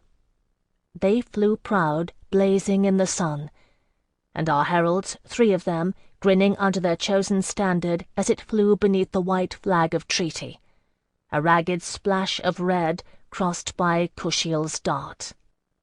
Phèdre's boys. Remy winked at me. That was an argument I'd lost. It took the allies of Cumlach by surprise.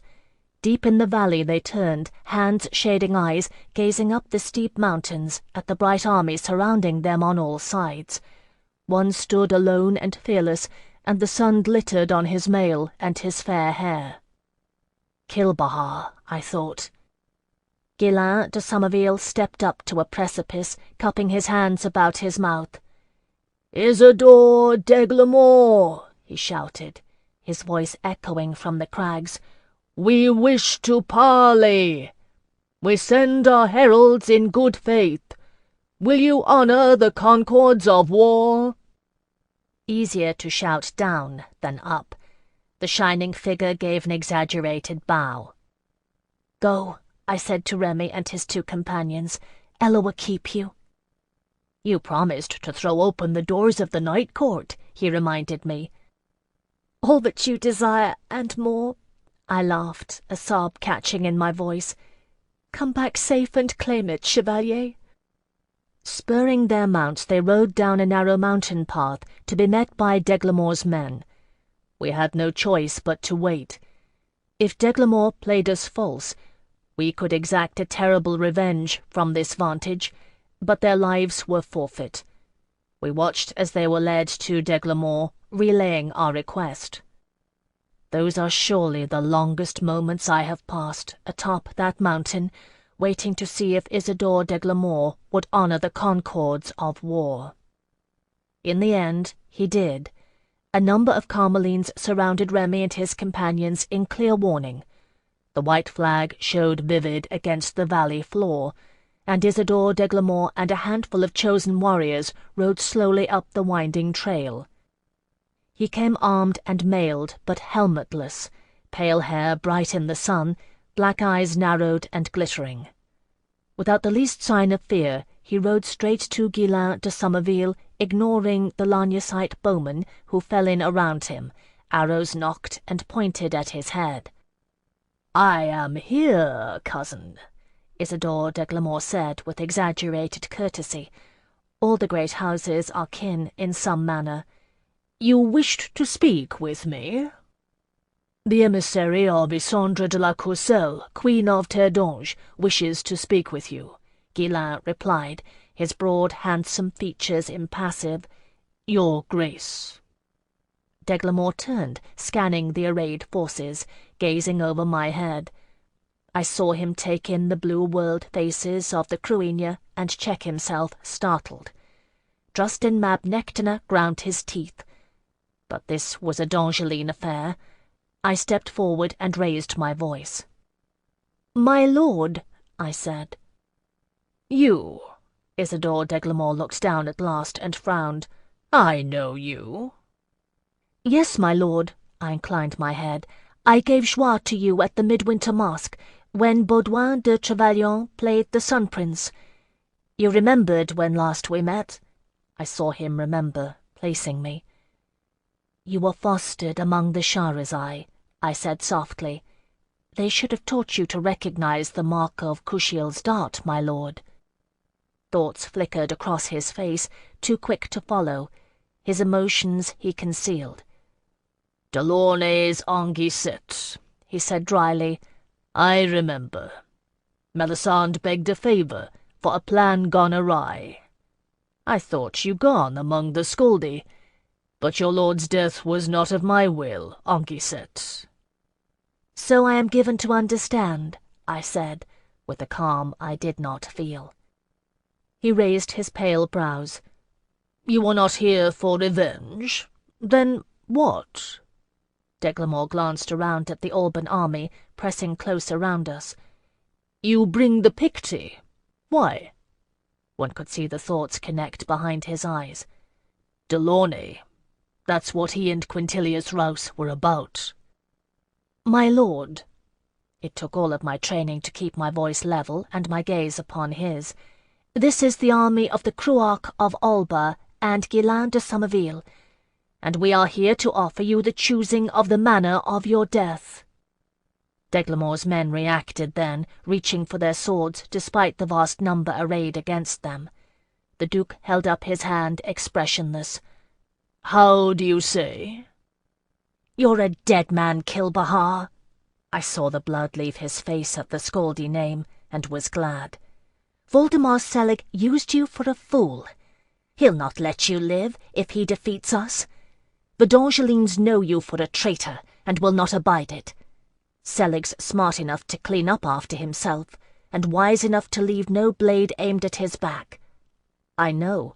I spent considerable time in his bed, thanks to you. You're dead no matter who wins. We can offer you a chance to die with honor." Isidore d'Eglamour threw his head back, eyes blazing. "What possible reason would I have to take it, Anguissette?" "I am Phèdre no Delaunay," I said softly, "and I can give you a reason, my lord. Because if you do not, and Selig prevails, Melisande Charizai will dance upon your grave." I have seen men take their death wounds, and their faces looked much like d'Eglamour's, contorted in a terrible rictus, as if hearing some dreadful jest. His eyes, blazing horribly in his stricken face, never left mine. I had gambled and guessed aright. He'd not known of Melisande's betrayal. "Melisande was in league with Selig?" he asked harshly. "Yes, my lord. I saw a letter in her own hand. I know it well. I ought to." I dared not take my eyes from his. "You would be well advised to do her no more favours." He turned away then with a curse, staring out over the valley where his army was arrayed. Leather and steel creaked as the Alban forces shifted, waiting. Ghislain de Somerville stood as stolid as an oak, and with as much expression. Justin watched, dark eyes thoughtful. Jocelyn hovered at my elbow in Carsline attentiveness, and I was glad of his presence. What Isidore d'Eglamour thought, I cannot guess. "I am the sword you would plunge into Selig's heart," he said presently, not turning around.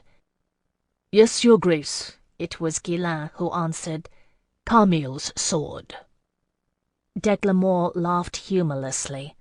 "The betrayer of the nation turned its saviour." He stood motionless, looking down at his army. A knot of men surrounded our three heralds, not to ward, but to listen, starved for news. They were Dangelines alike after all, and no one tells tales like a sailor, except perhaps for Tsingani and mendicants. Faint snatches of sound and laughter rose from the valley as Phèdre's boys sounded their marching chant. "Whip us till we're on the floor." "Will you feed them?" Deglamore asked abruptly. "Isandra cut off our supply train and sealed the doors of Cumlach against us." "We will," Ghislain said quietly. Deglamore turned around then and met his eyes. "What do you propose?" "I propose that we unite our forces and mount an attack on Selig's army." Ghislain gave a faint wry smile. "And strike as hard as we can for Voldemar Selig. No one's asking you to die alone, cousin. Selig is mine." The tone was calm, but the black eyes glittered. "Swear it, and I will grant what you ask." "I swear," Ghislain de Somerville said, and his face grew stern. "Do you pledge your fealty to Isandre de la Courcelle, on Carmiel's honor, and in the name of blessed Eloa?" "I'll pledge my loyalty to the destruction of Melisande Charizai," Deglamore said in his harsh voice. Ghislain glanced at me. I touched the diamond at my throat and nodded. It would do. Chapter 85. Descending into the valley to join Deglamore's army was tense. I did not think he intended to betray his word. He couldn't break the Scaldy siege without our aid, any more than we could without his. But if he did, that would be the time to do it, when our forces were strung out in long winding lines, bringing down not only the men, but provisions, pack-mules, and the unwieldy war-chariots the Dalriada would not abandon. I know Ghislain de Somerville and Drustin Mab Nectina were both alert and wary to the possibility, remaining mounted and full-armed throughout the journey. Isidore Deglamore, who had ridden bareheaded to meet us, watched with a hint of contempt. Guiding his mount effortlessly down the steep trail, he came alongside us. "You were the Castelline, weren't you?" he asked Jocelyn. "I remember. Melisandre's favour." "Yes, my lord." Jocelyn's tone was edged with bitterness. "I was the Castelline. Jocelyn Verai, formerly of the Castelline Brotherhood."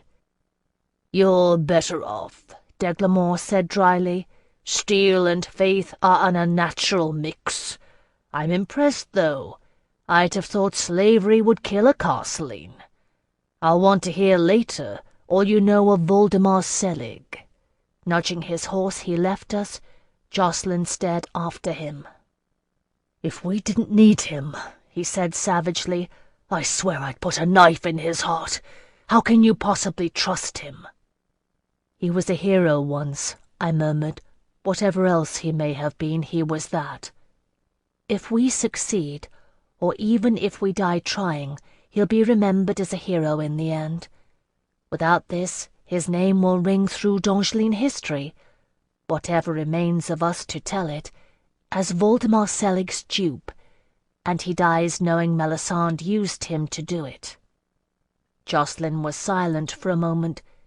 "She could have gained the nation with him," he said presently. "Why?" I shook my head. Visconti would still have invaded. Selig was using him too. Who knows what he promised her? At his side, she stands to gain 2 nations. 10,000 Carmelines know Isidore Deglamore betrayed the crown. He had an army at his back. Melisande plays a deep game. If Selig wins, you can count the survivors who know her role on one hand. He'll have an empire, and he'll take a queen to consolidate it."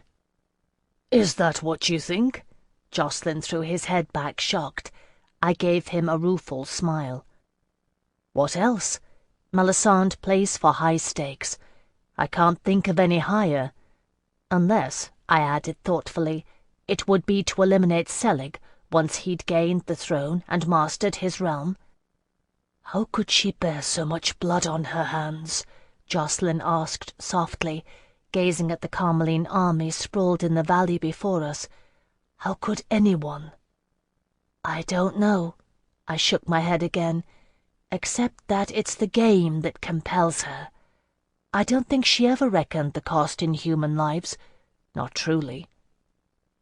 Delaunay, I thought, had been the same. A little bit, though his reasons were nobler. They had their pride alike in the playing out of their deep-laid schemes.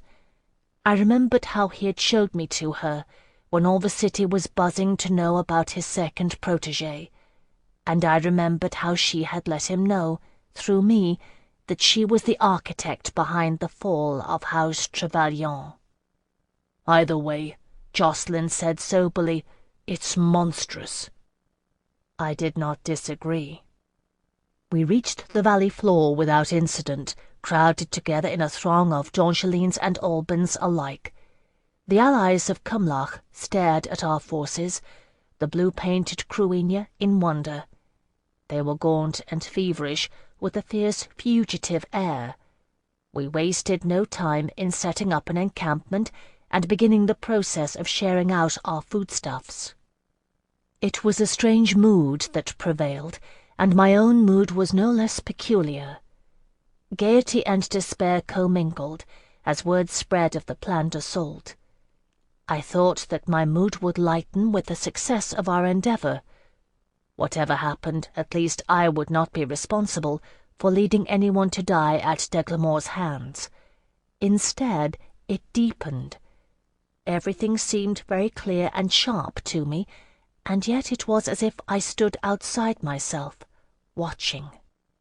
They made conference long into the night, tallying the numbers, arranging our joined forces into the most effective array of legions.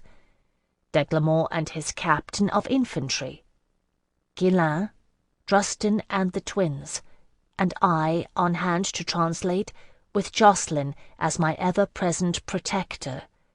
The Cruinia and the Dalriada had little notion of battle formation, but they grasped it quickly enough. Still, it was agreed that the Carmeline infantry would form the front line of our attack. Isidore Deglamore's reputation was no fluke. He was an extremely skilled soldier, and every man who served under him was trained and disciplined. Once the Scaldi had begun to rally, we would lose the Alban army. Cavalry and chariots sweeping around the outer flanks, followed by the hordes of foot soldiers. And when chaos ensued, the Carmeline infantry would part, and Deglamore's cavalry would penetrate into the heart of the Scaldi forces, driving toward Voldemar-Selig. He would be at the forefront of the attack on Trois-le-Mans, I could well guess. Selig was not one to lead from behind. They would have to pierce deep to reach him. "How good is he?" Isidore Deglamore asked abruptly, looking up from our hastily sketched battle plan to meet Jocelyn's eyes. "Do you know Courtesan?" Jocelyn returned the gaze unblinking. "He disarmed me," he said flatly, "in the heat of battle. He is that good, my lord." I expected some comment from the Duc d'Eglamore, but he somehow took Jocelyn's measure in the long stare that they exchanged, and only nodded, lamplight gleaming on his silver-pale hair. "Then I have to be better," he said quietly, touching the hilt of his sword. Jocelyn hesitated, then spoke. "Don't wait to engage him. He'll move inside your guard if you do.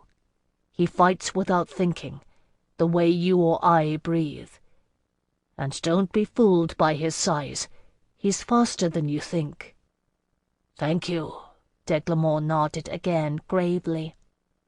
We spent the whole of the next day making ready to march, while scouting parties rode ahead, searching out our Scaldi pursuers, and reporting back on the state of the siege.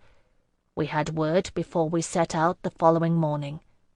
The fortifications had fallen, and the Scaldi were at the gates of Trois-le-Mans. It had been the right decision to seek Isidore Deglamore's aid.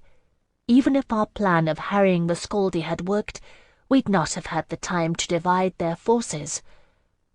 I've no head for warfare and strategy. There was no more I could do, save translate when needed, and stay out of the way when not. I had played my last card. What happened next was out of my hands. Why then did I feel this strange unease, this nagging feeling of something undone? All through the long march back toward Namar, it persisted. I gazed at the people who surrounded me, seeking an answer in their faces. Now that our course was set and we were in motion, the strangeness in them had passed, giving way to grim resolution. Here and there I saw the inward-looking gaze of those facing death, and here and there, too, I saw the hope and defiance. Drosten Mab Nectanar had it, riding with his head high, dark eyes shining. No matter what else, he was riding toward Isandre, whom he loved. Grania and Aemon had it too, sharing grins. I saw how alike they looked, then, in the face of battle. I looked at Ghislain de Somerville, and his expression was set and hard. He had planned as best he could, the royal commander's son. His father could have done no better. Isidore de Glamour glittered in his armour, his gaze fixed on the distance like an archer's upon a faraway target, a faint smile upon his face as he rode toward his fate. And Jocelyn, who rode at my side, quiet and worried. It gave me a pain in my heart to look at him. Blessed Eloa, I prayed, what would you have me do? Nothing but silence answered. I prayed to Namar, then, whose servant I was. Whatever it was not in her service.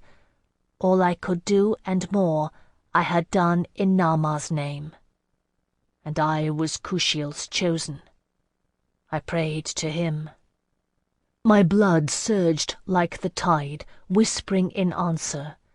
All my life I had honored Eloa. Since I was a child I had served Namar. But it was Kushiel who had marked me, and Kushiel who claimed me now. I felt his presence, enfolding me like a mighty hand. My lord Kushiel, I prayed, what must I do? You will know. How long had we been on the road? I could not count the number of weeks, months. It seemed a long time, a very long time, since that dreadful day when Jocelyn and I had failed to outrace death to Delaunay's door.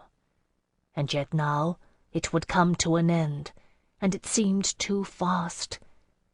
We made our camp in the foothills, a prudent distance from the battle. Come morning, we would attack.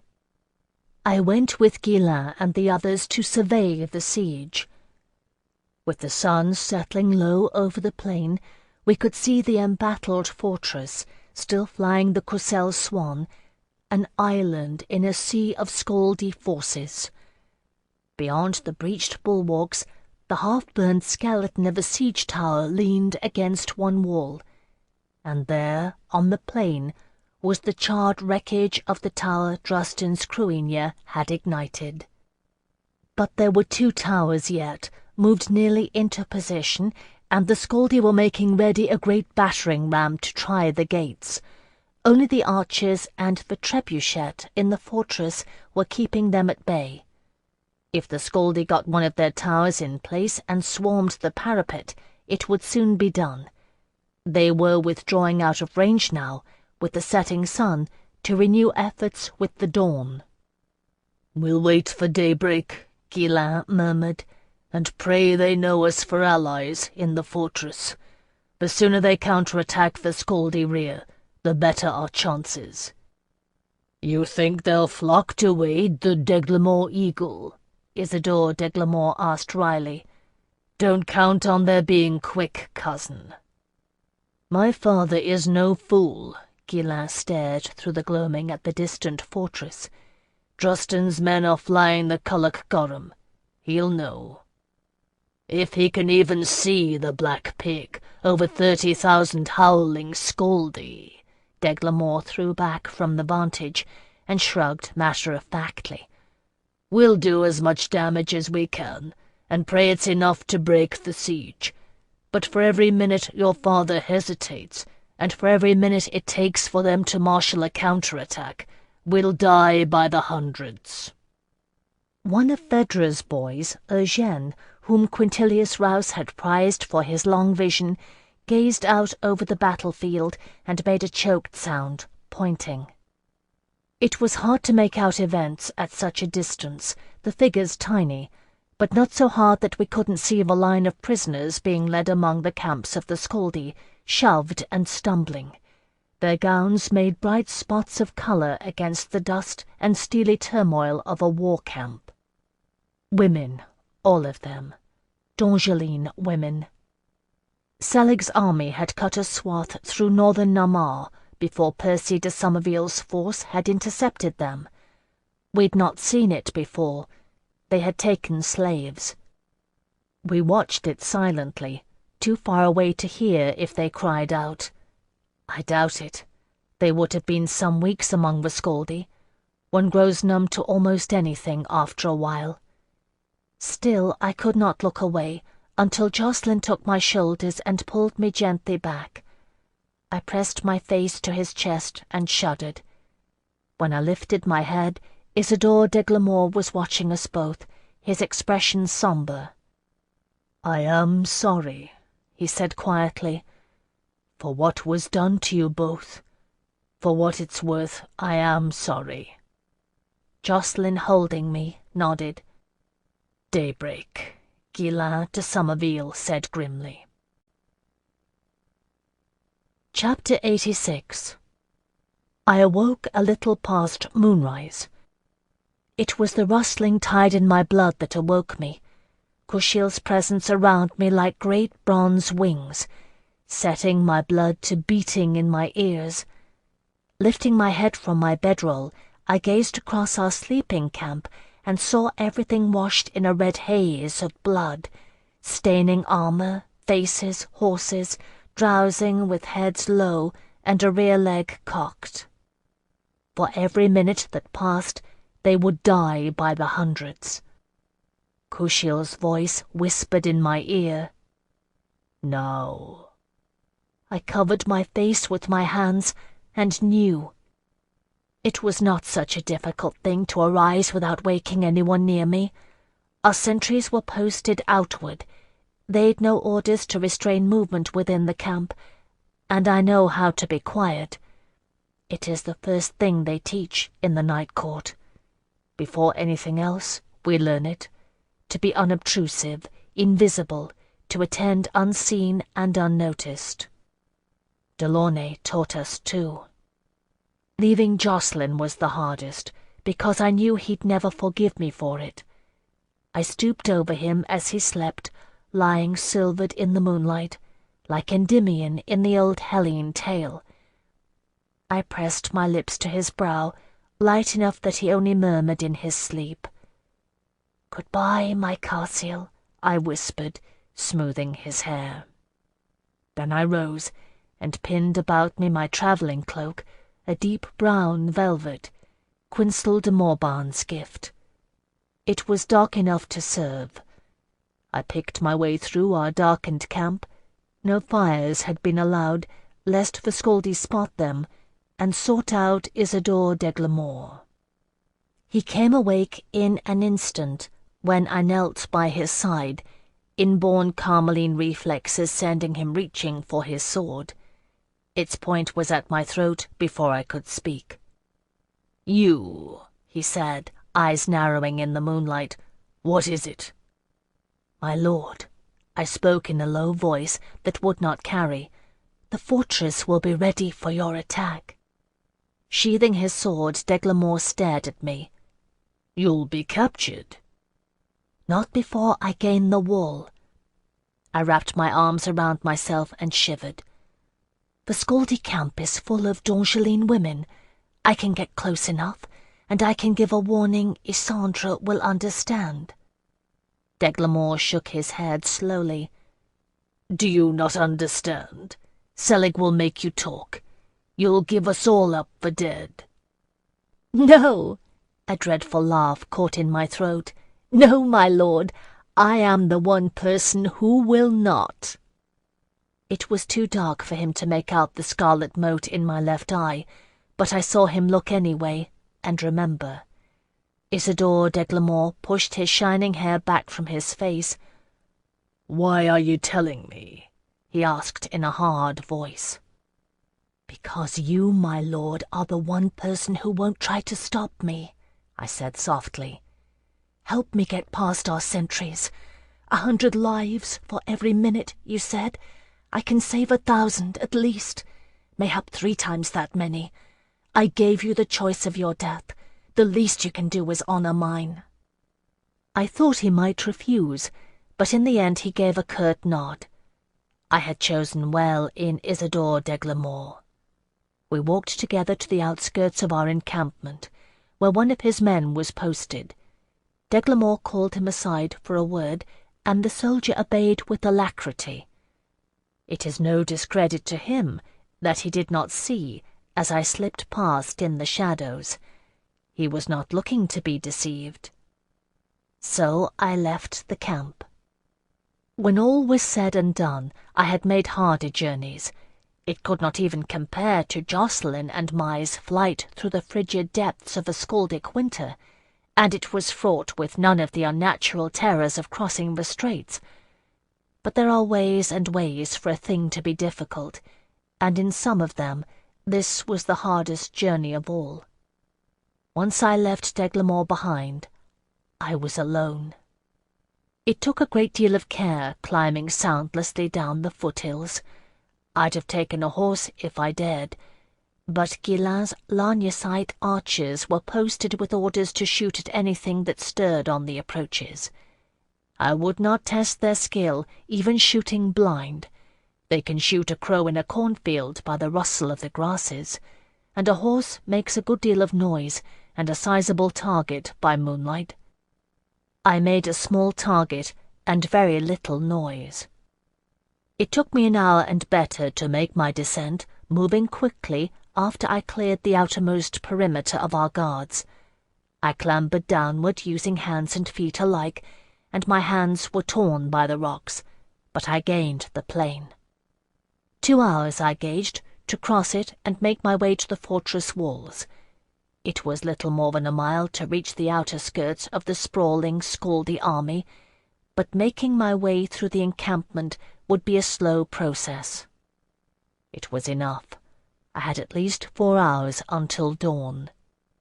The plain lay still and silent beneath the high, bright moon, and I crossed it in an agony of terror, starting at every sound. It is a wonder to me that the small creatures of the field, mice, rabbits, a night-hunting snake, do not flee the advent of war for miles all around. Once an owl's cry made me jump, tangling one foot in the hem of my gown, sending me sprawling to earth. With both hands planted in the rich soil of terre d'ange, I tried to slow the terrified beating of my heart. I found a smooth rock beneath one hand and carried it with me. I went onward. A child's ploy to distract the scaldy sentry dozing on his spear, nothing more. I threw the rock, hurling it with all my might. It fell to earth with a dull thud, and he looked that way. I passed the other way, drawing my hood about my face. Never despise a trick because it is simple, Delaunay said. The old ploys endure because they work. That would be the most dangerous part, I thought. Until I reached the scaldy camp. The fortified earthworks that surrounded Trois-le-Mans had been breached in a dozen places, undermined by sappers, burst with rams. It would have gone even quicker had Selig had catapults, but mercifully it seemed that was one element of Tiberian technology that had proved too difficult for his scaldy engineers to replicate with any accuracy. Bad enough they had learned to build siege towers.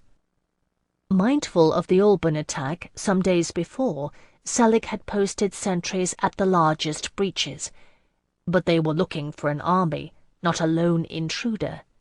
Circling the bulwarks at a distance, I spotted a gap scarce large enough to admit a child. Where the sappers had broken through, and abandoned the place where their cohorts had succeeded elsewhere. The earth and timber walls cast a deep shadow. Crouching in it, I worked feverishly with both hands, widening the hole until it was large enough to get my head and shoulders into it. Halfway through I got stuck. It was a tight fit, and something, I don't know what, the clasp of my girdle mayhap, caught on the rough timbers that formed the framework of the bulwark. I wriggled frantically, struggling not to panic, striving to remain silent. I was stuck fast. Kushiel, I thought, you did not send me to die here. I gave one last convulsive push, and something gave way, allowing me to spill out on the far side of the wall. Collecting myself, I knelt in the darkness and glanced around.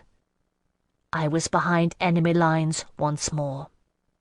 Far ahead of me stood the embattled fortress, looming against the night sky.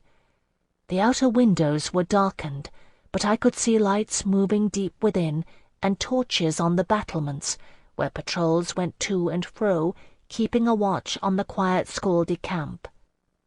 Between us lay the Scaldi. Taking a deep breath, I left the wall and began to make my way through the encampment.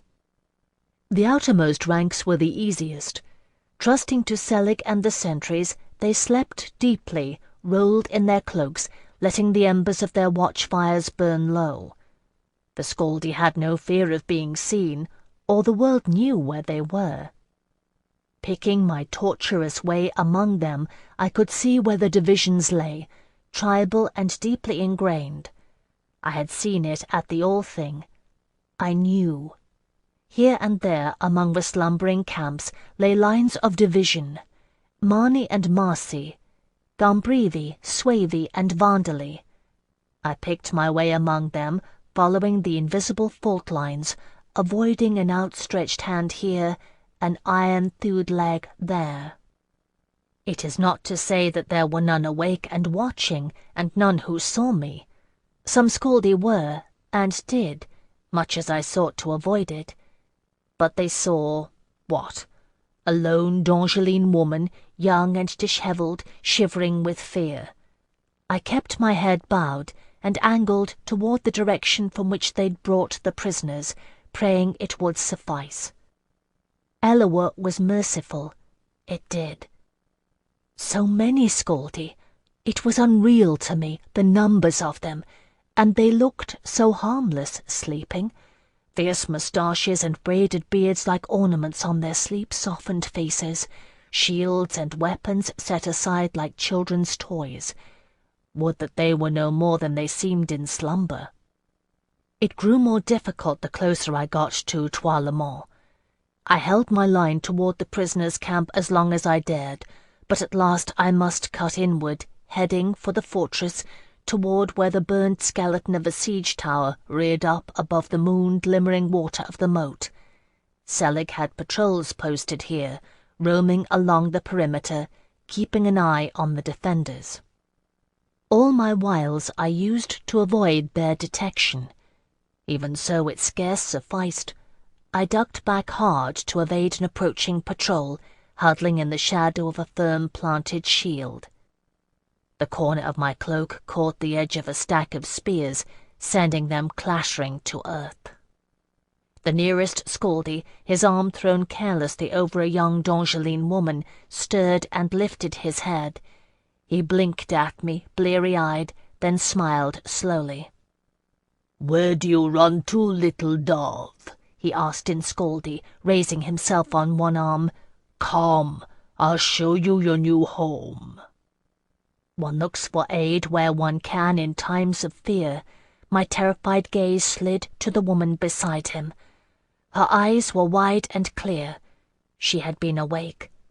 We stared at each other in the moonlight, Dongelines alike, and I realized that she wore the rent and dirt-stained robes of a priestess of Narmar.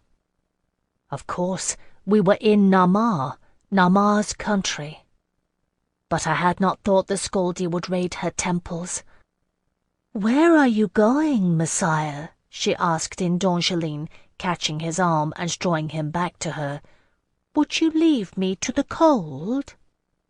If he did not understand her words, he understood her intent, laughing and nuzzling her neck. Crouched in the shadows, I held her gaze as it watched me over the warrior's shoulder, bleak and resolute. I mouthed the words silently, "Thank you," and fled into the darkness, offering a blessing to Nama, who had protected her servant. So I gained the ruined siege tower.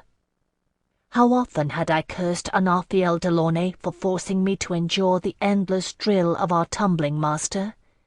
I have repented of it since. I repented of it now, grasping the scorched timbers and hauling myself upward. Up into the night I climbed, facing the grey stone walls of Trois-le-Mont, from which I was separated only by the width of the narrow moat.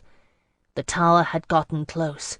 If they'd bridged the moat, it was high enough to clear the battlements. But they hadn't, and the distance of their failure was the distance of my fate.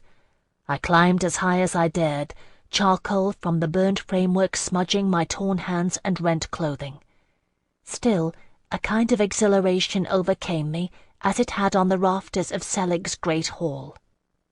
On the sloping underside of the nearest tower was a meurtriere, an opening from which the defenders could shoot at the attackers below.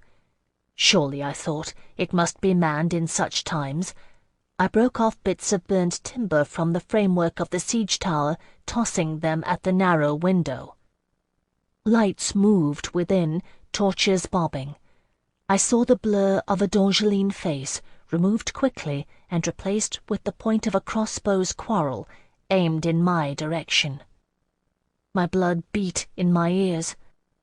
"Hold!" I cried aloud, letting my voice ring clear in the night. "In the name of Isandre de la Courcelle, hold!" The archer held, and shouts arose from the Scaldy patrol. Figures raced in the darkness below me, swarming the base of the tower. The crossbow withdrew, replaced by the same face, perplexed eyes meeting my own. I clung to the framework, leaning out as far as I dared, letting the faint torchlight from the battlements above illuminate my face. "Tell the Queen," I shouted, "that Delaunay's other pupil has done her bidding." That much and no more I got out, before hands grasped me from below, dragging at me.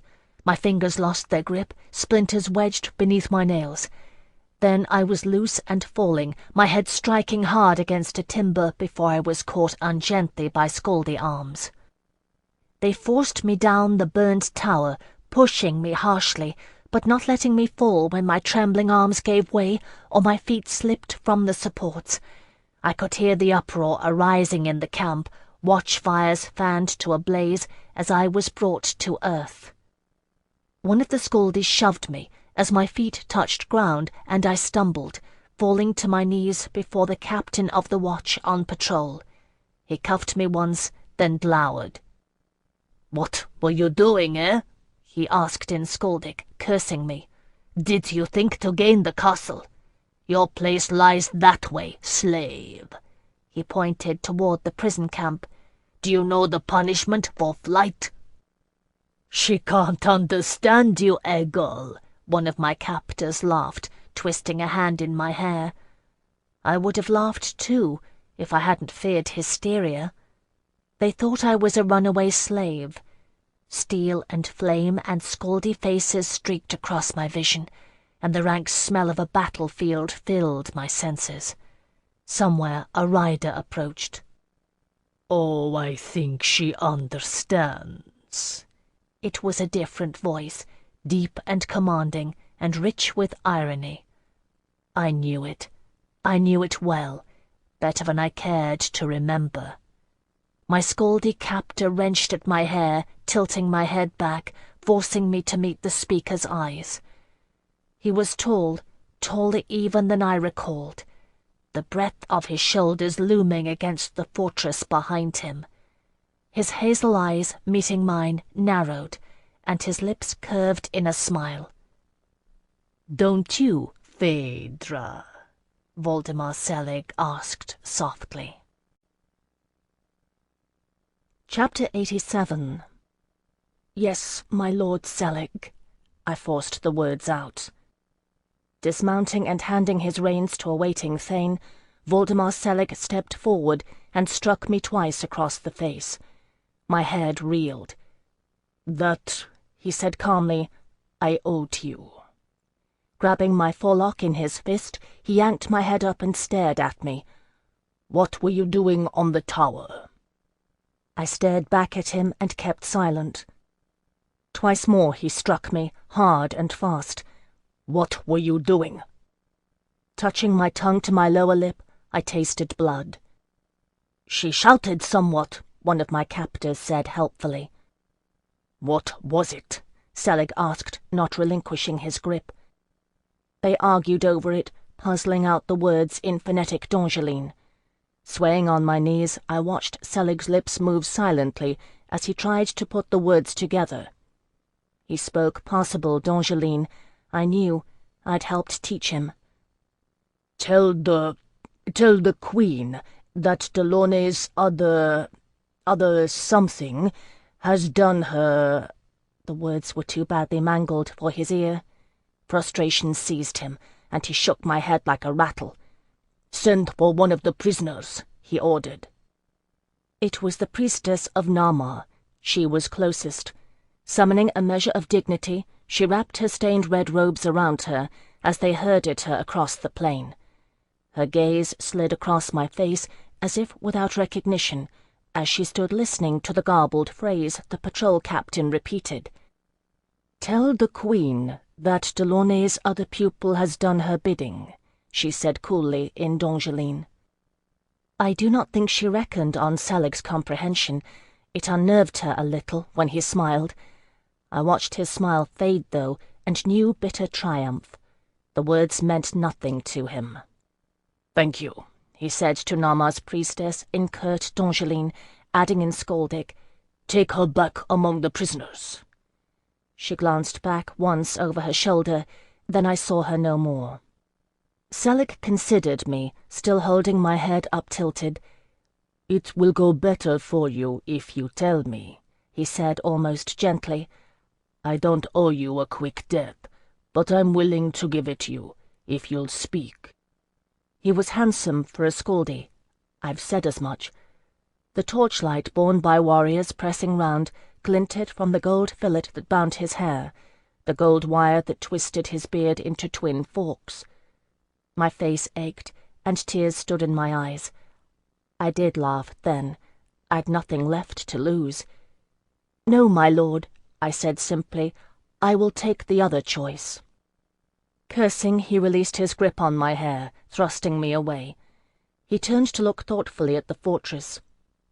"You claim to find pleasure in pain," he said.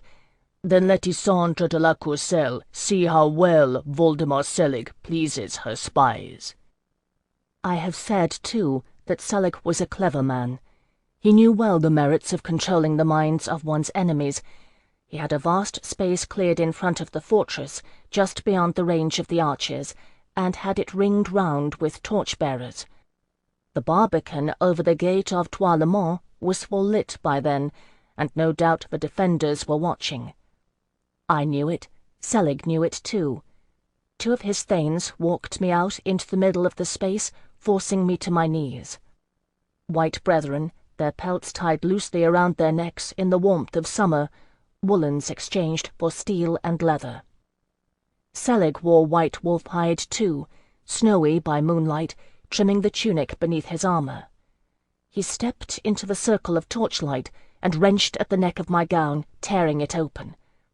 I felt the night air moving upon the bare skin of my back. "Isandre de la Courcelle," he shouted, his voice carrying, "see what becomes of spies and traitors." I heard the sound of his belt dagger rasping clear of its sheath, felt the point of it placed against the skin of my left shoulder blade. The white brethren held my arms as he began to cut. Voldemar Selig was known to be a mighty hunter. Unlike Dongeline nobles, Skaldic lords do not have servants to perform distasteful chores. They skin and gut their own kills. When Selig scored a strip of flesh from my back and began slowly to pull it down, I knew what he intended. He was going to skin me alive.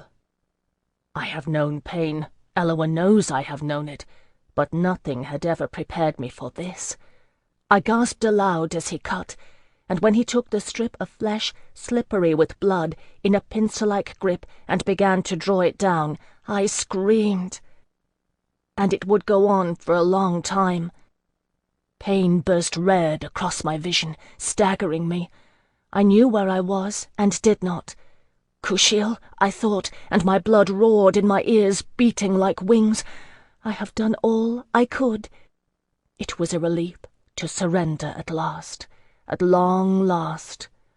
I could hear my voice still, whimpering, ragged with pain, and Selig's whisper in my ear, "Tell me, tell me." These things happened, I know. And yet it all seemed distant and far beyond me, minor tempests on the outskirts of the maelstrom of agony I inhabited. The world lurched sideways through a blood-red haze, and hands dragged me upright. Pain blossomed all through me, finding a home at the base of my spine, radiating outward. Pain obliterates everything else. In pain there is only the eternal present. I fell into it, as if into a dark, bottomless well, seeing the bronze mask of Kushiel hanging before me, stern and compassionate, bronze lips moving, speaking words I felt in my bones. Pain redeems all. It is the awareness of life, a reminder of death. I saw faces, other faces, mortal and beloved. Delaunay, Alcuin, Cecily, Telesis, Hyacinth, Jacqueline, and more flickering too fast to number. Isandra, Quintilius Rouse, Drustin, the twins, Phèdre's boys, Master Tielar, Guy. Some I didn't expect. Hatvik, Knut, Childric Desam, the old Dawain, Loda One-Eye. Even at the end, my mother and father, dimly remembered, and the Scaldy mercenary, who had tossed me in the air and laughed through his moustaches. Melisande. Ah, Eloa, I did love her once. It was the cessation of pain that brought me back. Selig's knife had halted in the course of parting my skin from my flesh, paused in an incredulous moment. A voice was speaking, one I knew, clear words ringing on the night air in heavily accented Skaldic. "Voldemar Selig, I challenge you to the Holmgang." They let me go then, and I fell over, my cheek cradled on the dusty, trampled field. I bled into the dirt and blinked unbelieving at the figure that had parted the Scaldy ranks. Stolen armor and a stolen horse for disguise, he had done it before, and cast lean arms, summer blue eyes behind the wild, desperate dare. "Eloa, no," I murmured against Dangeline's soil. Voldemar Selig stood staring, then laughed and laughed. "It would have been too much to ask," he declared joyfully, spreading his arms. "Ah, old Father Odin, you are generous. Yes, Jocelyn Verai, let us dance upon the hides, and then—" he turned, roaring his words toward Trois-le-Mans. "Then let Terdange see how Voldemar Selig deals with her champions." These are the things the Scaldi love, the stuff of legend. 20 spears pointed at Jocelyn as he dismounted, and his stolen mount was seized. They stripped away his stolen armor too, while a ripple ran through camp as they searched for a suitable hide to stake out for the Holmgang. Hauled to my knees and held in place by the 2 white brethren, I saw it all. Selig's hazel eyes gleamed keen and bright as he tested the heft of his shield. No one would lend one to Jocelyn. He stood at ease in the Castelline manner, only the steel vambraces on his forearms to protect him. I knelt bleeding, rife with pain, and cursed him in my soul. Whether Selig defeated him or not, it didn't matter. He wasn't fool enough to throw victory away on a game of honor. He would break Jocelyn, or worse, use me to do it. Jacqueline, Jacqueline, I thought, tears running unheeded down my face. You've done it, you've truly done it, and killed us all with your damnable vow. They took their places at opposite ends of the hide. Jacqueline crossed his arms and bowed. Voldemar Selig thrust his sword into the air, and the Skaldi shouted. One voice, 30,000 throats. They began to pound their weapons upon their shields, a measured beat. Selig turned to the dark, watching fortress and swept a mocking bow. I knelt, awash in pain. And the home gang began. I would like to tell it in poets' words, this deadly dance they enacted on a few square feet of hide before the whole of the Skaldi army and the silent defenders of Trois-le-Mont. I would that I could. But they were fast, so fast, and I had come back a long way from Kushiel's realm. I saw swords flickering in the torchlight, streaks of steel awash in ruddy light, the sound of clashing metal lost in the beating surge of spear butts against Skaldic shields. I saw Jacqueline's hair, wheat gold against the darkness, fan out in a tangle of Skaldi braids as he spun, evading Selig's biting blade. Fast, but not fast enough. I saw his sleeve darken with spreading blood as the edge of Selig's sword slashed his arm above the vambrace. The beating rhythm hesitated, waiting to see if blood would spatter the hide. Selig tossed aside his cracked shield and reached for another, knowing without looking that a loyal thane was at hand. Jacqueline loosed the buckles of his vambrace one-handed, sliding it up and tightening it in place over the wound, using his teeth. Laughing, Voldemar Selig attacked, and the beat resumed. And I saw Jacqueline deflect his blow with one sweeping gesture, ready for the attack, his other hand coming up to resume the two-handed grip on his sword hilt, and his sword slid high across the darkness as Selig raised his shield to parry, the point scoring a line across Selig's jaw. It bled rivulets into his tawny brown beard with its gold-wrapped fork, bled red rivulets that dropped fat red drops of blood onto the hide. The Skaldi ceased their pounding. In silence, Jacqueline bowed and sheathed his sword. Voldemar Selig wiped one palm along his jaw and shook it contemptuously, spattering blood. "For that," he said softly, raising his sword to point it at Jacqueline's heart, "I will let you live long enough to see what is left of her when I am done, and have given what remains to my men." I knew the whiteness of perfect despair. Jacqueline lifted his gaze to Selig's and stood motionless, his blue eyes tranquil. "In Kushiel's name," he said, in a voice calm beyond calm, "I protect and serve." And he moved, flowing like water. All the Castelline forms have names, poets' names, lovely and serene, drawn from nature. Birds on the wing, mountain streams, trees bending in the wind. It is how they name what they do. Except for the one they call Terminus. There is a play, a famous play, its name was lost in white light of despair, in which a Castelline brother performs the Terminus. I saw a player act it out once in the Cockerel. I knew it then, swaying on my knees, held upright by my Skaldi guards. When Jacqueline, spinning in my direction, tossed his right-hand dagger in the air and caught it by the blade, I knew. When he brought his left-hand dagger to his throat and set its point, I knew. It is the last act the perfect companion may perform. I met his eyes, the dagger in his right hand balanced to throw at my heart, the dagger in his left poised to cut his throat. I had judged him wrong. Truly he had come to save us both, in the only way left to us. I had not known, until that moment, how very deeply I had feared my fate. "Do it," I whispered. Jacqueline looked over my shoulder and froze. And then moved like lightning, his right hand whipping forward to throw the dagger. It caught the White Brethren guard on my left in the throat, and he fell backward with scarcely a gurgle, his hand leaving my arm.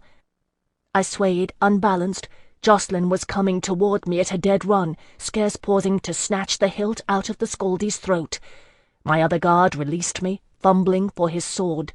Too late. The crossed daggers took him high too, opening gaping wounds on either side of his neck. Heedless of the pain it caused, Jacqueline grabbed my arm unhesitatingly, hauling me to my feet and plunging toward the fortress. Half-dragged, staggering in his wake and in agony, I saw it. The portcullis was being raised. The Scaldy army roared behind us as the drawbridge crashed down across the moat. We raced desperately across the ruined earth, my lungs burning for air, each step an agony of blossoming pain. That was when the night skies lit on fire. From atop the battlements the trebuchets were loosed, and gouts of flame seared the night.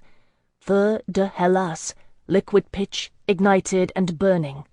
It soared in an arc over our heads, splattering into the front line of our Scaldy pursuers, sending them rolling and screaming to earth. I heard Selig's voice rising above it all. "Advance!" he roared. "Advance! And get ahead of it, you fools!" How many listened, I don't know. Enough, I dare say. But then the earth shook, and from the dark mouth of the gate a mounted sortie emerged. 4 Seovalese cataphracts, riders and horses alike, covered head to hoof with armour, gleaming silver and gold by firelight. They pounded past us on either side, slamming into the wall of the approaching Scaldy. And on their heels 20-odd light-armed riders, turbaned and helmed, uttering a fierce Arcadian ululation. One swooped by me like a mounted hawk, a deft hand plucking me up to sling me across the pommel of his saddle. Jouncing in pain, I dimly saw Jacqueline take the hand of another, swinging up behind him in the saddle. We wheeled and turned. The cataphracts split off and surged back toward the drawbridge, heavy hooves pounding. The other riders roiled in a semicircle against the Scaldy, fingers plucking at horsemen's bows. The trebuchet atop the fortress thudded dully, and more feu de Hellas lit the air, glittering bright above the furious mien of Voldemar Selig, who stared unbelieving as his prize escaped. Hoofbeats echoed as we fled across the drawbridge, the defenders of the gatehouse already working frantically at the winches. The last members of the sortie made it with desperate leaps, horses stumbling on the slanted planks. The drawbridge shuddered into place, and they cut the ropes raising the portcullis, dropping it with a resounding crash. We had gained the inner ward. Slung across the saddle, limp and bleeding, I scarce heeded the commotion as the gatehouse guards rallied against the Scaldy, who threw themselves in waves at the moat, driving them back coolly with a rain of crossbow fire. Safe within the stone walls of the fortress courtyard, the riders of the sortie dismounted, jesting with disbelief to find themselves still alive. My rescuer was among them, removing his conical steel helm and running a hand through his short-cropped, pale hair. "Who would have thought," Kushiel L'Envers said ironically, "I'd risk my life for a member of Delaunay's household."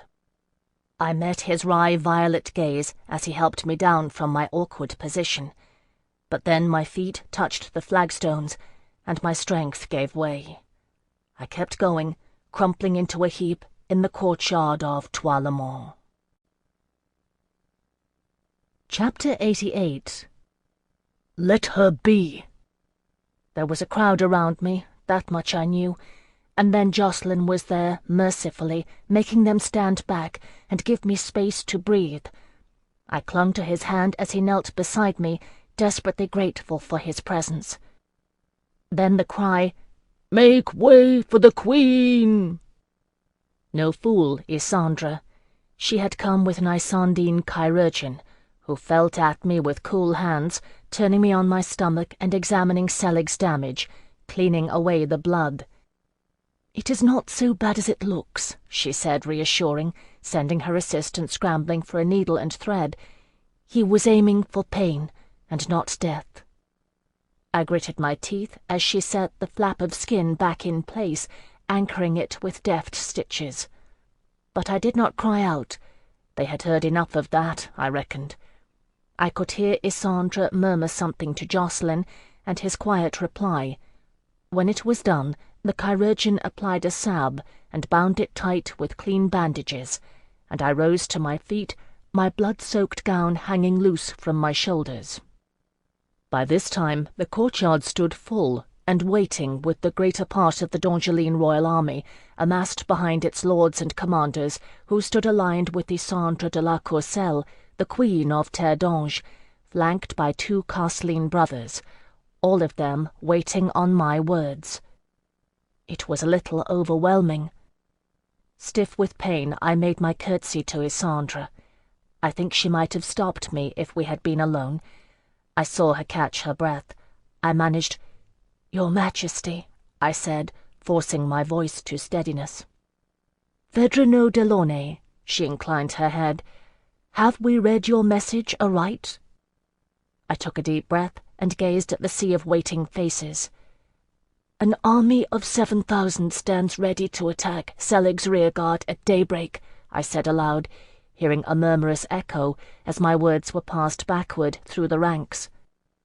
Percy de Somerville, looking gaunt and tired, kindled to life. "Eloa," he exclaimed, "7,000 Albans." "No, my lord," I shook my head. "Half the force is Alban. The other half is Isidore d'Eglamour's army." This time the murmur rose nearly to a roar, surging in waves through the courtyard. I wavered on my feet, and Jacqueline caught my arm, steadying me. Dishevelled and unwashed, hair in a half-braided tangle, one sleeve dark and stiff with blood, he looked nothing like his Castelline brethren, and about 10 times as dangerous. "D'Eglamour," Bachkiel Lanvert said in disgust. "Whose fool idea was that?" "Mine, my lord," I said evenly, "implemented by my Lord de Somerville's son." "Guillain?" The light in Percy de Somerville's eyes grew brighter. "Guillain is with them?" I nodded, fighting exhaustion. "Guillain and a few hundred of his men. He left Marc de Trevelyan in command in Azal with Admiral Rouse. They planned the attack together. Guillain, I mean, and d'Eglamour, and Trustin, and the twins." I saw his face go blank. "The lords of the Dalriada." "Then Rouse is alive, and Marc too." It was Gaspard Trevelyan, his salt and pepper hair gone greyer in the months since I'd seen him. I learned later that he had lingered too long aiding Isandre and de Somerville in organizing the defence of Trois-le-Mans, and been cut off from returning to Azal to fight with his kinsmen. "Yes, my lord," I said, "when we left them." "Thanks to Eloa," he murmured, grey eyes resting kindly on me, "for their safety and yours." "Why would Isidore d'Eglamour aid us?" asked a quiet voice. I recognized Thibault, the Sieur-Belize Comte de Toulard, more soldier than scholar now. "Because—" I shifted and winced. My back throbbed and burned like fire. D'Eglamour had been right. They were loath to trust him. I hadn't reckoned on this difficulty. I'd not reckoned on being alive. "He is Dongeline, my lord, and he is dead no matter what happens. I gave him the choice of a hero's death." Bachkiel Lanvert looked hard at me. "Are you that sure of him, Delaunay's pupil, that you'd risk our lives on it?" "Yes, my lord." I held his gaze. "Why did you come for me, when you despised my Lord Delaunay?" "Because," Lanvert's eyes glinted, acknowledging my point, "because we are Dongeline, Phèdre Delaunay, and young Berai afforded Selig's men with a distraction." He clapped his hand on Jacqueline's shoulder. "Good thing we came before you played out your Castelline endgame, yes?" He laughed at Jacqueline's level stare. "But d'Eglamour is a traitor. Whatever Delaunay may have thought of me, I never let the Scaldy in the door. What does d'Eglamour care who sits the throne if he's dead either way? We set him up with Baudouin's men. Do you think he wouldn't take the chance to serve us the same?" Isandre watched us, giving nothing away, The lords and the army were waiting on her decision. "Oh, Isidore d'Eglamour cares," I said softly, "and he wants revenge." I touched the diamond at my throat. "He is not playing for you, my lady," I said to Isandre. "He is playing against Melisande Shahrazai." There was a silence. "That would do it," L'Envers admitted slowly. "My Lord de Somerville," Isandre said crisply, turning to Percy, "we will support our allies and mount a counter-attack on the Scaldi army. Will you so command it?" Percy de Somerville bowed, his face firm with resolve. "Your Majesty, I will." Willingness and relief in his voice. His son was leading those allies. There was a muffled sound from the gatehouse. One of the defenders ran panting into our midst, saluting de Somerville. "They're breaking up the siege tower to lay timbers across the moat, my lord," he said, wiping his forearm across his brow. "Selig's out there, madder than a pricked bull." "Use everything we have." I didn't know the lord who spoke, a Kushiel by his accent. Excitement was beginning to spread in the wake of Isandre's pronouncement. "Set an archer at every arrow slit, and rain down fire upon them. We've only to hold out till dawn." Cheering rose, setting my ears to ringing. "No!" Percy de Somerville's voice quelled it. He glared at the lord who'd spoken. "Listen well," he said grimly into the subdued quiet that followed. "The last thing we want to do is make Voldemar Selig think we can afford to waste our armaments in fending him off.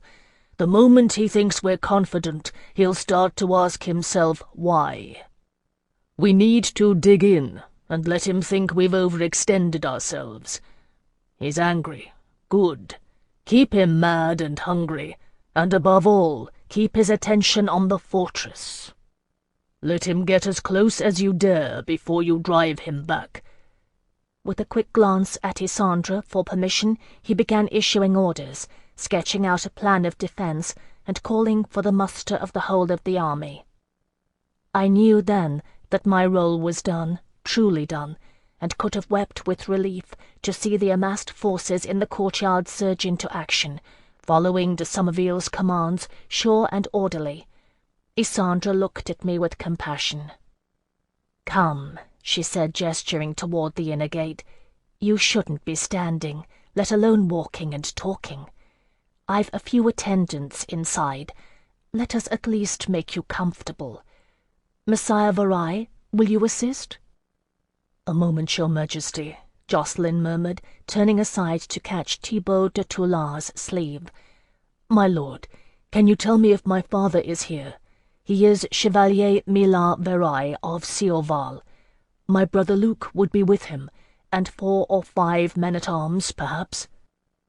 De Toular hesitated and shook his head regretfully. "I'm sorry, Messiah Varai. There are some 1,600 Siovalese, and I do not know them all. You might ask the Duc de Périgueux, who commands for Sioval." "His Grace de Périgueux is on the battlements," a passing soldier commented, "or was at last count. One of the trebuchets not firing. South wall, I think." "No, it was the west," came a dissenting voice. Other voices offered comments. The Siovalese command, it seemed, was to be found wherever mechanical difficulties arose. They are clever with such things, Shemhazai's line, and no one knew of Jocelyn's father or brother. "Go find him," I said, seeing Isandre arch an impatient brow. "I'm fine." Jocelyn looked incredulously at me. "You're a long way from fine," he muttered, picking me up unceremoniously, careful of my injuries, though heedless of my dignity. "Your Majesty," he said, nodding to Isandre. Inside it was quieter. Thick stone walls surrounded us, and one might almost forget that a siege was being waged outside. Only 3 ladies-in-waiting attended the Queen. There would have been legion in the palace, but Isandre was enough Roland's daughter that she would not permit her household staff to follow her to war. Those who had come had done so of their own choice. The Isandine chirurgeon, whose name was Lelalia Valet, checked my bandages once, then tended to the gash on Jocelyn's arm, and departed, bowing.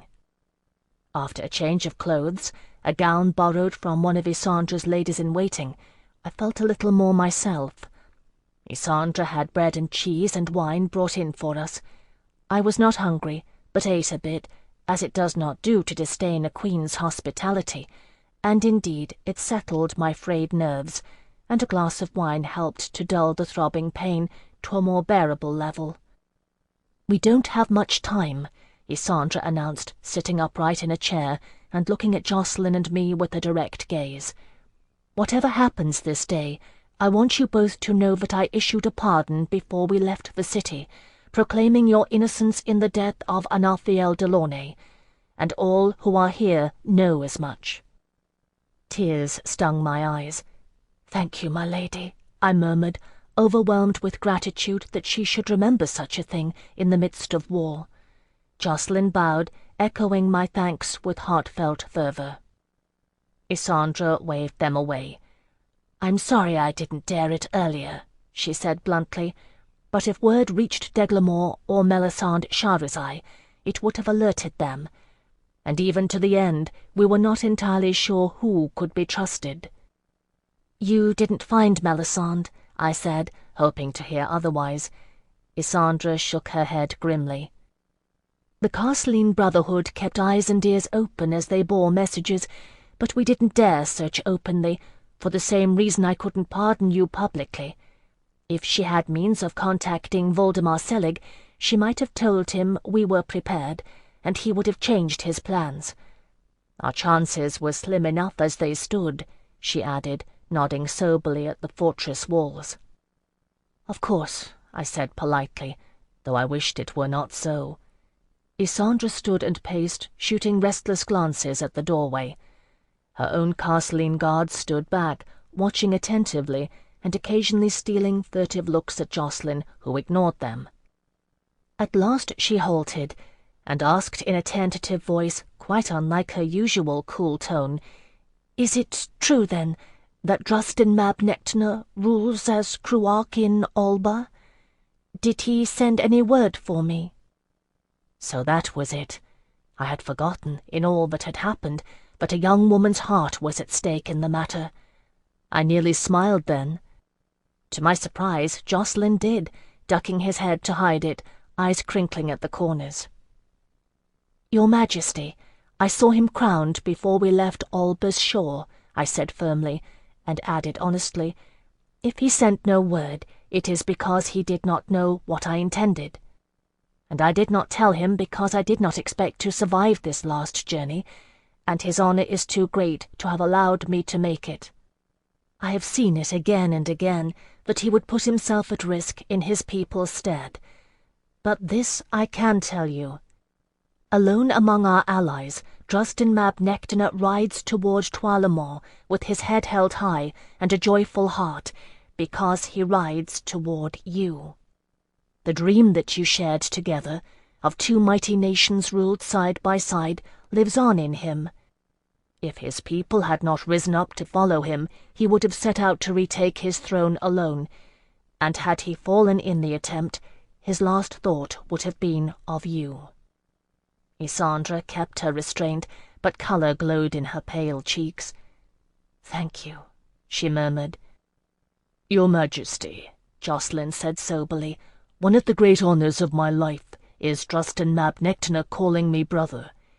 He is a courageous and good leader, and I think in his quiet, Cruinia way, he is very madly in love with you." Her blush deepened. "I didn't think Carsleens were supposed to notice such things," Isandra said tartly, masking her reaction. Her own Carsleen guards held their expressions impassive. "No," Jocelyn said, wryly glancing at me, "they're not." "Your Majesty!" A soldier in a mail shirt, his helmet under his arm, appeared at the door. "The sky is beginning to lighten. My Lord de Somerville would have conference with you." Isandra left then, taking her guards and attendants with her, leaving Jocelyn and me alone. It was hard to speak of it after what had happened. "How did you know?" I asked softly. He shook his head. "I don't know. I awoke and knew something was amiss. When I saw you had gone, I just knew. And I knew what Selig would do if he caught you." "I thought you'd betrayed us all for your vow, before the end." I had to say it. "I'm sorry." "I don't blame you." He gave me his wry look. "You know it is something every Castellan learns, the terminus, but no one's ever used it in living memory." He studied his hands. "I nearly killed us both." "Jocelyn," I touched his face, "I know, and until the day I die, I will be grateful for it." There was more, so much more I wanted to say to him, but I could not find the words, and there was no time for it.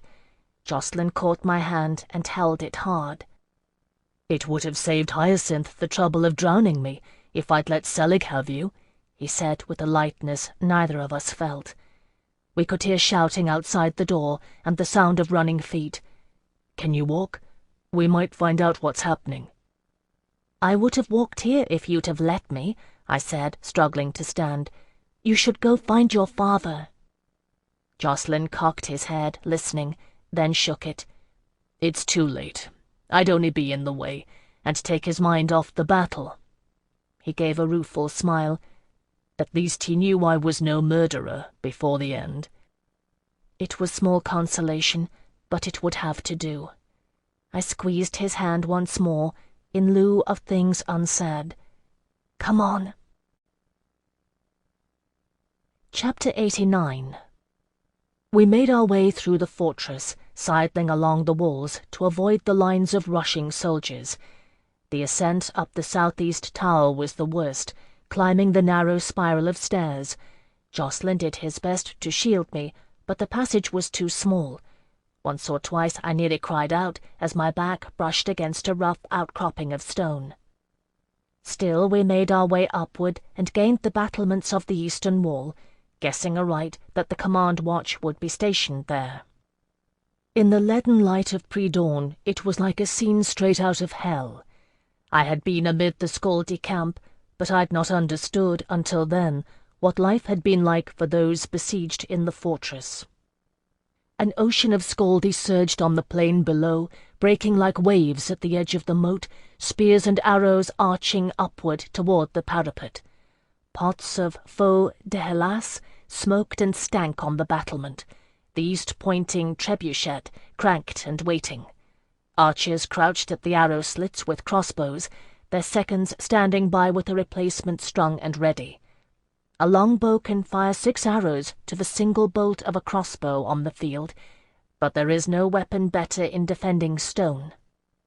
Amid this chaos, cool and composed behind one of the high merlons of the crenellated wall, stood Isandre de la Courcelle, Queen of Terre d'Ange, in discussion with Percy de Somerville, Gaspard Trevelyan, and Barquier l'Envers. Spotting Jocelyn and me in the tower, de Somerville sent a detachment of soldiers to escort us, shields braced outward against Scaldi weapons. "Good," de Somerville said calmly. "I'm glad you're here. Selig's got his temper under control. He's still focused on the assault, but he just sent out scouting parties in 6 directions, and I think he's increased the guard on the perimeter. What's Guillain's angle of approach?" "Due east," I said, pointing toward the foothills. De Somerville put his eye to the arrow slit and squinted through it. "How long until they arrive, if they begin to move at first light?" 2 hours, I guessed. Jocelyn shook his head. "They'll be moving in a hurry, and Selig's sentries will give warning long before they get there. I wouldn't worry about scouting parties. They're no match for the Cruinia. But once they're on flat ground, they'll be seen. The Scaldi won't wait. They'll take the battle to them. An hour, no more, I think." "If Selig divides his forces, we're in trouble." Barquier l'Envers tucked the trailing end of his burnous more securely beneath his helm. "He could leave 10,000 men here to keep us penned in, and still outnumber the Albans 2 to 1. I rose on tiptoes to peer through the arrow slit. Below, out of arrow range, Voldemar Selig rode a tall horse, a mighty figure, ranging back and forth along the line, shouting exhortations at the Scaldi. "They'll follow Selig," I said, drawing back. "If he turns, they'll all go, and Isidore de Glamore is aiming for him." I could see how little they liked it still, mistrusting de Glamore's loyalty. I didn't blame them. "So be it," Percy de Somerville said at length.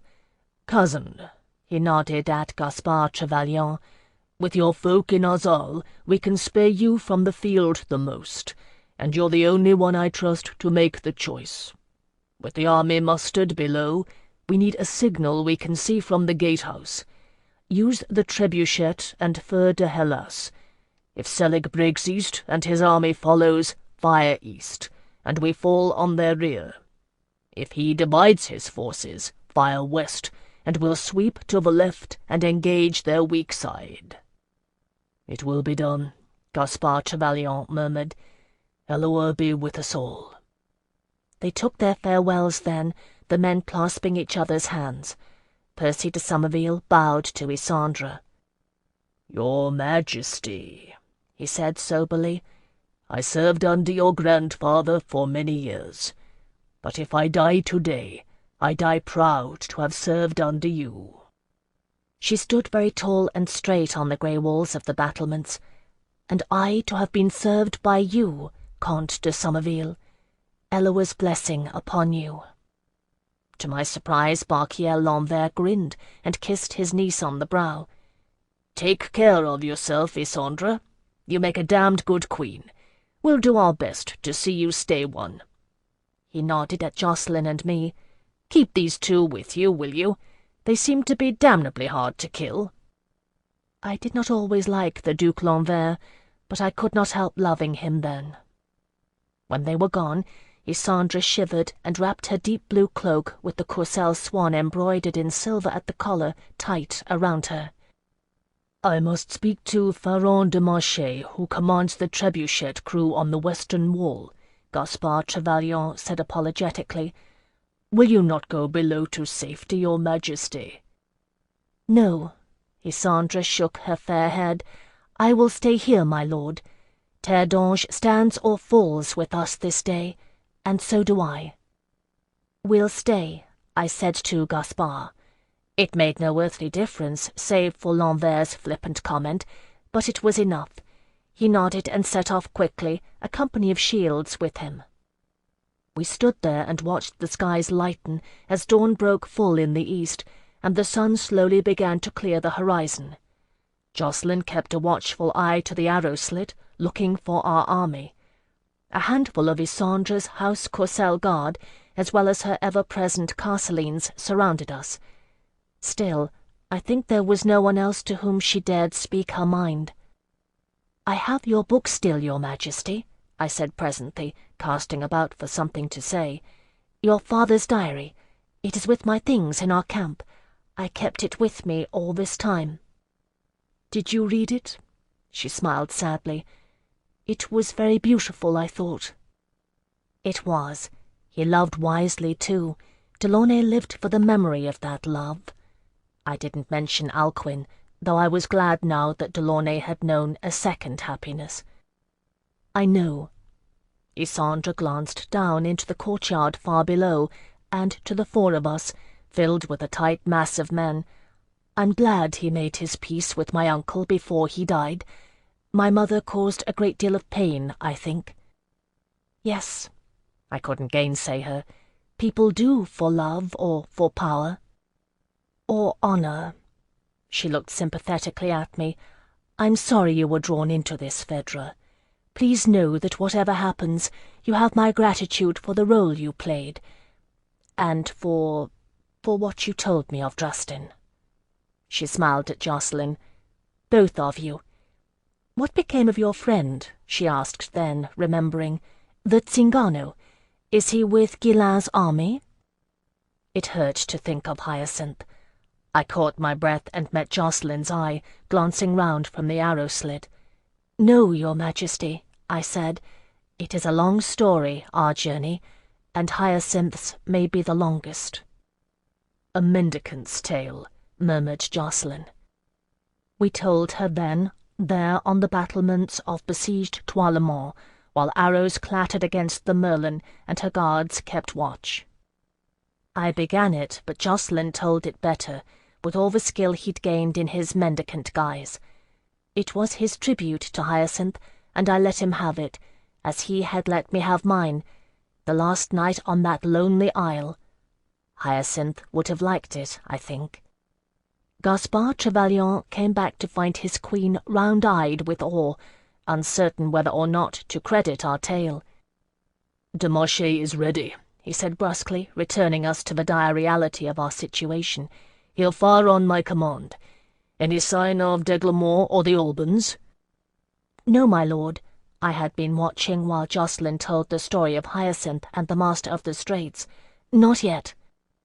Gaspard glanced up at the sky, turning a pale blue as the sun rose steadily. "Pray they don't fail us," he said grimly. "They've near filled the moat with rubble at the Barbican, and Selig's sappers are digging under the northwest tower. Faron said they felt the stone tremble underfoot. They're moving one of the siege towers toward the north wall, too. We've let them get deadly close if help doesn't come." "It will come," I said, with a confidence I didn't feel. It was harder to believe here. "It is coming." Jacqueline, back at the arrow slit, pressed his eye to the aperture, his hands flat against the wall, clenched, fingertips digging into stone. "It is coming, my lord. Look!" Heedless of station, he grabbed Gaspard's arm and drew him to the wall. Gaspard Trevelyan looked silently, then drew back. "Your Majesty," he said, gesturing for her to look. Ysandre took a turn for a long moment, then stepped away and drew a shuddering breath. "Phèdre," she whispered, "you brought them. You should see." I stepped up to the arrow slit, standing once more on my toes and ignoring the pain of my injuries, and looked. In the distance, at the base of the foothills, a shining line of silver advanced toward the fortress. High on the battlements of Toilemont, we had the advantage of sight, despite the greater distance. Still, it was not long before Selig's sentries spotted their advance. None of his scouting parties had returned alive, and it was a mercy that Guillain had found a path where they could descend undetected. But there was no hiding an entire army once they were on level ground. I gave way to Ysandre at the arrow slit. She was queen, I could do no less, but it was agony not to see. I bore it as long as I could, then stepped out from behind the Merlin to stand at the low crenellation. Jacqueline was a mere step behind me, and I thought for an instant that he would drag me back to safety, but he merely gave me a quick glance and set himself at my side, vambraces crossed before him. We didn't have much to fear, as the attention of the Scaldi began to shift direction. Nothing I have ever seen can compare to it, unless it be the seas roiling under the duress of the Master of the Straits. It was so vast, the Scaldi army, spread like an ocean across the plain. Word came from the eastern rearguard, the tiny figures of Selig's sentries pelting across the torn ground, and the mighty army began to surge. It hit the outskirts of his forces with a ripple, and built to a swell, moving toward us. By the time it crested and broke against the fortress, throwing our attackers into chaos, the silver line of advancing soldiers had drawn nearer. The outermost ranks of Scaldi broke, racing on foot and on horse across the plain to engage the oncoming enemy. The silver line halted and shrank kneeling, and Guillain de Somerville's Lagnicite archers fired over their heads, a rain of black arrows arching down on the Scaldi. Then the line rose, shields raised to form a bar of silver, and advanced. These were Carmeline soldiers, born to the sword, and drilled within an inch of their lives. Undisciplined and fierce with battle, the Scaldi broke against them like a wave against a wall, crashing, falling, dashed back, and the wall advanced. At the base of the fortress, milling confusion ensued, Scaldi sappers and engineers abandoning their posts. Fearless in the melee, Voldemar Selig rode back and forth shouting at them, ordering them to hold their places. Disorderly and milling, they held, enough to hold our forces pinned within Toilemont. Far across the plain, the silver line of Deglamore's infantry pushed forward, moving relentlessly into the Scaldy horde, which overran them on both sides, threatening to overwhelm them with sheer numbers. That was when the Alban forces struck. Cavalry to the right flank and war chariots to the left, foot soldiers swarming after both, streaming from behind the Carmeline infantry, wild and terrifying, they threw the entire battle into chaos. But the numbers were against them. Even at this distance I could see the blood run in rivers of red, see our allies cut down. I turned without realizing it, found my hands clutching at Gaspard Trevelyan's arm. "Give the signal," I begged him, desperate. "They're dying out there." At the foot of the fortress beyond the moat, Selig's discipline held, 10,000 strong. Gaspard shook his head, ignoring my grip. "We have to make it out the gate," he said, his voice heavy with grief. "We're no good to them if Selig's men can pick us off one by one."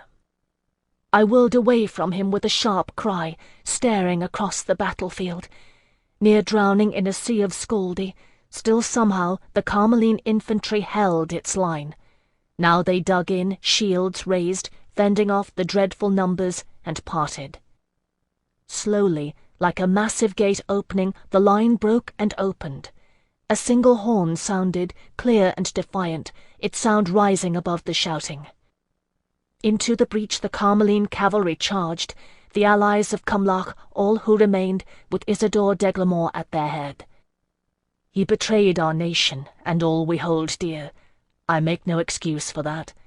But if the poets sing of the last charge of Isidore d'Eglamour, they do so with reason. I know. I was there. I saw the mounted allies of Cumlach drive into tens of thousands of Scaldy like a wedge, faces bright with Carmeil's battle fire, swords singing. The shock of it went clear through the Scaldic army. I heard the cry that arose, too, as the Scaldy gave way before them, some dying, some swirling away. "Kill Bahar!" they cried, falling and fleeing. "Kill Bahar!" On his tall horse, Voldemar Selig turned, sensing himself the target of that fierce driving wedge. All around the sides of battle, Scaldy and Alban fought, desperate and bloody, the Scaldy numbers prevailing. But the centre was coming for him. Selig rode back and forth. Selig drew his sword and held it aloft in one massive fist, while the White Brethren flanked him and his forces roiled. Isidore d'Eglamour drove toward his heart. "Kill Bahar!" Selig roared, pumping his sword-arm skyward. Wheeling his horse, he plunged toward the center of the battle, scattering his own forces. "Kill Bahar!" Howling, the Scaldy followed. "Now!" Gaspard Trevelyan shouted.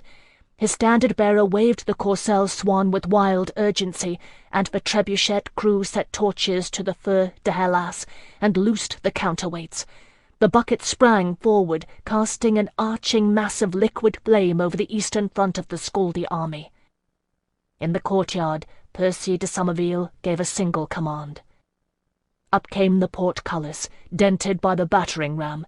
Down came the drawbridge, and the keepers of the barbican loosed a cover of crossbow fire. 4 by 4 the defenders of Toilemont came streaming forth, reforming in neat lines and falling on the rearguard of Selig's men. Truly, the Scaldy were caught between hammer and anvil. We were all standing clear on the battlements now, forgotten targets, as the slaughter below ensued. Percy de Somerville's army fell on the Scaldy like lions, a siege's worth of pent rage in their blood, felling everything in their path.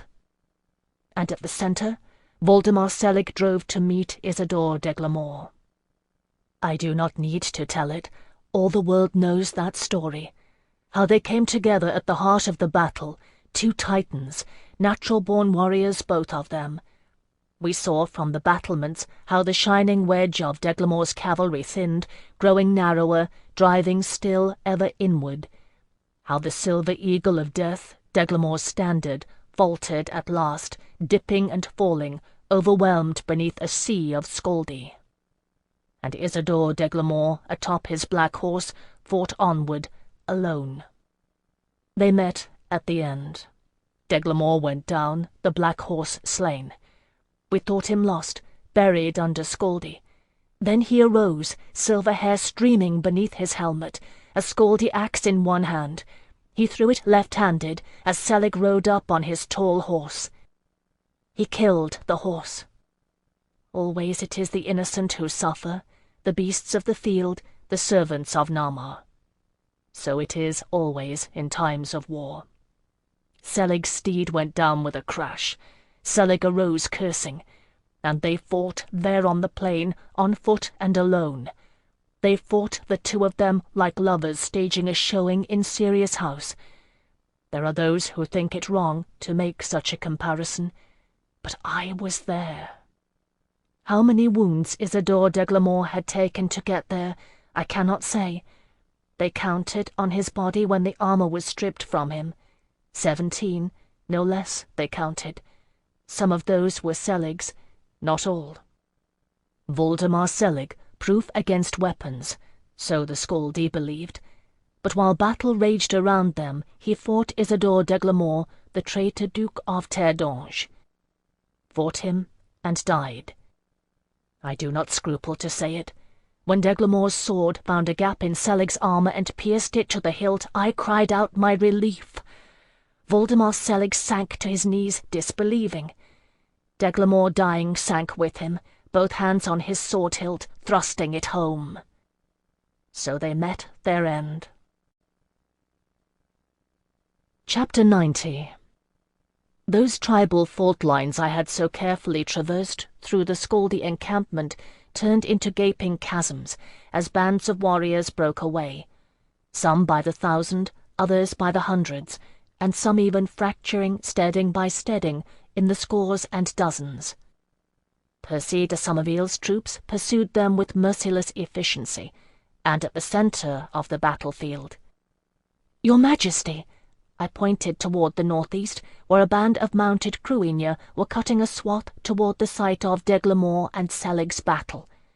The standard of the Black Boar, the Culloch Gorham, flew proud overhead, and at the forefront, sword swinging tirelessly, rode a familiar figure, scarlet cloak swirling from his shoulders. "Trustan!" Lysandra touched her fingers to her lips, eyes wide with wonder. "Is it really?" "Oh, it is," Jocelyn assured her. "That's Trustan mab Nectarna."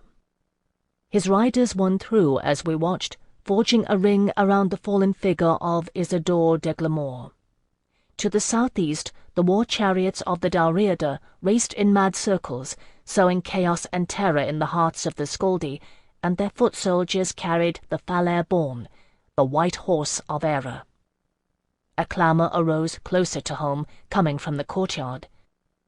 Later I learned what had happened. A desperate party of Scaldi, abandoned by Selig and caught by the unexpected emergence of the entire garrison of Trois-le-Mont, stormed the gate ere it could be closed. They came close enough on the heels of the emerging army that the defenders of the Barbican dared not shoot. That was how, then, they gained the courtyard. We could see it well enough atop the battlements. A handful of de Somerville's D'Angeline infantry had doubled back to engage them. If the field was in chaos, not so the courtyard. A fierce battle was being waged before the inner gate, with a small knot of D'Angelines fending off thrice as many Scaldi. Gaspard Trevelyan called sharply to our archers, and half of them peeled off, clattering down the tower stairs to align themselves along the parapet of the inner wall overlooking the courtyard. But they faced the same problem as the gatekeepers. There was nowhere to shoot without striking the defenders. The mass of warriors surged, all helms and flailing steel seen from above. One figure among the D'Angelines stood out, tall as the tallest Scaldi, making a space around him. It was a pity he was so outnumbered. From beneath his helmet a long braid of wheat-blonde hair swung like a whip as he fought. Jacqueline made a sharp sound. I thought for a second that he'd been struck. "Luke!" he cried, the bright morning air snatching the word from his lips. "Luke!" "Your brother?" He gave me an agonized nod, hands clenching and unclenching in fists as he crossed his vambraces unthinking. I grasped his arms and shook him, ignoring the pain it cost me. "Can you get to him?" I didn't bother to wait for an answer, seeing in his eyes that he had already gauged the feat. "Then go! Name of Eloa, Jacqueline, go!" White lines formed at either side of his nose and mouth. "If ever there was a time when I dared not." I dug my fists into his hair and dragged his face down to mine, kissing him hard. "I love you," I said fiercely, "and if you ever want to hear those words from my lips again, you will not choose this idiotic vow over your brother's life."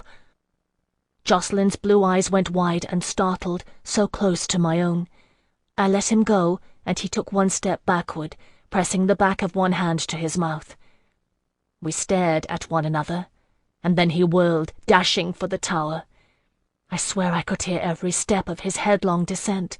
His figure emerged on the inner wall, diminished by distance, but I could hear the clarion battle cry. "Varai! Varai!" Gaspard's bowman gave way, but he scarce hesitated at the parapet, launching himself over its edge, twin daggers drawn. I measured the drop later for myself. It was thrice a grown man's height at least. Jacqueline's leap, arching, carried him into the thick of the Scaldi attackers. They scattered, I think, as much out of awe as anything. His plunge was like a meteor, but he landed on his feet and came out of his crouch spinning. A pause of breathing space, and his daggers flashed into their sheaths. Out came his sword in a two-handed grip, and he lit into the Scaldi like lightning unchained. A steady roar arose and grew from the Dongeline defenders, centering on the tall form of Luke Varai, whose mighty efforts suddenly doubled in strength. They won, of course. They had to win. "Jacqueline Varai has sworn his sword to my service," Isandra said in my ear, bending down low and amused despite it all. "I remand it to you in perpetuity, and that is my gift for your service, Phèdre Delaunay." I nodded, accepting her gift. What else was I to do? Thus was the day won. In the end, those Scaldi remaining fled the field or surrendered, those who'd gained some measure of Voldemar Selig's wisdom. Below the battlements, Percy de Somerville's standard-bearer dipped his pennant, giving the signal, and Gaspard Trevelyan ordered the horns sounded. The sun was well beyond its apex, and the horns sounded lonely and sad across the ruined plain. The courtyard was won. The fortress of Trois-le-Mont stood undefeated. Her armies and allies came limping home. I had not forgotten the lessons of Bryn Gorodom. Over the protests of my queen, who could not find Jacqueline to halt me, I went out to give water to the wounded and dying. So many lost on both sides. If my back burned like fire, so be it. I had won the right, through my own blood and sweat and tears, to minister to the dying. That is the secret that none dares tell who fights for a cause. Dying, we are all alike. I was Kushiel's chosen. I knew. Pain levels us all. Little enough comfort I had to give, but what I had, I gave. I do not dare voice it to anyone save Jacqueline, but the Scaldi were the worst. Every time I saw fair hair bright with blood beneath the helmet, I thought it might be Gunter Arnlaugson. He had treated me fair, as best as was in him, and I had repaid him with ruin. I feared to face him for that. I never did find Gunter, nor any of the folk of his steading. I can only pray they were among those who had the sense to flee early, having gained some sense of the true depth of our fierce Dongeline pride, having dwelt so long on our borders. Voldemar Selig, I found, and Deglamore. They lay close together, those fallen, and Drustin's Cruinia surrounded them. Their horses nodded, heads low and weary. Drustin Mab Nectina saluted me, staggering as he slid from the saddle and his lame foot gave way beneath him.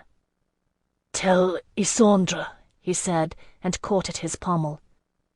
"Tell her yourself," I replied, catching him, gesturing frantically for L'Eulalia Valet and her apprentices. They came, quick and compassionate. Aishith's folk have a gift for healing, among other things. As I had gifts.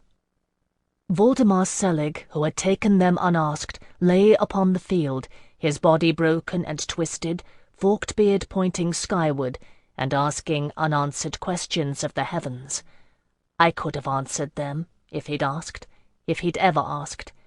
But he had not asked me, reckoning the soul of Terre d'Ange lay within its warriors, and not its whores. I laid my hand upon his cold face, closing those asking hazel eyes.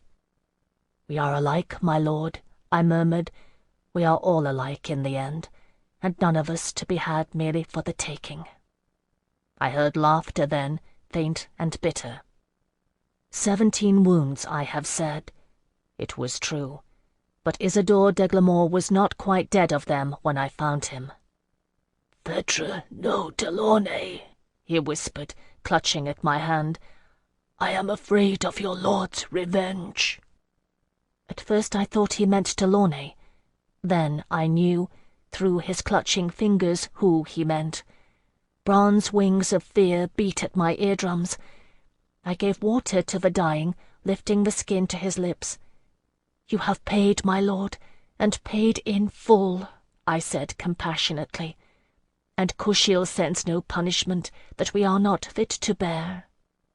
Isidore d'Eglamour drank and sighed and died.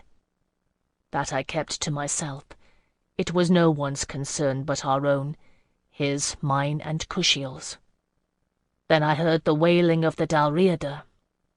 It is an unearthly sound, high and keening, raising the hair at the back of my neck.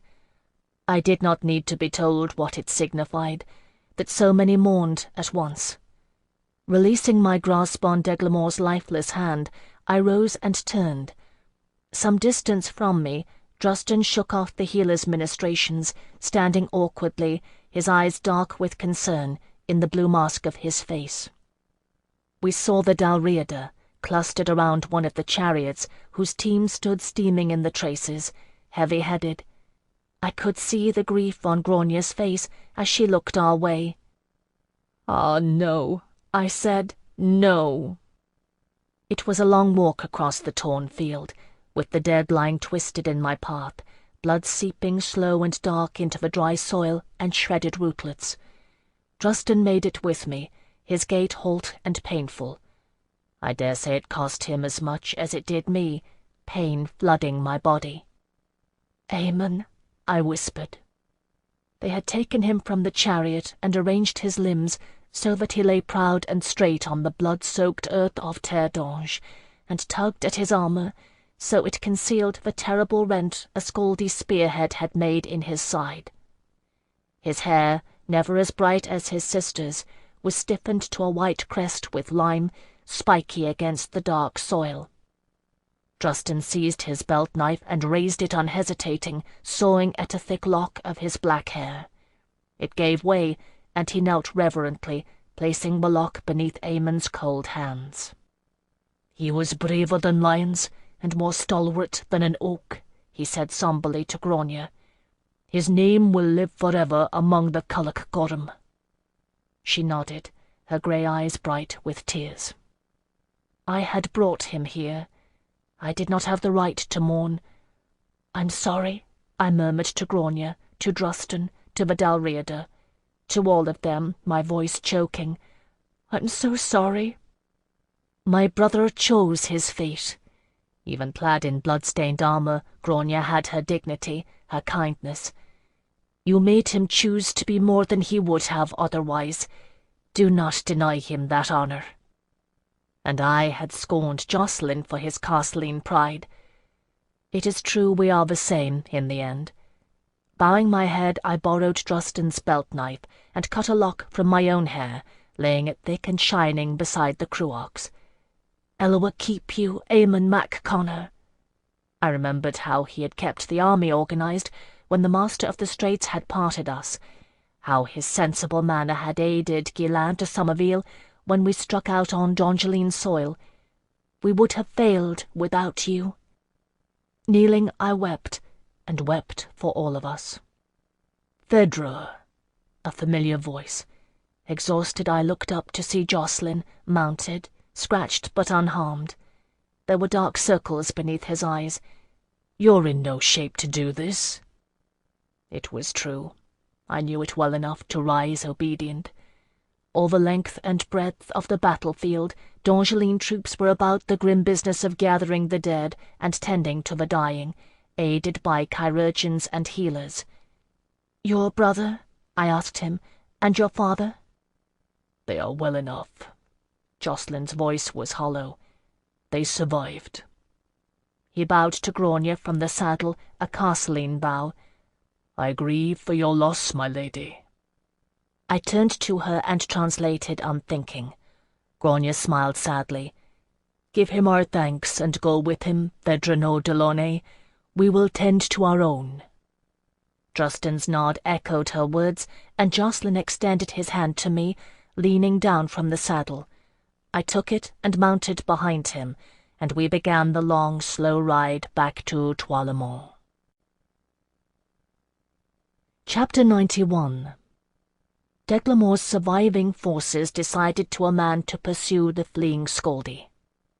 The aftermath of war is a dreadful thing. If ever I had envied Isendre de la Courcelle her crown, and I had not, that would have cured me of it. To her fell the terrible choices of apportioning blame and punishment upon the living and the dead. In the end she chose wisely, I think, granting amnesty to those allies of Cumlach who chose their own dire fate, vowing their lives to hunting down the remainders of Selig's vast army. No one gainsaid it, the memory of Isidore Deglamour's last sacrificial battle too fresh in mind. As for those Scaldi who had surrendered, it was my counsel, among that of others, to accept ransom for them.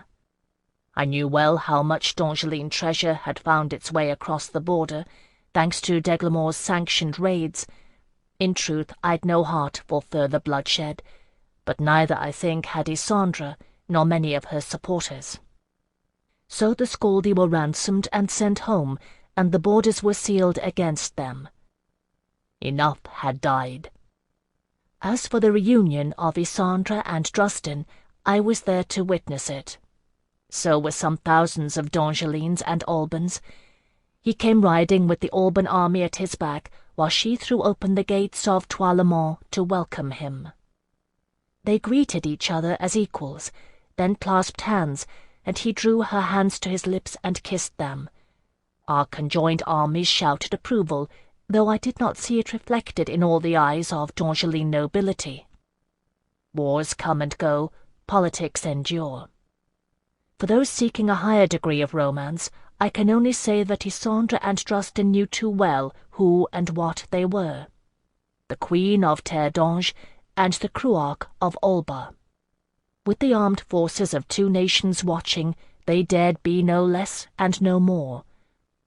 I have come to know Isendre passing well since then, and I believe what fell between them behind closed doors was another matter. I know Drustin too, and I know how he loved her. But they were monarchs alike, and had ever understood it would be so, and that is the face they showed to the nation. One thing was sure, no one publicly would dare speak against their union. We owed our lives and our sovereignty to Alba, and their allegiance was unquestioned. Amid the mourning and burying, the ransoming and the celebrating, a date was set, a wedding to be held in the city of Eloa. Jocelyne and I were another matter. I met his father and his brother, and 2 men-at-arms who had survived the terrible battle. What I had expected, I don't know. Nothing, truly. I was numb for days afterward, too tired to think. I spent days and nights at Isandre's call, translating at will, for Cruigne and Scaldi alike. There were some others as skilled, it is true, in all that mass of folk, but none she trusted as she did me, Delaunay's other pupil. And there were the hospital wards too, with many Albans in them, and some of Phèdre's boys as well, of whom no more than a dozen had survived. Racked with anguish, I spent time at each of their bedsides. Still, I found the time when Jacqueline informed me that House Verai would be leaving. With Deglamour's forces committed to the pursuit of the Scaldi, it freed Percy de Somerville to release the most far-flung vestiges of the royal army. The standing army, of course, would remain intact, mobilizing to reinforce the Scaldi border, but those who had abandoned home and hearth to serve were dismissed with thanks and honor, especially the wounded. There was a special ceremony, too, for the valiant spear company of the royal house of Aragon, whose commander made pledges of friendship on behalf of his king, with not only Sandra, but the young Cruac of Alba as well. Percy de Somerville's reunion with Guillain had brought tears to my eyes, father and son embracing, pounding one another's backs with Lagnacite disregard for onlookers. The Chevalier Millard Verai, the stump of his missing left hand bound in a sling, was cooler with his son, but it was only his way, I think. He was a tall, lean man, with greying hair in an austere Ciavalese braid, and the same old-fashioned beauty as his middle son. I had learned since the battle that he had been the first in the courtyard to reach the inner gate, had lost his shield and hand alike defending it. "I understand you are somewhat of a scholar," he said gravely, when Jacqueline had made the introductions. I opened my mouth and closed it. It was not entirely untrue, but I had never been thus introduced. "I do but sample from the feast table of my forefathers," I said in Cadici, quoting the Tiberian orator Nunnius Balbo. Jacqueline's father smiled unexpectedly, the corners of his eyes crinkling. "Nama's servants are seldom so learned in Cioval," he said, laying his sound hand on my shoulder. "A rebellion against the teachings of Shemhazai, mayhap." "Shemhazai had his passions, my lord," I replied, smiling back at him, "and Nama her store of wisdom." The Chevalier Verai laughed, patting my shoulder. "I have heard what you did," he said, growing serious once more. "Terre d'Ange owes you a great debt for your service." I inclined my head, uncomfortable with praise. "If not for your son, I would be dead many times over, my lord." "I know." He shifted his sling and rested his gaze on Jacqueline with quiet pride. "Whether or not I agree with the path you have chosen, I cannot say, but you have acquitted yourself upon it with honor." Jacqueline bowed and said nothing. His brother Luke, half a head taller than both of them, grinned. "Can't disagree, seeing the cause," he remarked, beaming at me. Luke had the same fair hair and blue eyes as his brother, but an open, merry cast to his features that must surely be their mother's legacy. "Eloa, will you come visit us at least, Phèdre? You ought to give me a fair chance before you decide on Jacqueline." I wasn't sure how Jacqueline would take his brother's teasing. We'd scarce had a private moment to speak since I'd kissed him on the battlements. I didn't even know what it meant myself.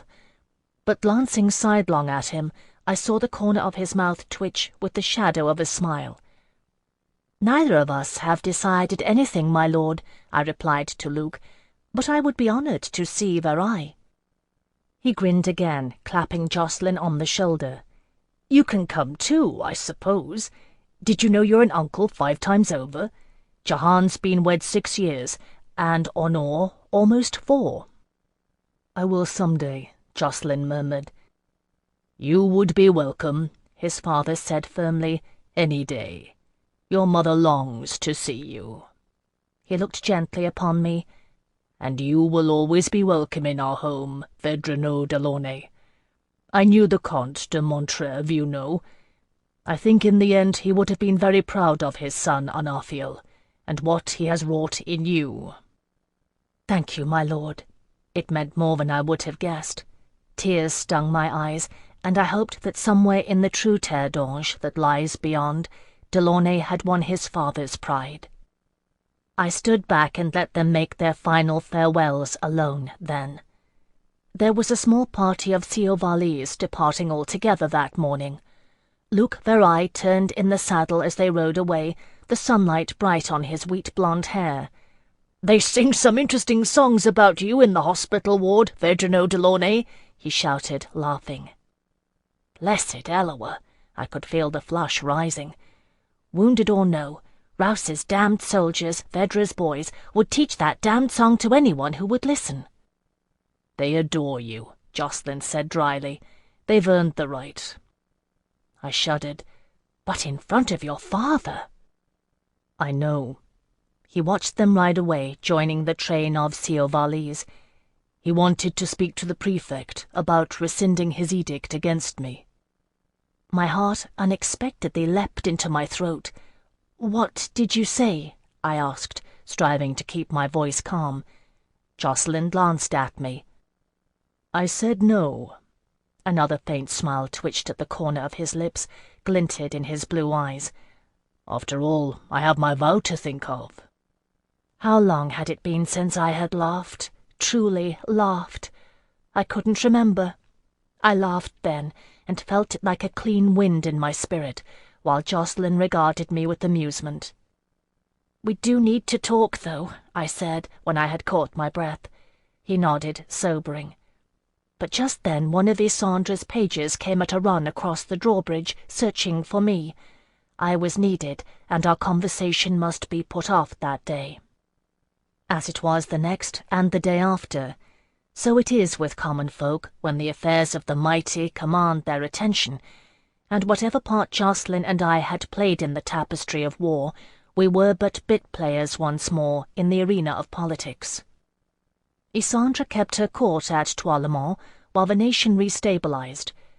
D'Angeline nobles came daily to the fortress, renewing pledges of loyalty in some cases, in others divulging the disloyalty of their peers.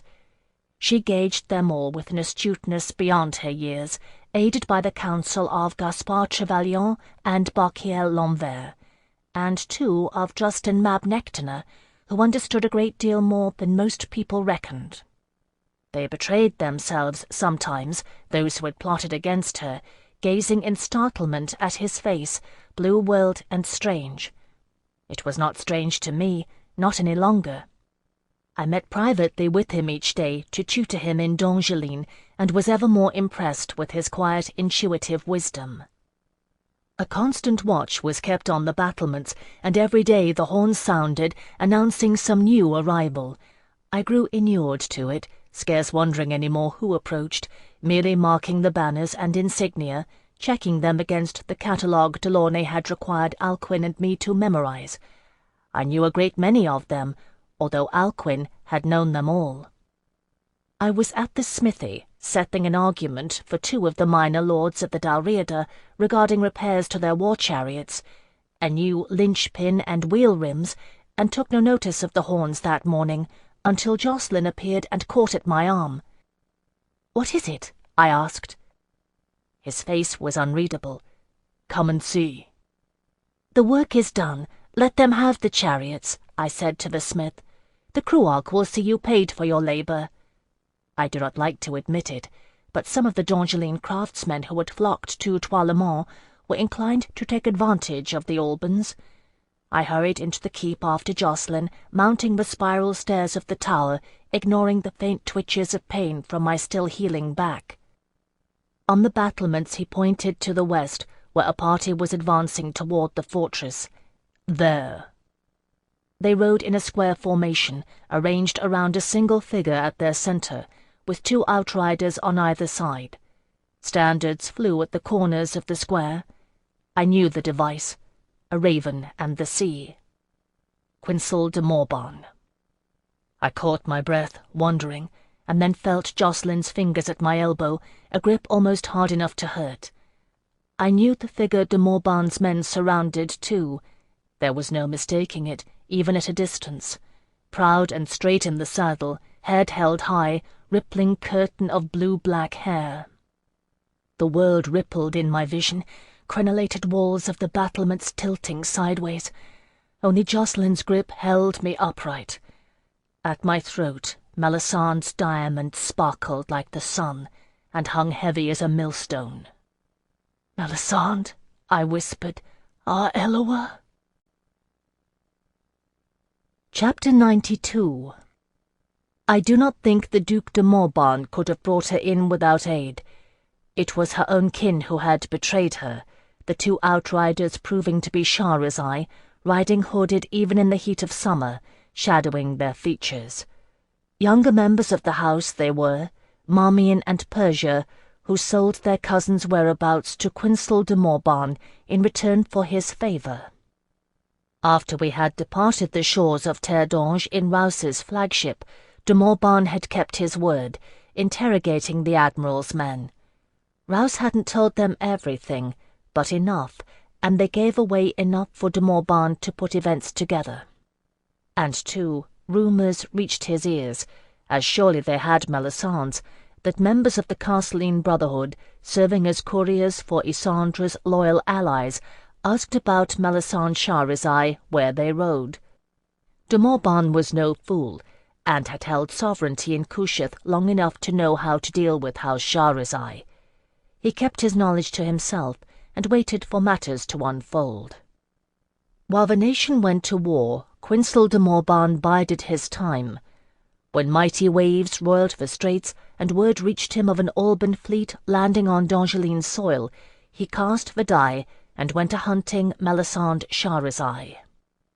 He found her in an isolated hold in southern Kushiel, preparing to journey, as Marmion and Persia had said he would. That much they knew, having aided her, not enough to convict her. Word spread like wildfire through Toilemont as Melisandre was brought into the keep. Everyone knew something, it seemed, and no one knew enough. Melisandre played a deep game. The edifice of proof of her guilt had crumbled on the battlefield. "I'm sorry," Isandre said compassionately to me. "I would have spared you this, if I could." I drew a deep breath and shivered. "I know, my lady." The hearing was held in the throne room, cool and dim behind thick stone walls, lit by lamps and torches even in the heart of summer. I stood behind Isandre's throne, behind her two Castleines and the rank of her Kushiel guard. Even Jocelyn was no comfort in this, although he stood close at my side.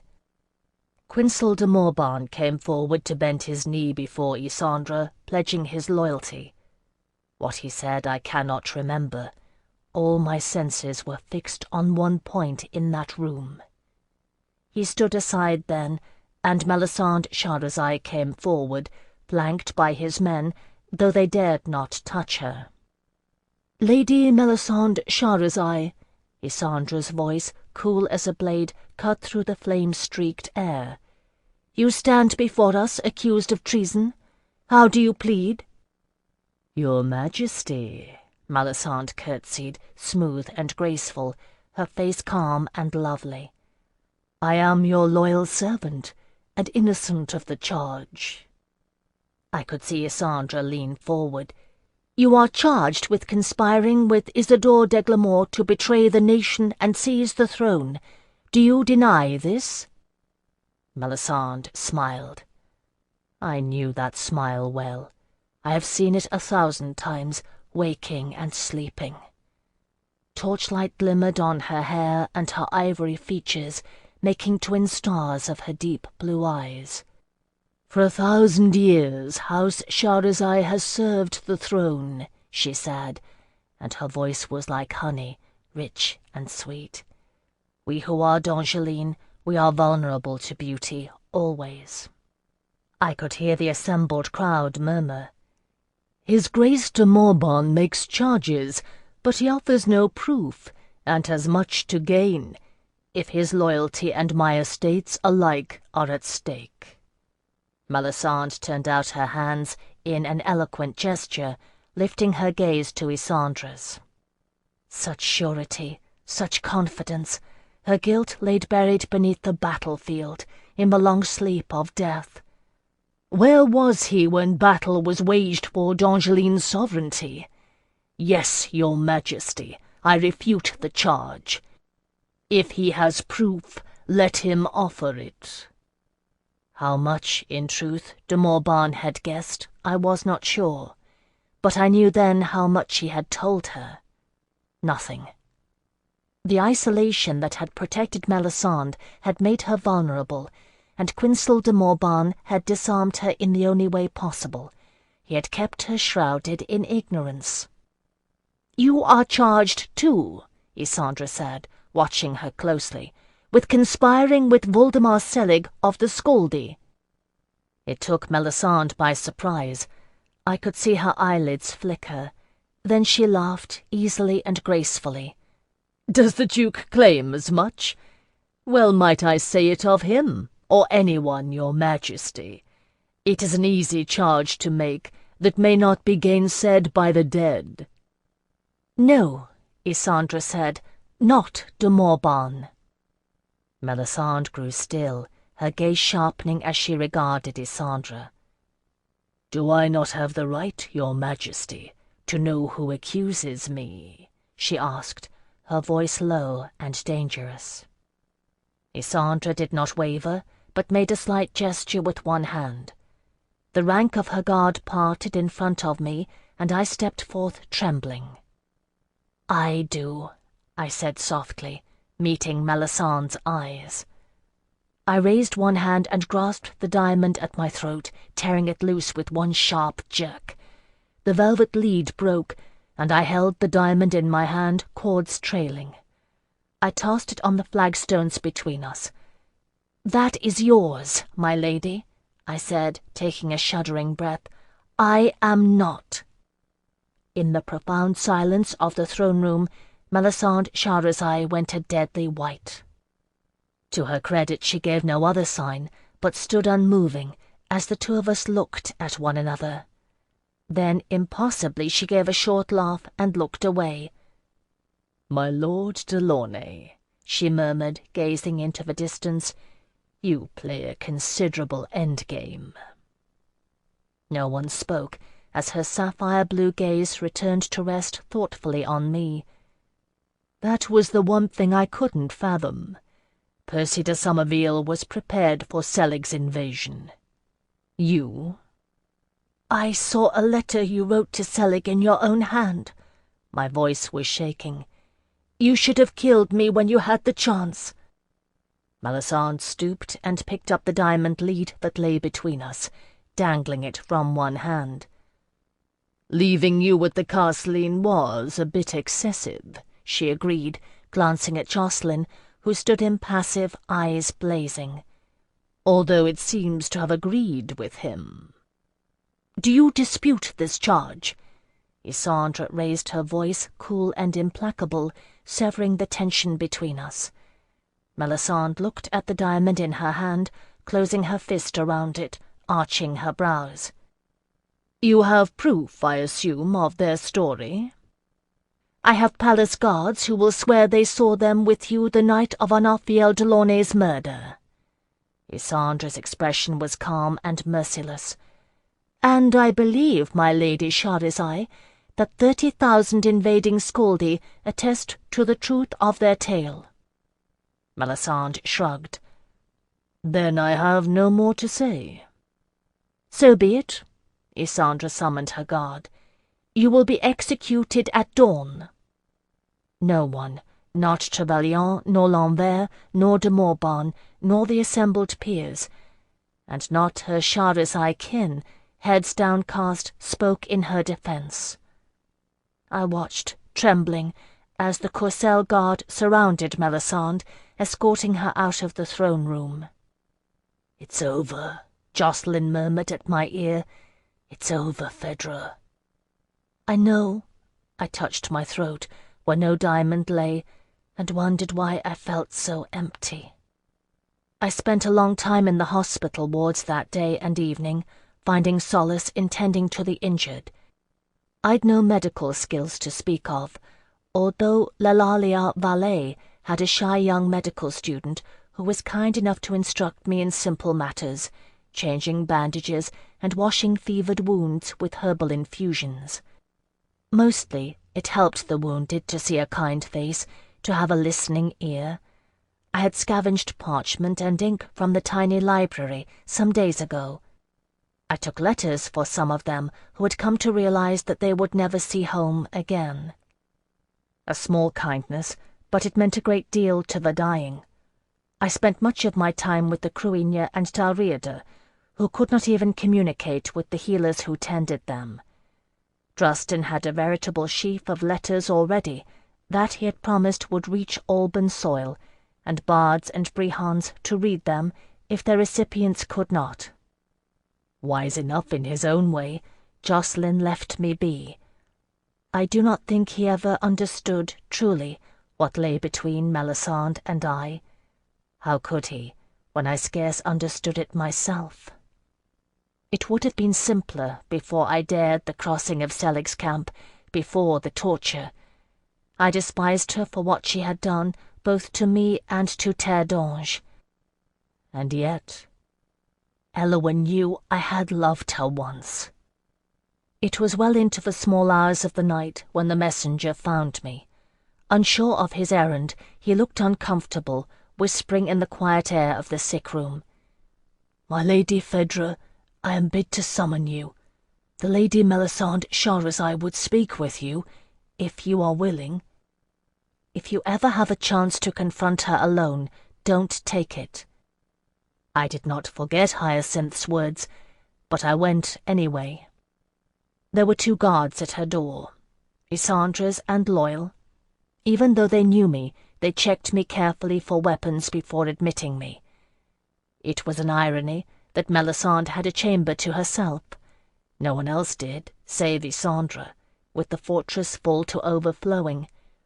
But she was a peer of the realm, and a scion of Kushiel. She deserved as much, her last night on earth.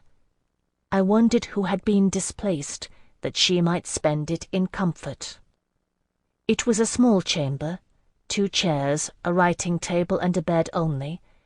I entered, and heard the door closed behind me, the bolt shot fast. Melisande, seated in one of the chairs, glanced up as I entered. "I wasn't sure you'd come," she remarked in greeting, arching her perfect brows. "And without your warder, too." "What do you want?" I remained standing.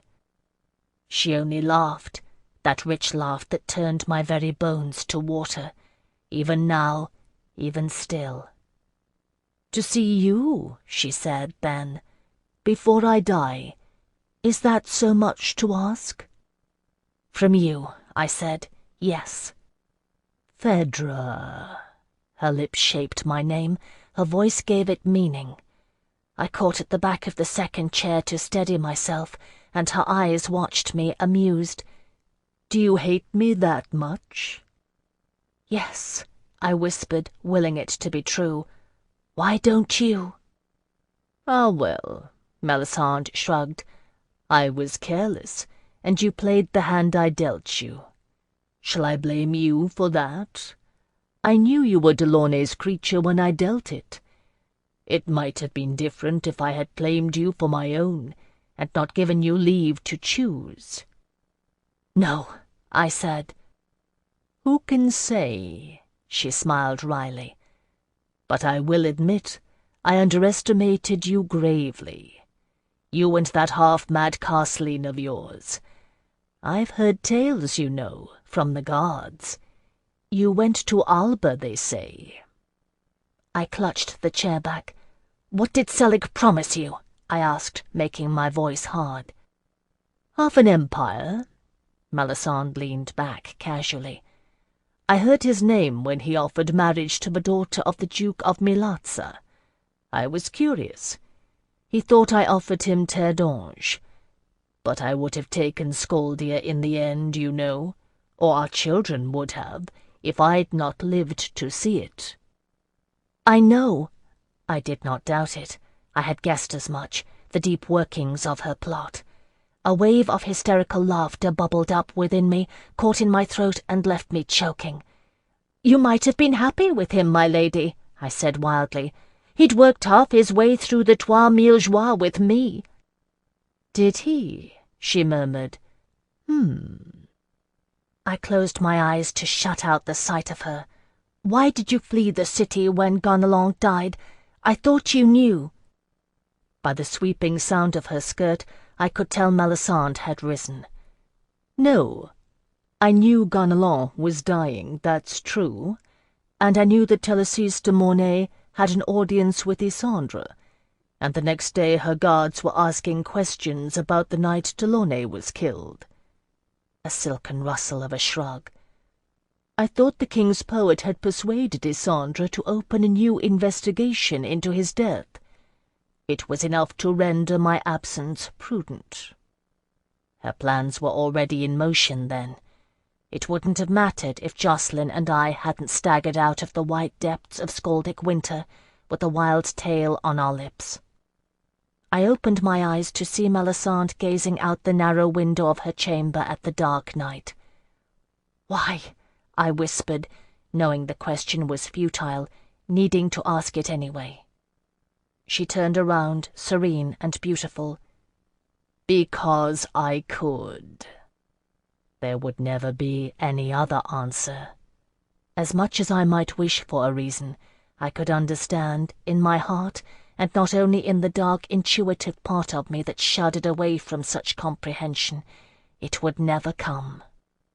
"It would never have been different," I said harshly, willing the words to hurt her, willing her to flinch under their impact. Never before had I known what it was to desire another's pain. I knew it then. No matter what you did, no matter what claim you put on me, I would never have aided you in this. "No?" Melisande smiled, amused. "Are you so sure of that, Phèdre no Delaunay?" Her voice, low and honeyed, sent shivers across my skin, and I stood rooted as she crossed the room. Almost idle, one hand traced the line of my mark hidden beneath my gown. It awakened the wound Selig had dealt me, and pain flared outward, suffusing my body. I could feel the heat of her presence, her scent. Nothing had changed. My will bent before hers as she cupped my cheek with one hand, face rising obediently to hers, my world tilted around her axis. "That which yields," she murmured, lowering her lips toward mine, "is not always weak." A kiss, almost. Her lips brushed mine and withdrew, hands leaving my skin, and I staggered in the abyss of her sudden absence, in a shock of yearning. "So your Zingano said." Melisande looked at me, eyes gone cold. "I remembered as much. But I should have paid closer attention when he told me to choose my victories wisely." She sat down in the facing chair and nodded at the door. "You may go now, and leave me to consider my death." I went. I knocked blindly at the door of her chamber, stumbling through it when Isandre's guard shot the bolt and opened it, finding the stone wall of the hallway with fumbling hands. "Are you all right, my lady?" one of them asked, anxious. I heard the door close hard behind me and nodded. "Yes," I whispered, knowing I was not at all, but that there was nothing they could do to help, nor anyone. We should both, I thought, have listened to Hyacinth. The dreadful laughter threatened to rise, and I bowed my head, sliding my hands across my face. Melisande. Chapter 93. The drowsing guards let me be, disturbing me only to offer a sip of cordial from their flasks, leaving me alone with my turmoil. I have always found there to be solace in the vastness of open spaces, beneath the vault of the heavens. It is a comfort in anguish to be reminded of the scale of one's own troubles against the mighty breadth of the world. What would I have done, truly, if Melisande had bought my mark instead of paying it, if she had never loosed the lead she set upon me? I was sure, very nearly, entirely sure, that I had spoken the truth. Very nearly. But she had accomplished her intent. I would never be entirely sure of it, not entirely. In the end, of course, it didn't matter. What had happened was done, and my choices made. At dawn, Melisande Shahrazai would be no more, condemned to death by accusation, and no one ever would be troubled by her again, except for me. Such were the thoughts that ran through my mind as I passed the long night's vigil, listening to the quiet stirrings of the sleeping fortress, the murmur of guards, the rattle and stamp of horses in the stable, the occasional creak of a door. These things I heard, and no more. Jocelyn found me as the skies were turning a dull grey, and I was thinking how I had seen far too many bloody dawns. I was a servant of Nama. My daybreak should be stained with the red blood of the grape, and not mortal flesh. "You went to see her," he said in a low voice behind me. I nodded without looking. "Why?" "I don't know. I owed her that much, I suppose." I turned around then, seeing his familiar face sober in the grey light. "Jocelyn, there are things I will never be able to forget, and there will be times I need to try." "I know," he said gently, coming to stand beside me. "You know that I could never hurt you, even if you asked it of me." "I know." I drew a deep breath and took his arm. An Anguisette and a Carceline. Eloa help us. "We've survived 30,000 Scaldi and the wrath of the Master of the Straits. We ought to be able to survive each other." Jocelyn laughed softly, and I buried my face in his chest. There was so much between us, and so much that would ever be between us, and yet I knew I did not want to be without him. We stood like that for a long while, and I felt the long night's dread leave me. The grey skies were paling, the rays of the new sun stealing long and low across the battlements. Soon it would be done and over. So I was thinking, as the sound of shouting and the rattle of guards running in armour arose. Time and enough for the night watch to be relieved.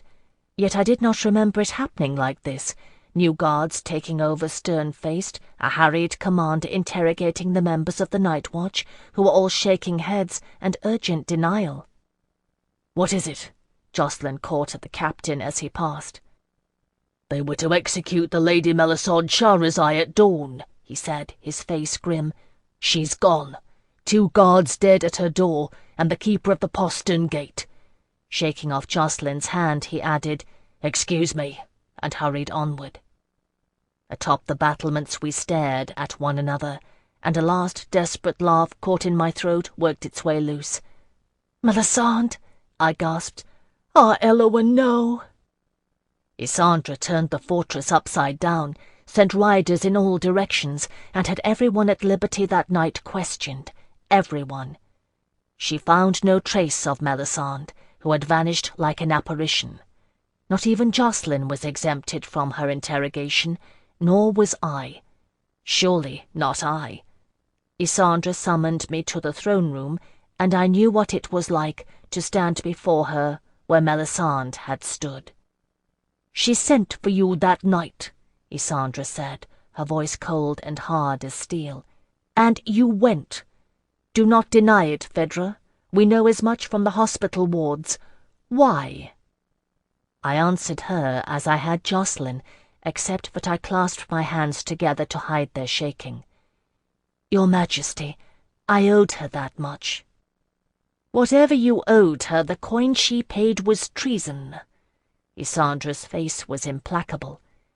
"We do not reckon debts thusly in Terre d'Ange." "She spared my life once," I whispered. "I'd no more kill you than I'd destroy a priceless fresco or a vase. And I did not. That much I owed her." "And what else?" Isandra's fair brows raised. "Nothing." I raked my hands through my hair and choked on the terrible laughter that still wailed inside me. "Your Majesty, the only proof of her treason rests on my word. What need had I to save her but remain silent? Lysandra's face changed, turning compassionate. She knew well enough the truth of my words.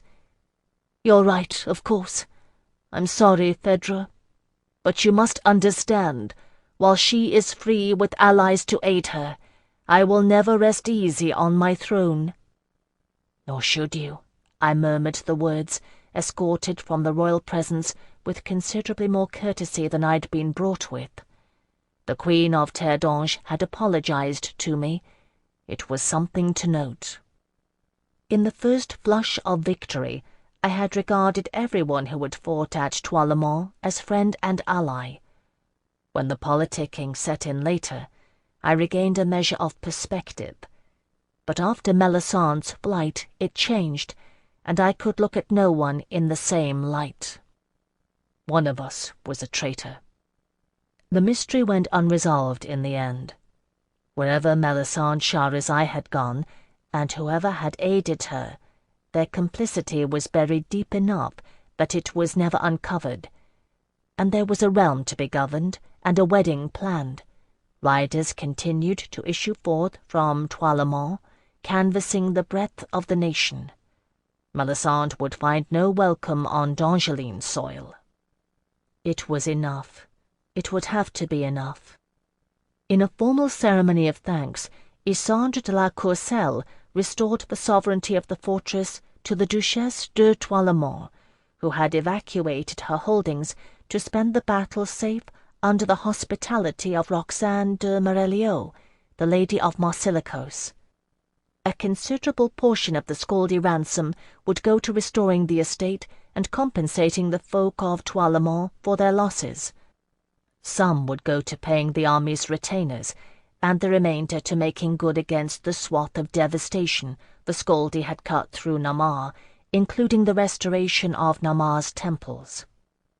I was glad to hear it, having not forgotten the priestess of Namar, who had saved me in the Scaldy encampment. These things Lysandre faced with a pragmatic fortitude, setting herself resolutely to dealing with them. Grapes were beginning to hang heavy on the vine when we shifted our encampment, beginning the long triumphal journey south to Terdange. Of all the journeys I have made, though this was one of the shortest, surely it was the most glorious. Encumbered by a goodly number of Dangeline troops and the whole of the Alban army, our progress was slow, for the folk of Terdange turned out the whole length of the way, throwing blossoms in Lysandre's path and cheering her as their queen. They cheered Drustan too, who rode beside her, coming to stare at his blue features and staying to shout and throw petals. Among the Cruinia and the Dalriada, the quick dark folk of the Culloch Gorum, the fair Eidlach Or, the brawny Tariff Crow, and the tall Falair Born, not a one had departed for Alba's shores, waiting on the promised wedding that would bond our two peoples and open the straits for good. I rode often alongside Grania's chariot on that journey, to let her know that Aemon's loss was not forgotten. Not by me, at least. I said nothing of the blood-stained sack that swung from her chariot. The Dalriada have their own superstitions. Aemon's body lay buried in the fields of Toilemont. If his sister wished to ensure that his head would watch forevermore over the seat of the Dalriada in Innisclan, it was not my place to gainsay it. Drustan knew, I think, all the Cruinia did. I never told Lysandre, though. So we came at last to the city of Eloa, which had been long weeks preparing for our arrival, and rode in triumph through her streets, while the whole of the city turned out to greet us. It was a strangeness to me to ride in that procession. Only once before had I witnessed a military triumph in the city of Eloa. It had been the day of Alcuin's debut, and I remembered it well. How I had watched from the terrace of Cecily Lavaux-Perrin's townhouse those who had passed, so many of them dead. The Lioness of Arzal and Baudouin de Trevelyan, at whose side Melisandre had ridden. Lysandre, with her grandfather, Ganelon de la Courcelle, and, oh, the allies of Cumlach, with Isidore d'Eglamour at their head. It had seemed so clear and orderly, seeing it from above. Nothing is as it appears from beyond. And Anarfiel Delaunay had been alive that day, winning at Cotabos. And Alcuin who had borne the auction of his virginity with such dignity. I could not explain the tears that pricked my eyes as we rode in triumph through the city of Eloa. Most took them for tears of joy for a safe homecoming, and I let it stand, the feeling running too deep in me for words. Decimated by sickness and war, the city had room enough to hold us all, common soldiers in the barracks and Alban nobles housed within the palace. I had no home, but Isandre retained me in her service, giving me a suite of rooms within the palace itself, for she had need still of my skills as a linguist. Then there were joyful reunions. Chiefest among them was Cecily Lavaux-Perrin, who came with Thélassise de Mornay to pay a visit.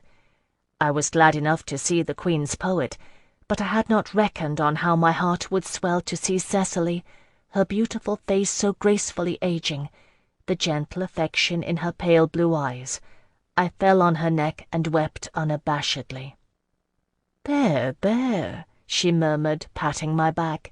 "There, there." When I had regained my composure, she took my face in her hands. "Phèdre, child, few of Nama's servants ever know truly what it is to walk in her footsteps. I have prayed every day for your safe return." Jocelyn hovered awkwardly in the background, unsure how to respond to this unexpected display of emotion on my part. But Cecily had lost none of the niceties of Sirius House, and put him at ease instantly, taking his hands and giving him the kiss of greeting. "Such a beautiful young man, Jocelyn Verai," she said lightly, turning his hands in hers and studying the Casseline vambraces he wore, coupled now with midnight blue Kushiel livery. "And a true hero as well." Cecily's eyes twinkled as she tapped his vambraces. "Never let it be said Nama lacks a sense of humour." He blushed to the roots of his hair and bowed. "From the Queen of the Night-blooming Flowers, I will accept such a compliment." Thélassise de Mornay regarded us all fondly with her dark, glowing gaze. "Truly," she said in her musical voice, "Eloa's blessing is on this day. For all that is lost, yet so much is won." Her words struck a chord in me, granting sanction to grief and joy alike. It was true, there had been so many losses, so many that I felt their absence like a stone in my heart. And yet, indeed, we had won so much, victory and freedom for the earth and soul of Terre d'Ange, love, liberty, and our very lives. It was fitting and meet that we should celebrate these things. So say the tenets of blessed Eloa, who shed his blood for the land, for humanity, and smiled. Through war and death and betrayal, the bee is in the lavender, the honey fills the comb. We were home. Chapter 94. In defiance of death, Dongelines celebrate life. It was for this reason, I think, above all, that Isandre and Drustan's wedding became the grand affair that it did, and for anyone tempted to think that she kept me in her service out of kindness in those weeks of preparation, let me say I earned my keep. Somewhere amid the chaos, I found time to tend to those promises of my own I had to fulfill. Thélassise de Mornay was a great boon, setting the deeds of our quest and the great battle to verse, and translating them as well into Cruinia, for I had promised Drustan that his folk would know of their deeds. How many people she interviewed for this tale, I cannot say, but a great many of them. Though her health was never so good as it had been before the fever struck her, she spent herself tirelessly on her craft. It became in the end a mighty epic, and she worked all the days of her life on the Isandrine cycle, so named because it charted the tumultuous ascension of Isandre de la Courcelle to the throne of Terre-d'Ange, though it is in truth many folks' stories, mine own included. But she had been Ganelon's favourite poet for many years, and knew well enough how to turn out verse for an occasion, so we had the beginnings of it in time for the wedding. As it happened, she had begun work on it from the day 4 couriers styling themselves Phèdre's boys stormed into the city with a letter in hand and news of great doings. A party of riders hand-picked by Drustin set forth for Azal to meet Rous's fleet and be carried to Alba, carrying the tale locked in memory to Cruinia and Dalriada alike, bearing assurance of a victory won and an alliance made, and the return of the Cruach to come. Quintilius Rouse himself guaranteed their crossing, having left Jean Marchand in command of the fleet and Marc de Trevelyan to hold the border, that he might come to the palace in person, roaring and bluff as ever, gathering me in an embrace that nearly cracked my ribs. On behalf of those couriers who had brought my plea to Télesys de Mornay and the rest of Phèdre's boys, I kept my vow made on the ancient Tiberian roads of Alba, and met with Jareth Morin, Dalwain of Sirius House, first among the 13 houses of the Night Court. The token he had given me the night of Baudouin's natal festivities was long gone, seized along with all of Delaunay's holdings, but Cecily Lavaux-Perrin came at my side and made a bargain with him that would have made an adept of Briony House weep with envy. 15 tokens, one for each of Phèdre's surviving boys, to grant free passage to any of the 13 houses on the eve of Isandre's wedding. But he was no fool, Jareth Morin. My name and my tale were known, in some part, an odd scarlet thread in the tapestry of D'Angeline victory. Delaunay's Anguissette, who had survived slavery in Scaldia, who had ridden to Alba. I was born and bred to the Night Court, raised in Sirius House. The Dalwain opened his doors to Phèdre's boys, and traded on my name to restore a measure of lustre to the mythos of the Night Court. No matter that I'd had naught to do with him since I was 10 years old, and Delaunay came to claim me.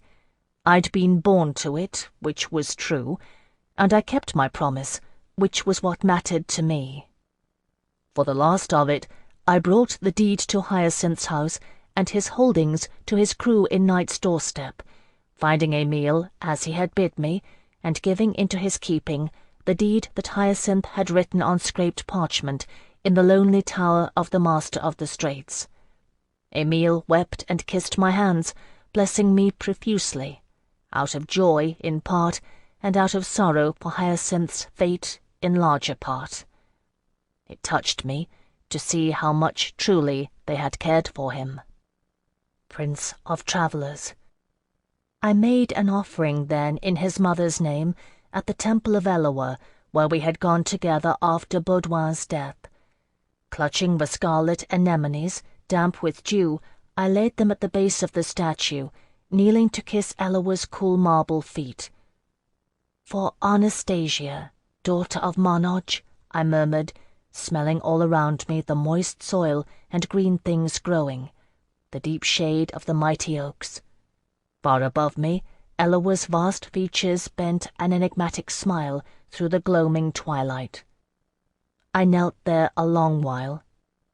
This time it was Jacqueline's hands that bid me rise, but the priest of Eloa was there, the same, I swear it, though all priests and priestesses resemble each other in some way, for they are all part of an unbroken line of service. He smiled at us, barefooted in the damp mast, hands in the sleeves of his robe. "Kushiel, child," he said gently, remonstrating Jacqueline, "do not rush. You have stood at the crossroads and chosen, and like Kushiel, you will ever stand at the crossroads and choose. Choose again and again the path of the companion. The choice lies ever within you, the crossroads and the way, and Eloa's commandment to point you on it." Jacqueline gave him a startled look, but the priest was already reaching out one hand, laying it upon my cheek. "Kushiel's dart and Nama's servant," he smiled, leaf-shadowed in the twilight, a smile of blessing, of remembrance, I thought. Who could say? I believed him the same, priest. "Love as thou wilt, and Eloa will ever guide your steps." He left us to linger there. When he had gone, I laughed. It seems my turn for dire prophecy has passed. "You can have mine," Jacqueline said wryly. "It seems I'm doomed to make the same choice 1,000 times over." "Are you sorry?" I searched his face in the faint light. "No." Jacqueline shook his head. "No," he whispered, and took my face in his hands, lowering his head to kiss me, unbound hair the colour of summer wheat falling forward to curtain us. It was sweet, very sweet, and I felt the rightness of it in our shared breath, the steady beat of his heart matching time with my own. When he lifted his head, the shadow of a smile curved his lips. "But there will likely be times when I am." "Likely there will," I murmured, "as long as it's not now." "No," he said, and smiled in full, "not now." Above our heads, Eloa's marble hands remained spread in blessing. Thus did I keep the promises I had made on that long and terrible journey. And afterward, you may be sure, Isandre de la Courcelle had me dancing attendance upon her to make up the time lost on my own business. While she bid fair to make a wise and compassionate ruler, she was also a D'Angeline noblewoman, approaching her wedding day, and indulged her foibles accordingly. Never in her life had she been allowed the luxury of being girlish. If she seized it now, I, who had been raised to fripperies, could not blame her. One such, which demanded my attention, was the bedecking of Alban royalty in D'Angeline finery, to wit, the splendid gown Isandre commissioned for Grania. The Queen of Terre d'Ange was more than a little fascinated with the warrior queen of the Dalriada. There must have been 80 women fighting among the Albans, but Grania was the only one whose status was in its own way comparable to Isandre's. Aemon's death had not diminished her. If her bright spirit was banked with sorrow, it was deepened as well. She stood patiently beneath the royal tailor's prodding as he fitted her, showing a glimmer of her old amusement as she caught my eye. The gown, a glory of scarlet silk and gold brocade, was too narrow through the waist, though she had been measured no more than a week prior. I listened to the tailor's muttering and laughed. "How long?" I asked Grania in Erin. 3 months. She laid her hand on the faint swell of her belly and smiled complacently. "If it is a boy, I will name him Aemon." "Is it Rouse's?" She smiled again. "It may be so." Isandre raised impatient brows. She spoke some bit of Cruinia, but the Erin dialect took time to master, or great necessity. I'd had the advantage of both. I explained to her what Grania had said. "She fought," Isandre said in astonishment, "with child?" "It was too soon to be sure then," I said diplomatically. "There is a dreadful Erin tale about an ancient queen running a foot race great with child. I spared her that, and was glad I'd not told her about Aemon's head, preserved in quicklime." "Will Quintilius Rouse wed her?" Isandre inquired. I translated for Grania, who laughed. "I do not think it matters to her, my lady," I replied. "That's fine," Isandre said to the royal tailor, waving one hand dismissively. "Make the adjustments." She looked consideringly at me. "What of you, near cousin? Will you wed your Castleline?" One does not refuse to answer a direct question from one's sovereign, but glancing at her face, I saw that she was genuinely interested. "No, my lady," I said simply. "Anathema or no, Castleline vows bind for a lifetime. Jacqueline betrays them every day he is with me, and that is his choice. To wed would be a mockery, and that he cannot do, nor I ask." Isandra, I think, understood. Her ever-present Castelline guards stared straight ahead, and what they thought I cannot guess, nor did I care. "Will you return to Nama's service?" she asked then. "I don't know." I busied myself with assisting Grania as she divested herself and dressed in her own garb, handing her kirtle over the tailor's folding modesty screen. It was one of those questions that lay between Jacqueline and I, and one we had avoided. I faced it now, in part, meeting Isandra's gaze. "You have been kind, Your Majesty, and I have assurances of hospitality from good friends." It was true. Gaspard Trevelyan had promised I should never want for aught, and Cecily and Telesise as well. But if I am rich in friends, I am penniless in pocket. This too was true, and a considerable fortune awaited me as a servant of Nama. There were other reasons too, but those were harder to voice. Poverty, everyone understood. "Oh, that!" Isandra laughed, beckoning to a page. "Summon the Chancellor of the Exchequer. Tell him it's regarding Lord Delaunay's estate." He came with alacrity, a lean and grizzled man, clutching sheaves of paper. Isandra had dismissed the royal tailor by then, and given Grania leave to go, which she took, bending one last look of quiet amusement my way. "Go on," Isandra bid the Chancellor, reclining on a couch and sipping at a glass of wine.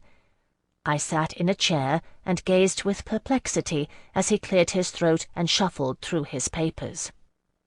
"Yes, Your Majesty. Regarding Anafiel Delaunay's estate, the townhouse in the city, and all its holdings, it seems these were purchased from the judiciary by one," he peered at a parchment, "Lord Sandriel Vulcan, who deeded it to... well, it doesn't matter. We can begin proceedings for its reclamation at your insistence, my Lady Phèdre, or the Exchequer will recompense you the full amount of the sale." "Why?" I interrupted out of pure bewilderment. The Chancellor of the Exchequer looked at me over his papers, startled. "Oh, you didn't, Your Majesty. Well, of course, my lady, his lordship, Anafiel Delaunay, filed the papers some time ago, naming you his heir. You and one," he consulted a sheet, "Alcuin no Delaunay, deceased. By Her Majesty's proclamation of your innocence, our seizure is now unlawful, and we must by rights recompense you." I opened my mouth and closed it, in my shock picturing the house as I'd last seen it, a dreadful abattoir, Delaunay dead and Alcuin dying. "I don't want it," I said, shuddering. "Not the house. Let Lord Sandriel or whomever keep it. If I am owed—" it was hard to credit. "If I am owed, well then, fine." "Yes, of course, quite," the Chancellor said absently, shuffling through his papers. "Recompense in full." Isandra sipped her wine and smiled. "And then there is Montrève, of course," he added. "Montrève?" I echoed the word like a simpleton. "Montrève in Cioval, yes." His gaze came into focus as he found the document for which he was searching, tapping it smartly. "With his disinheritance, upon his father's death, it passed to his mother, and thence to Lord Delaunay's cousin, Rufail, who is, sadly, listed among the dead of Toilemont." The Chancellor cleared his throat again. "A codicil in the will of the Comtesse de Montrève specifies that if he should die without issue, the estate would revert to her son, Anafiel Delaunay, or his heirs." "And that, it seems, is the case, my lady." Although his words clearly formed sentences, I could make no sense of them. He might as well have been speaking Akkadian, for all I understood. "What he is saying, Phèdre," Isandra said succinctly, "is that you have inherited the title and estate of Comtesse de Montrève." I stared blankly at her. My lady will have her jest." "Her Majesty does not jest," the Chancellor of the Exchequer said reproachfully to me, and rattled his sheaf of papers. "It's all very clear, and documented in the archives of the Royal Treasury." "Thank you, my Lord Brenois," Isandre said graciously to the Chancellor.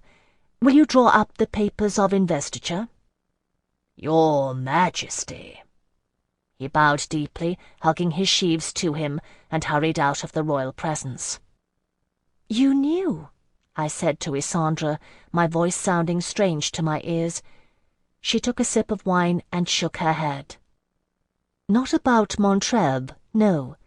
That only came to light after the lists were published, and Lord Brenois determined that Rufeil de Montreuil had designated no heir.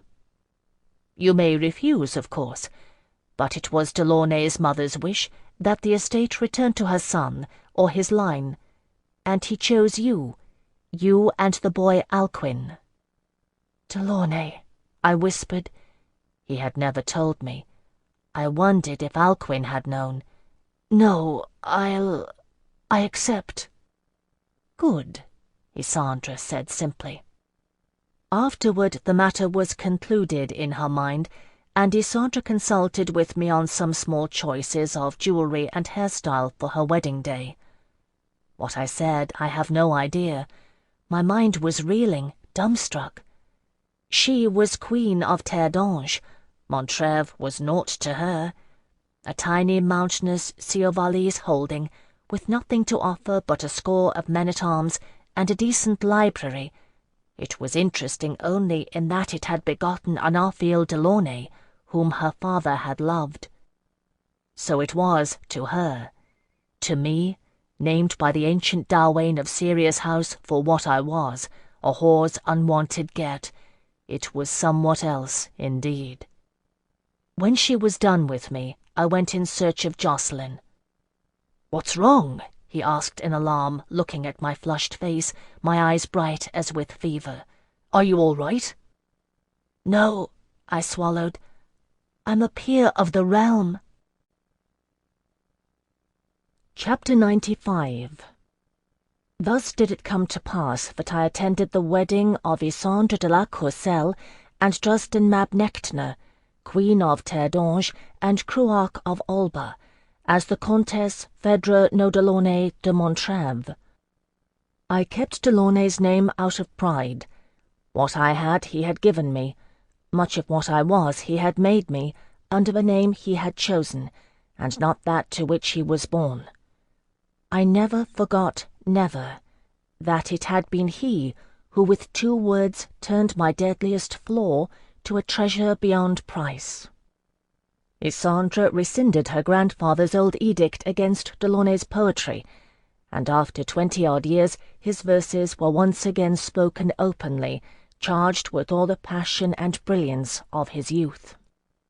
At the wedding feast, Théloïse de Mornay would debut her epic verses, in praise of bride and groom alike, but at the ceremony itself she recited one of Delaunay's poems. I dare say the whole world knows it now. It was a rage of fashion for months afterward in the city, for lovers to quote the verse of an Arthiel Delaunay to one another. Then no one had heard it, and I wept at the final words. I and thou our hands meet, and a world engendered. It was fitting for the 2 of them, truly rulers of 2 worlds, conjoined into one. The ceremony was held in the palace gardens, with gay pavilions erected on the lawn, and a fragrant bower under which they stood. Eloa's temple is everywhere in Terre d'Ange, where earth meets sky. It was an old priestess who performed the ritual, silver-haired, her face lined and lovely with age. Isandre looked as beautiful as a summer's day, in a gown of periwinkle silk, her pale hair done up in a crown, laced with gold filigree, in which blue forget-me-nots were twined. I had counselled her well, if I had so advised her. As for Justin, he was truly a vision to D'Angeline eyes, all his Pictish barbarism recreated in our luxuriant textiles, the red cloak of the Cruach, hanging in velvet folds from his blue-whorled shoulders, gold torque against his bare brown throat. This, too, set quite a fashion. As king and queen they greeted each other, but when the words were spoken and they shared a kiss to seal it, it was as man and woman, husband and wife. I saw Isandra's eyes sparkle as they parted, and Drustan's white smile, and I cheered them with the whole heart. I knew better than anyone at what cost this union came.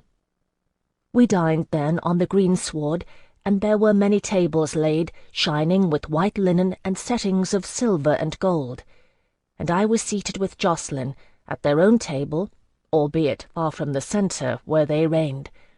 For each of us a nuptial goblet, silver chased in gold, depicting the siege of Toilemont and the victorious alliance that followed. I have mine still, and it is among the chiefest of my treasures. Suckling pigs were roasted whole, and pheasants, and oysters rushed packed in ice from the Isandine coast, mutton and venison and tender rabbit, cheeses and apples soaked in brandy, pears and a spicy currant sauce. There were crisp green salads with shredded violet petals and comfits and glacés. And through it all washed a river of wine, soft oaken whites, crisp rosé, and hearty red, while musicians strolled and servants bustled. When the sun sank low, the torches were kindled, 1,000 candles set in glass globes about the garden, a beacon summoning to moths. Then did Thélassise de Mornay recite her fledgling verse, that would grow one day into the Isandrine cycle. Strange to hear one's name spoken in passing poem. Although the focus of these verses was Isandra and Drustan, my tale was woven in it. Not a little drunk, I leaned my head in my hand and listened. After that came the toasts, which I will not recount. I had to rise when Grania, resplendent in the crimson and gold gown of Isandra's choosing, gave hers in a thick Aran accent. It was something to do with the Falair born and the honour of the Dalriada, and a wish for fruitful joy. I cannot remember now. I must have rendered it well enough, for everyone cheered. When I had done, Grania gave me thanks, and named me her sister, with an embrace and a deep glimmer of amusement that was not entirely sisterly. I'd not told Isandra that, either, only that the lords of the Dalriada had been persuaded. Later I learnt that Quintilius Rouse had related the tale of how I had brought the twins into accord, and Isandra laughed until she wept. It was her fault for making me her ambassador. Still, I grieved that never again would Aemon balance his sister. Drustan made a toast then, and to my great pride he gave it first in Cruinia, then in near-flawless Dongeline. His dark eyes shone with wine, and the flickering light of 1,000 candles turned the intricate blue whorls of woad into a subtle shifting pattern on his skin. "We have won this day's joy at great price," he said solemnly. "Let us treasure it all the more, and pledge together that as Isandra and I have joined our lives, so will our nations be joined in strength and harmony, that we may never be any less than what we are today." It was well said, and they cheered him wildly. He gave a courtier's bow and sat down. Then Isandra stood, so young to have borne what she had, but there was steel in Isandra de la Courcelle, forged between the bitter triangle of Roland, Isabel, and Delaunay, hammered on the anvil of her grandfather's rule, metal-tested in the dreadful siege of Toilemont. Tempered by love. "Dongeline and Alban alike," she said, "we give praise this day to blessed Eloa, and celebrate his words. Why are we here, if not for that nation, home and hearth, land, sea and sky, kith and kin, friend and lover, mistress and consort?" A rippling laugh answered, and she smiled. "And husband and wife. We honour Eloa's sacred precept. Join me, then, on this day and ever after, and love as thou wilt." No other sovereign would have given such a toast, I think, but this was Terre d'Ange, and Isandre was our queen. We drank and drank deep, servants filling our nuptial goblets with joie, that clear, bright cordial that made the torches burn brighter. Afterward, the musicians struck up in earnest, and we danced on the green lawn, while the soft candle-lit twilight faded unnoticed, and the stars kindled in the black sky, a scent of flowers heady in the summer night. I danced first with Jacqueline, and then Gaspard Trevelyan bowed and extended his hand, and after that I lost count, until Justin Mab Nectaner claimed a dance. There were whispers at that. Some of the nobles knew who I was, and some did not, but now my name was known, and Kushiel's dart gave me away. Always at court there runs the murmuring river of politics beneath the surface of any occasion. Justin ignored it, and so did I. He danced well for an Alban, despite his lameness. I remembered the first time I'd heard his name. Isandre de la Courcelle shall teach a club-foot barbarian prince to dance the gavotte. So she had, and I danced with him now, while we smiled at one another. Culloch Gorham, Earth's eldest children. It meant nothing to the Dongelines, but they had not been there when the black boar burst from its copse outside Bryn Goredum. I had. We always did understand one another, Justin and I. I had patrons there, too. I'd chosen my assignations from among the highest ranked in the realm that last year or so. I gave none of them away. It was not the place to acknowledge such things. Some, like Quinsel de Morban, would not have cared. Others depended on the discretion of Narmar's servants. It did not matter. I knew and they knew, whose patron gifts were etched indelibly onto my skin, link by link, forming the chain of my mark that rendered me free. In the small hours of the morning, Isandre and Justin took their leave, and we followed them as far as the bedchamber, a great crowd of mixed folk, shouting out good wishes, and some bawdy ones, and pelting them with a hailstorm of petals, until they, laughing, closed the bedchamber door and barred it, petals clinging to their hair, and Isandre's grim castlines turned us away, with an especially dour look for Jacqueline. No end to the revelry, though. The Queen had bid it carry on until dawn, and I saw it through to the end, having a deep need in my soul for a joyous daybreak to cleanse away the memories of too many others. Jacqueline, too, he understood. We had had the first dance together, and we had the last. Later I would laugh to hear the forays he had endured in between, staged by Dongeline lords and ladies curious to test the virtue of a Castelline apostate. Then I merely rested safe in the circle of his arms, glad to be there, where neither of us ever thought to find ourselves. And we watched the sunrise over Terre d'Ange. The days that followed were full of activity, for there remained a great deal to be done, but my role in it for the most part had come to an end. When the Chancellor of the Exchequer bestowed upon me the balance of the proceeds from the sale of Delaunay's estate, I begged of him the name of a reliable agent, and made arrangements for the care and investment of my unexpected wealth. With some portion of these funds, Jacqueline spent his days making preparations for our journey to Montreuil.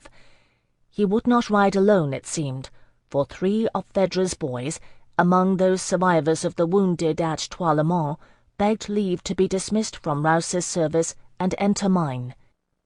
Quintilius Rouse acceded, and Isandre agreed to the increase in Montreuil's allotment of men-at-arms, and that is how I came to acquire 3 chevaliers, Remy, T. Philippe, and Fortune.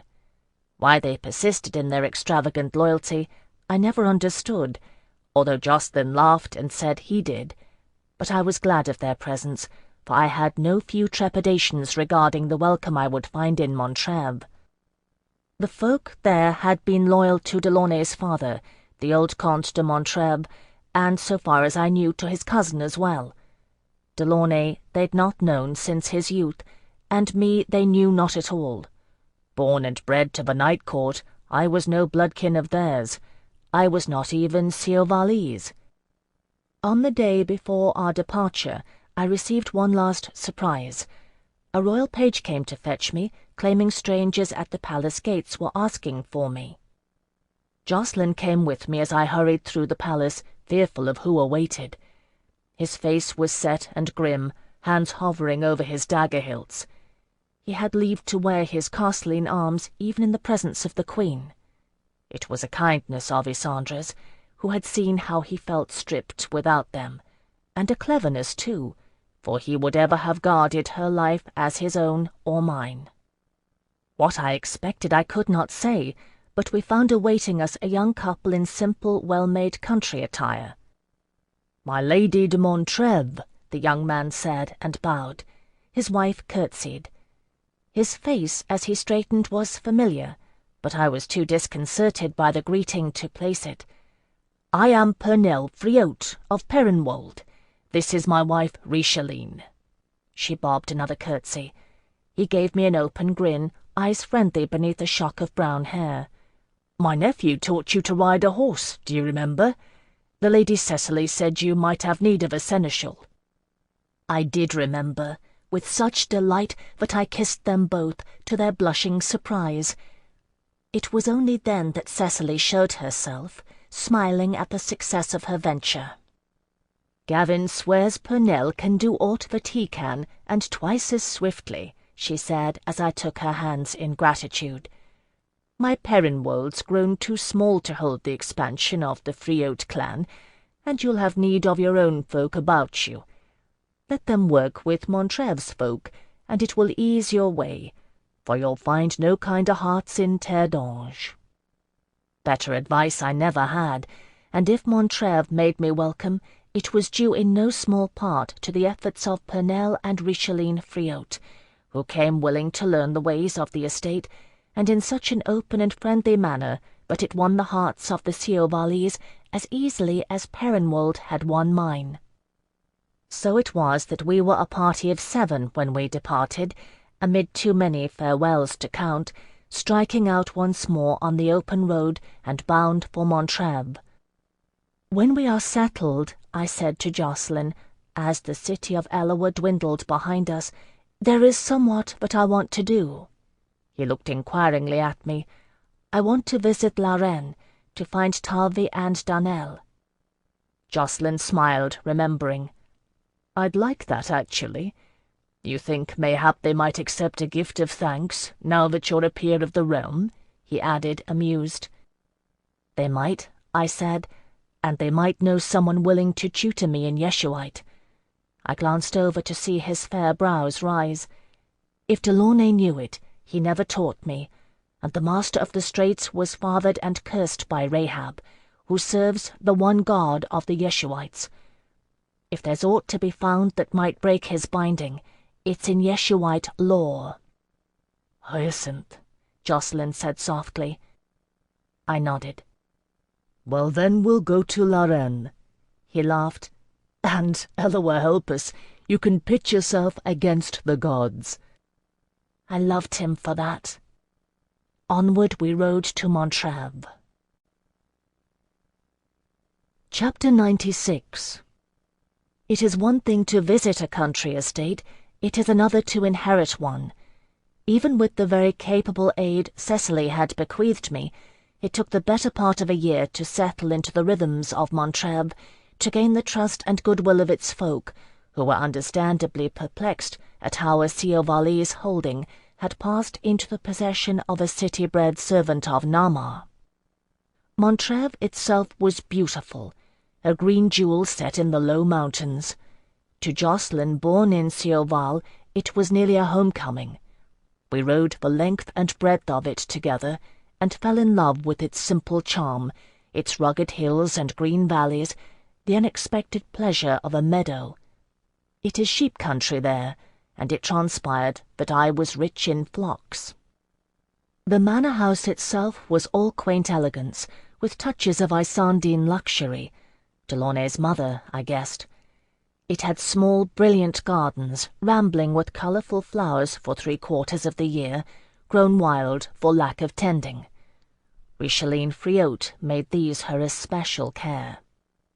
And there was a library where Anarthiel Delaunay had spent his boyhood study, immersed in the Siovalese love of learning. I found his name one day, scratched with a knife point into the wooden surface of a reading table, and had to fight back tears. Jocelyn's love of the land, my love for Delaunay. These things, I think, along with the good nature of the Friotes and the bold, cheerful manner of my 3 chevaliers, won over the folk of Montreuil. Once we were at last ensconced, I began to write letters, and Phèdre's boys leapt at the chance to play courier, crossing the realm with correspondence. I wrote to Isandre with gratitude, to Cecily Lavaux-Perrin and Télésise de Mornay with small tales of our doings, to Quintilius Rouse and Gaspard Trevaillant with greetings, and always with a plea for news. I wrote even to Maestro Gonzago de Escobares, in care of the University of Tiberium, and Remy was gone months on that adventure. And I bought books, and in La Reine, T. Philippe found Tarvey and Darnell, owners of a prosperous tailor's shop in the Yeshuite quarter. That spring, Jocelyn and I rode to visit them, and held a happy reunion. Impossible to believe that scarcely a year ago we had met on the road, where they had saved our lives. The girls had grown taller, and our Scaldy pony, still with them, had grown fatter. If they would still accept no reward, I repaid them as best I was able, with a sizable commission for livery.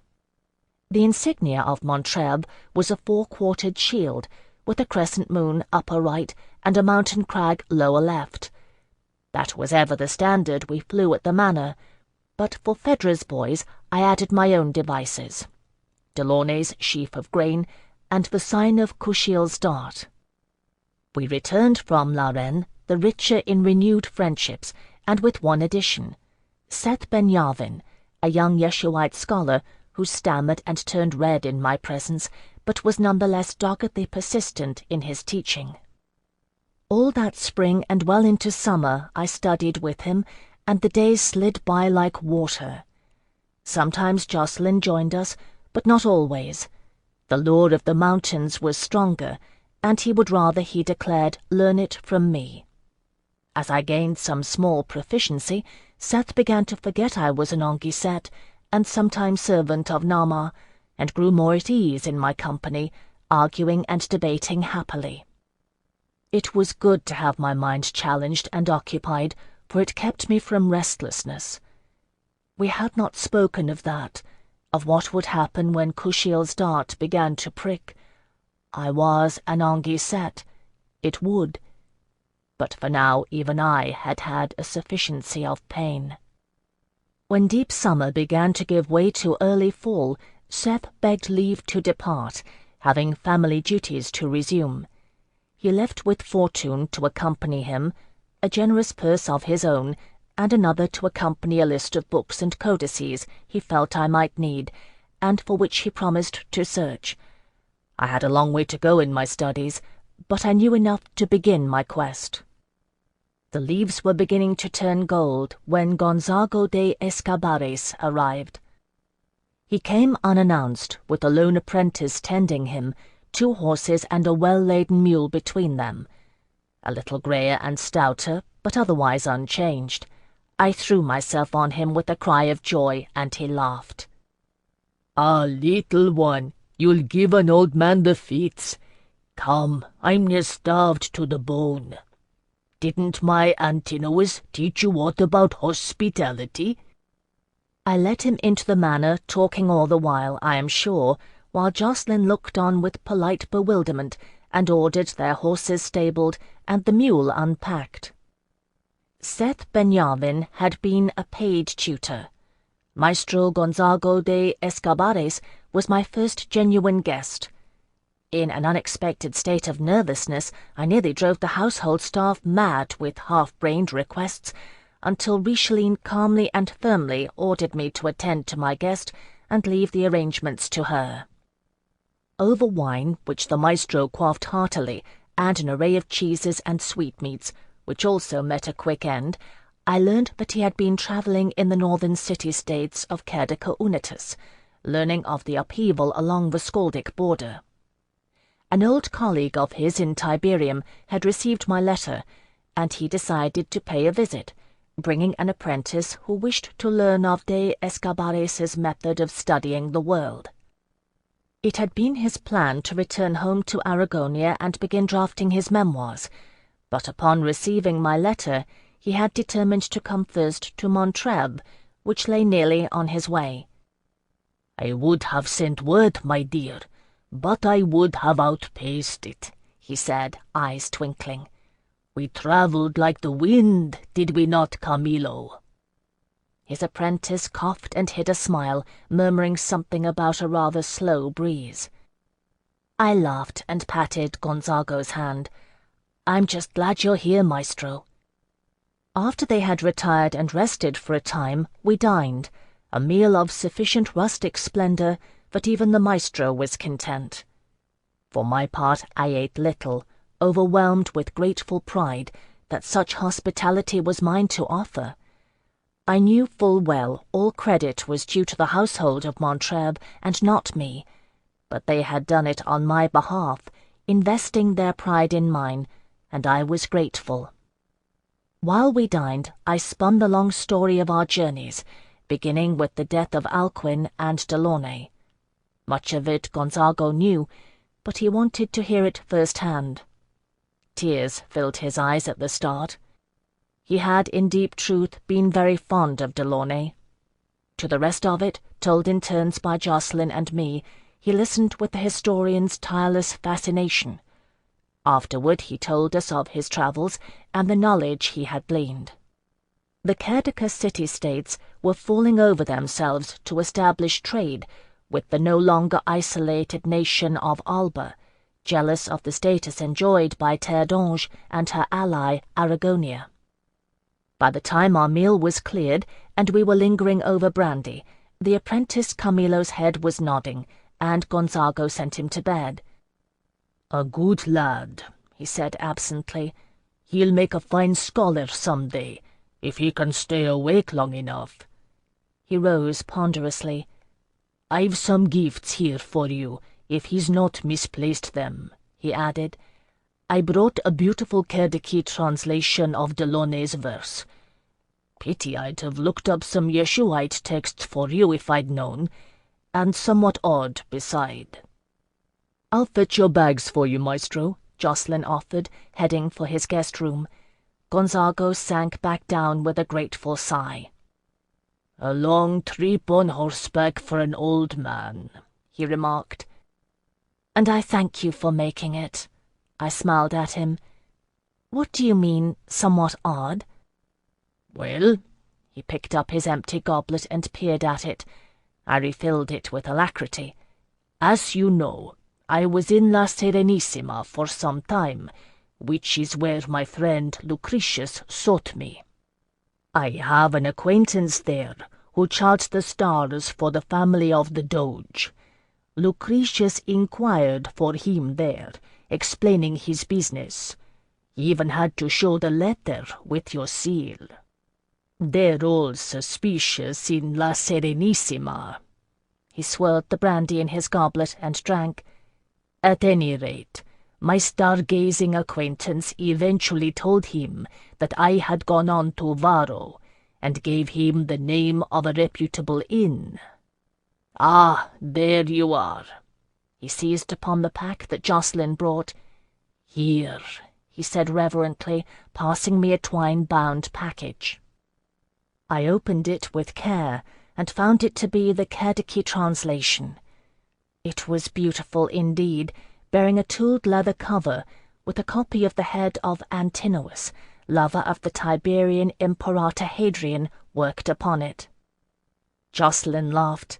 "A mendicant's trick, if ever there was one." "Truly, maestro, it's lovely, and I thank you," I said, leaning to kiss his cheek. Now will you keep me in suspense all night?" Gonzago de Escobares gave a rueful smile. "You may wish I had, child. Having heard your tale, I have my guess. Hear mine, and make your own. Lucretius and his apprentice bedded down at the inn, and in the morning he found he had a guest. Now he is an eloquent man, my friend Lucretius. He is an orator after the old style, and I have never known him to be caught short of words. But when I asked him to describe his guest, he fell silent, and at last said only that she was the most beautiful woman he had ever seen." The nights were still warm, but I felt a chill all the length of my spine. "Melisande," I whispered. "Ask Camillo," Gonzago said bluntly. "I did, and he said that she had hair the color of night and eyes the color of larkspur, and her voice made his knees go weak, and that lad doesn't have a poetic bone in his body." Reaching into his pack, he drew out a large bundle in a silk drawstring bag. "She said since he was carrying a letter from the Comtesse de Montreuil to me, would he carry this to me for the Comtesse de Montreuil?" He handed me the bundle, and I took it with trembling hands, feeling it at once soft and heavy. "Don't open it!" White lines of fury were etched on Jacqueline's face. "Phèdre, listen to me. She has no hold on you, and you owe her nothing. You don't need to know. Throw it away unopened." "I can't," I said helplessly. I wasn't lying either. I couldn't, nor could I open it. With a sharp sound, Jacqueline tore the parcel from my hands and wrenched open the silken drawstring cords, reaching inside to yank out its contents. My sanglois cloak unfolded in a slither of velvet drapery to hang from his grip, rich and luxuriant, a red so deep it was almost black. We all stared at it, saying nothing. Gonzago de Escobares's eyes were round with perplexity. I don't think he knew what it was. I did. Jacqueline did. I had been wearing it that last day, the day Delaunay was killed, the day Melisande had betrayed us. "What in the seventh hell is this supposed to mean?" Jacqueline demanded, throwing it down on the couch beside me. He gave a bewildered laugh, running his hands through his hair. "Your cloak? Do you have the faintest idea?" He looked at me, then looked again. "Phèdre?" I did know. Someone had aided Melisande, had helped her escape from Troilemont. Whoever it was, they had never been found. Isandre's suspicion in the end had fallen most heavily on Quincel de Morban and the two Shahrazai kin, Marmion and Persia. If they were exonerated, it was only because there was no proof, and it was too ludicrously obvious, all of them too canny to stage such a blatant ploy. But there was another reason, I knew. I spent that night atop the battlements, and never heard a sound. The guard at the postern gate was killed by a knife to the heart. He'd seen his killer. It was someone he trusted, face to face. And the guardsmen of Troilemont didn't trust anyone who hadn't fought at their side. Certainly he would have challenged any one of the Kushiel nobles approaching him in the dark of night. Someone he trusted. Someone we all trusted. And now Melisande was in La Serenissima, close enough to the family of the Doge to learn in a day that their soothsayer had received a visitor. Prince Benedict's eldest daughter, Marie Celeste, was wed to the Doge's son, a near incestuous knot of the deadly Stregazza, who had poisoned Isabelle L'Envers de la Courcelle. Isandre's nearest kin, who were of the blood. Oh, I knew. My hands closed on a fold of the sanglois cloak, feeling the rich velvet beneath my fingertips. I could smell, faintly, Melisande's scent. Why had she kept it? I couldn't answer it, my mind shying away from the question. But what she meant it for now, I knew well enough. A challenge, an opening gambit. I touched my throat, bare of her diamond. Somewhere in that deadly coil of La Serenissima, a plot was hatching. It was a long way, a very long way, from Isandre's throne in the city of Eloa. But intrigue has a long reach when thrones are at stake. Someone at Isandre's right hand concealed poison at their heart. And I could find them out. That was what the cloak meant, of course. Melisande knew full well how I had served Delaunay, Alcuin, and I. He'd let her know as much. Like her, he was a master, and could not bear to be entirely without an audience. One solitary witness who could appreciate his artistry, the tremendous scope and complexity of his undertaking. Whoremaster of spies his detractors called him, when the halcyon days of Isandre's wedding and d'Angeline victory had passed. Witness and opponent, Melisande had chosen me as her equal. I was an Anguissette, and a sometime servant of Nama, that much the world knew, trained to observe, to remember, to analyze. Not many knew that. Even those who did put little stock in it. I had been at the wrong place at the right time, nothing more. I nearly believed it myself, and sometimes I think it was true. Others would find it easy to believe. Who would the gatekeeper have trusted? I could count them on my fingers: Gaspard Trevelyan, Percy de Somerville, Barquiel Lambert, a dozen others, no more. I could find out, as I had found out that Childeric d'Assam served Lambert, as I had found out that Solane Belfort was Lionette de Trevelyan's puppet. People will speak before an Anguissette, careless as with no other, not even the pillow talk of the night court. I stroked the velvet pile of the Sanglois cloak. Delaunay had sent all the way to Firenze to find dye-makers who could recreate it. We'd lost the art in Terre d'Ange. That didn't happen often. Such a beautiful colour, Melisande had said once. It suits you. It would be easy, so easy to begin again. I was born to it, I thought, blinking away the red wash that hazed my vision. Jocelyn began every morning with the smooth execution of the Castline forms drilled into him since he was 10. That deadly private dance he now performed in the gardens of Montreuil, while members of the household watched with covert admiration. And I channeled my gifts and their awful yearnings into my studies, which I was loath to abandon. No reason to do so, truly. What texts I had I could easily forward to the city. Aught else I carried in my own skull. And there were Yeshuites aplenty in the city, to carry on Seth Ben-Yavin's teaching, and the Royal Library, and booksellers too, and the bequest of Delaunay's house, largely unspent, enough to buy a home in the city, a modest home. Montreuil. There was Montreuil, but it would continue. I was fooling myself if I thought it needed my hand. It had its own staff and holdings, and I need never doubt the loyalty of Pernelle and Richeline, happily installed, making of it a home such as his parents had at Perrenwold, in the absence of the Chevalier and his lady, Cecily. I could always come back. I would, too. I loved it here.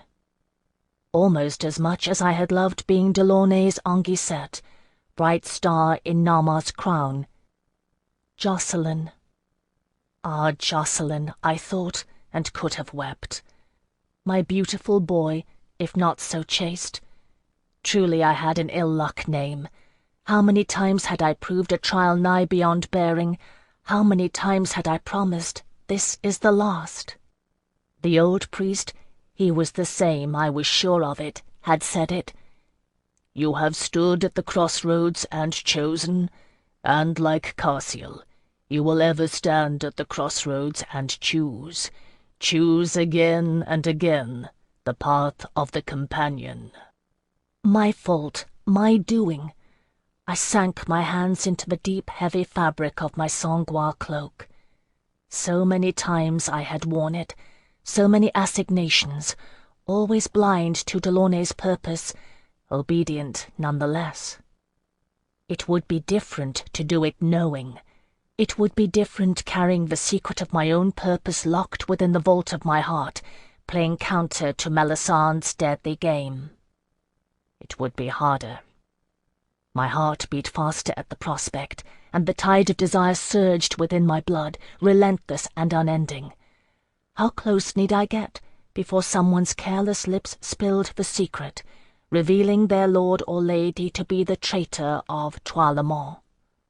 For there were Isandre's ladies-in-waiting too, those 3 who had dared to follow her into the teeth of war. I knew their names and faces, locked in memory. Who knew but that one of them was Melisandre's last line of defense? She always rewarded generously those who had served her. I touched my throat, still bare. No matter.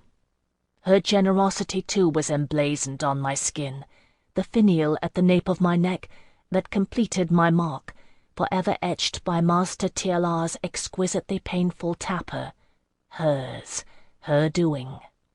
A gown of sheerest gauze, studded with diamonds. They had bitten deep into my flesh when I knelt for her. They had bought me my freedom. Melisandre. They might cost her freedom yet. If I had lost my mentor, still I was not without resources. I had the friendship of the sovereigns of 2 nations, the Lady of the Dalriada, the Royal Admiral. I had the kindness of a revered scholar of the University of Tiberium to aid me, the goodwill of the Yeshuite community, and a standing claim with one of the Companias of the Tsingani. I had friends high and low, and the enduring love of the successor to the Master of the Straits, my dearest friend. And I had the perfect companion. Phèdre? Jocelyn repeated my name, the question still in his voice, echoed in Gonzago de Escobares's perplexed gaze. So much thought to have passed in the blink of an eye. I drew a deep breath and looked at Jocelyn's face, familiar and concerned, against all odds beloved. No more dire prophecies, I had laughed, not reckoning with what I was, with what the priest had named me, sure and true. Kushiel's dart and Nama's servant. Love as thou wilt, and Eloa will ever guide your steps. I'll tell you, I said, tomorrow. This concludes Kushiel's dart.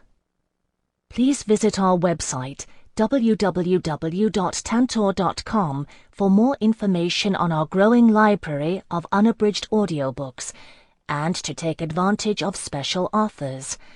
Or call toll-free 8777-TANTOR to request a catalogue.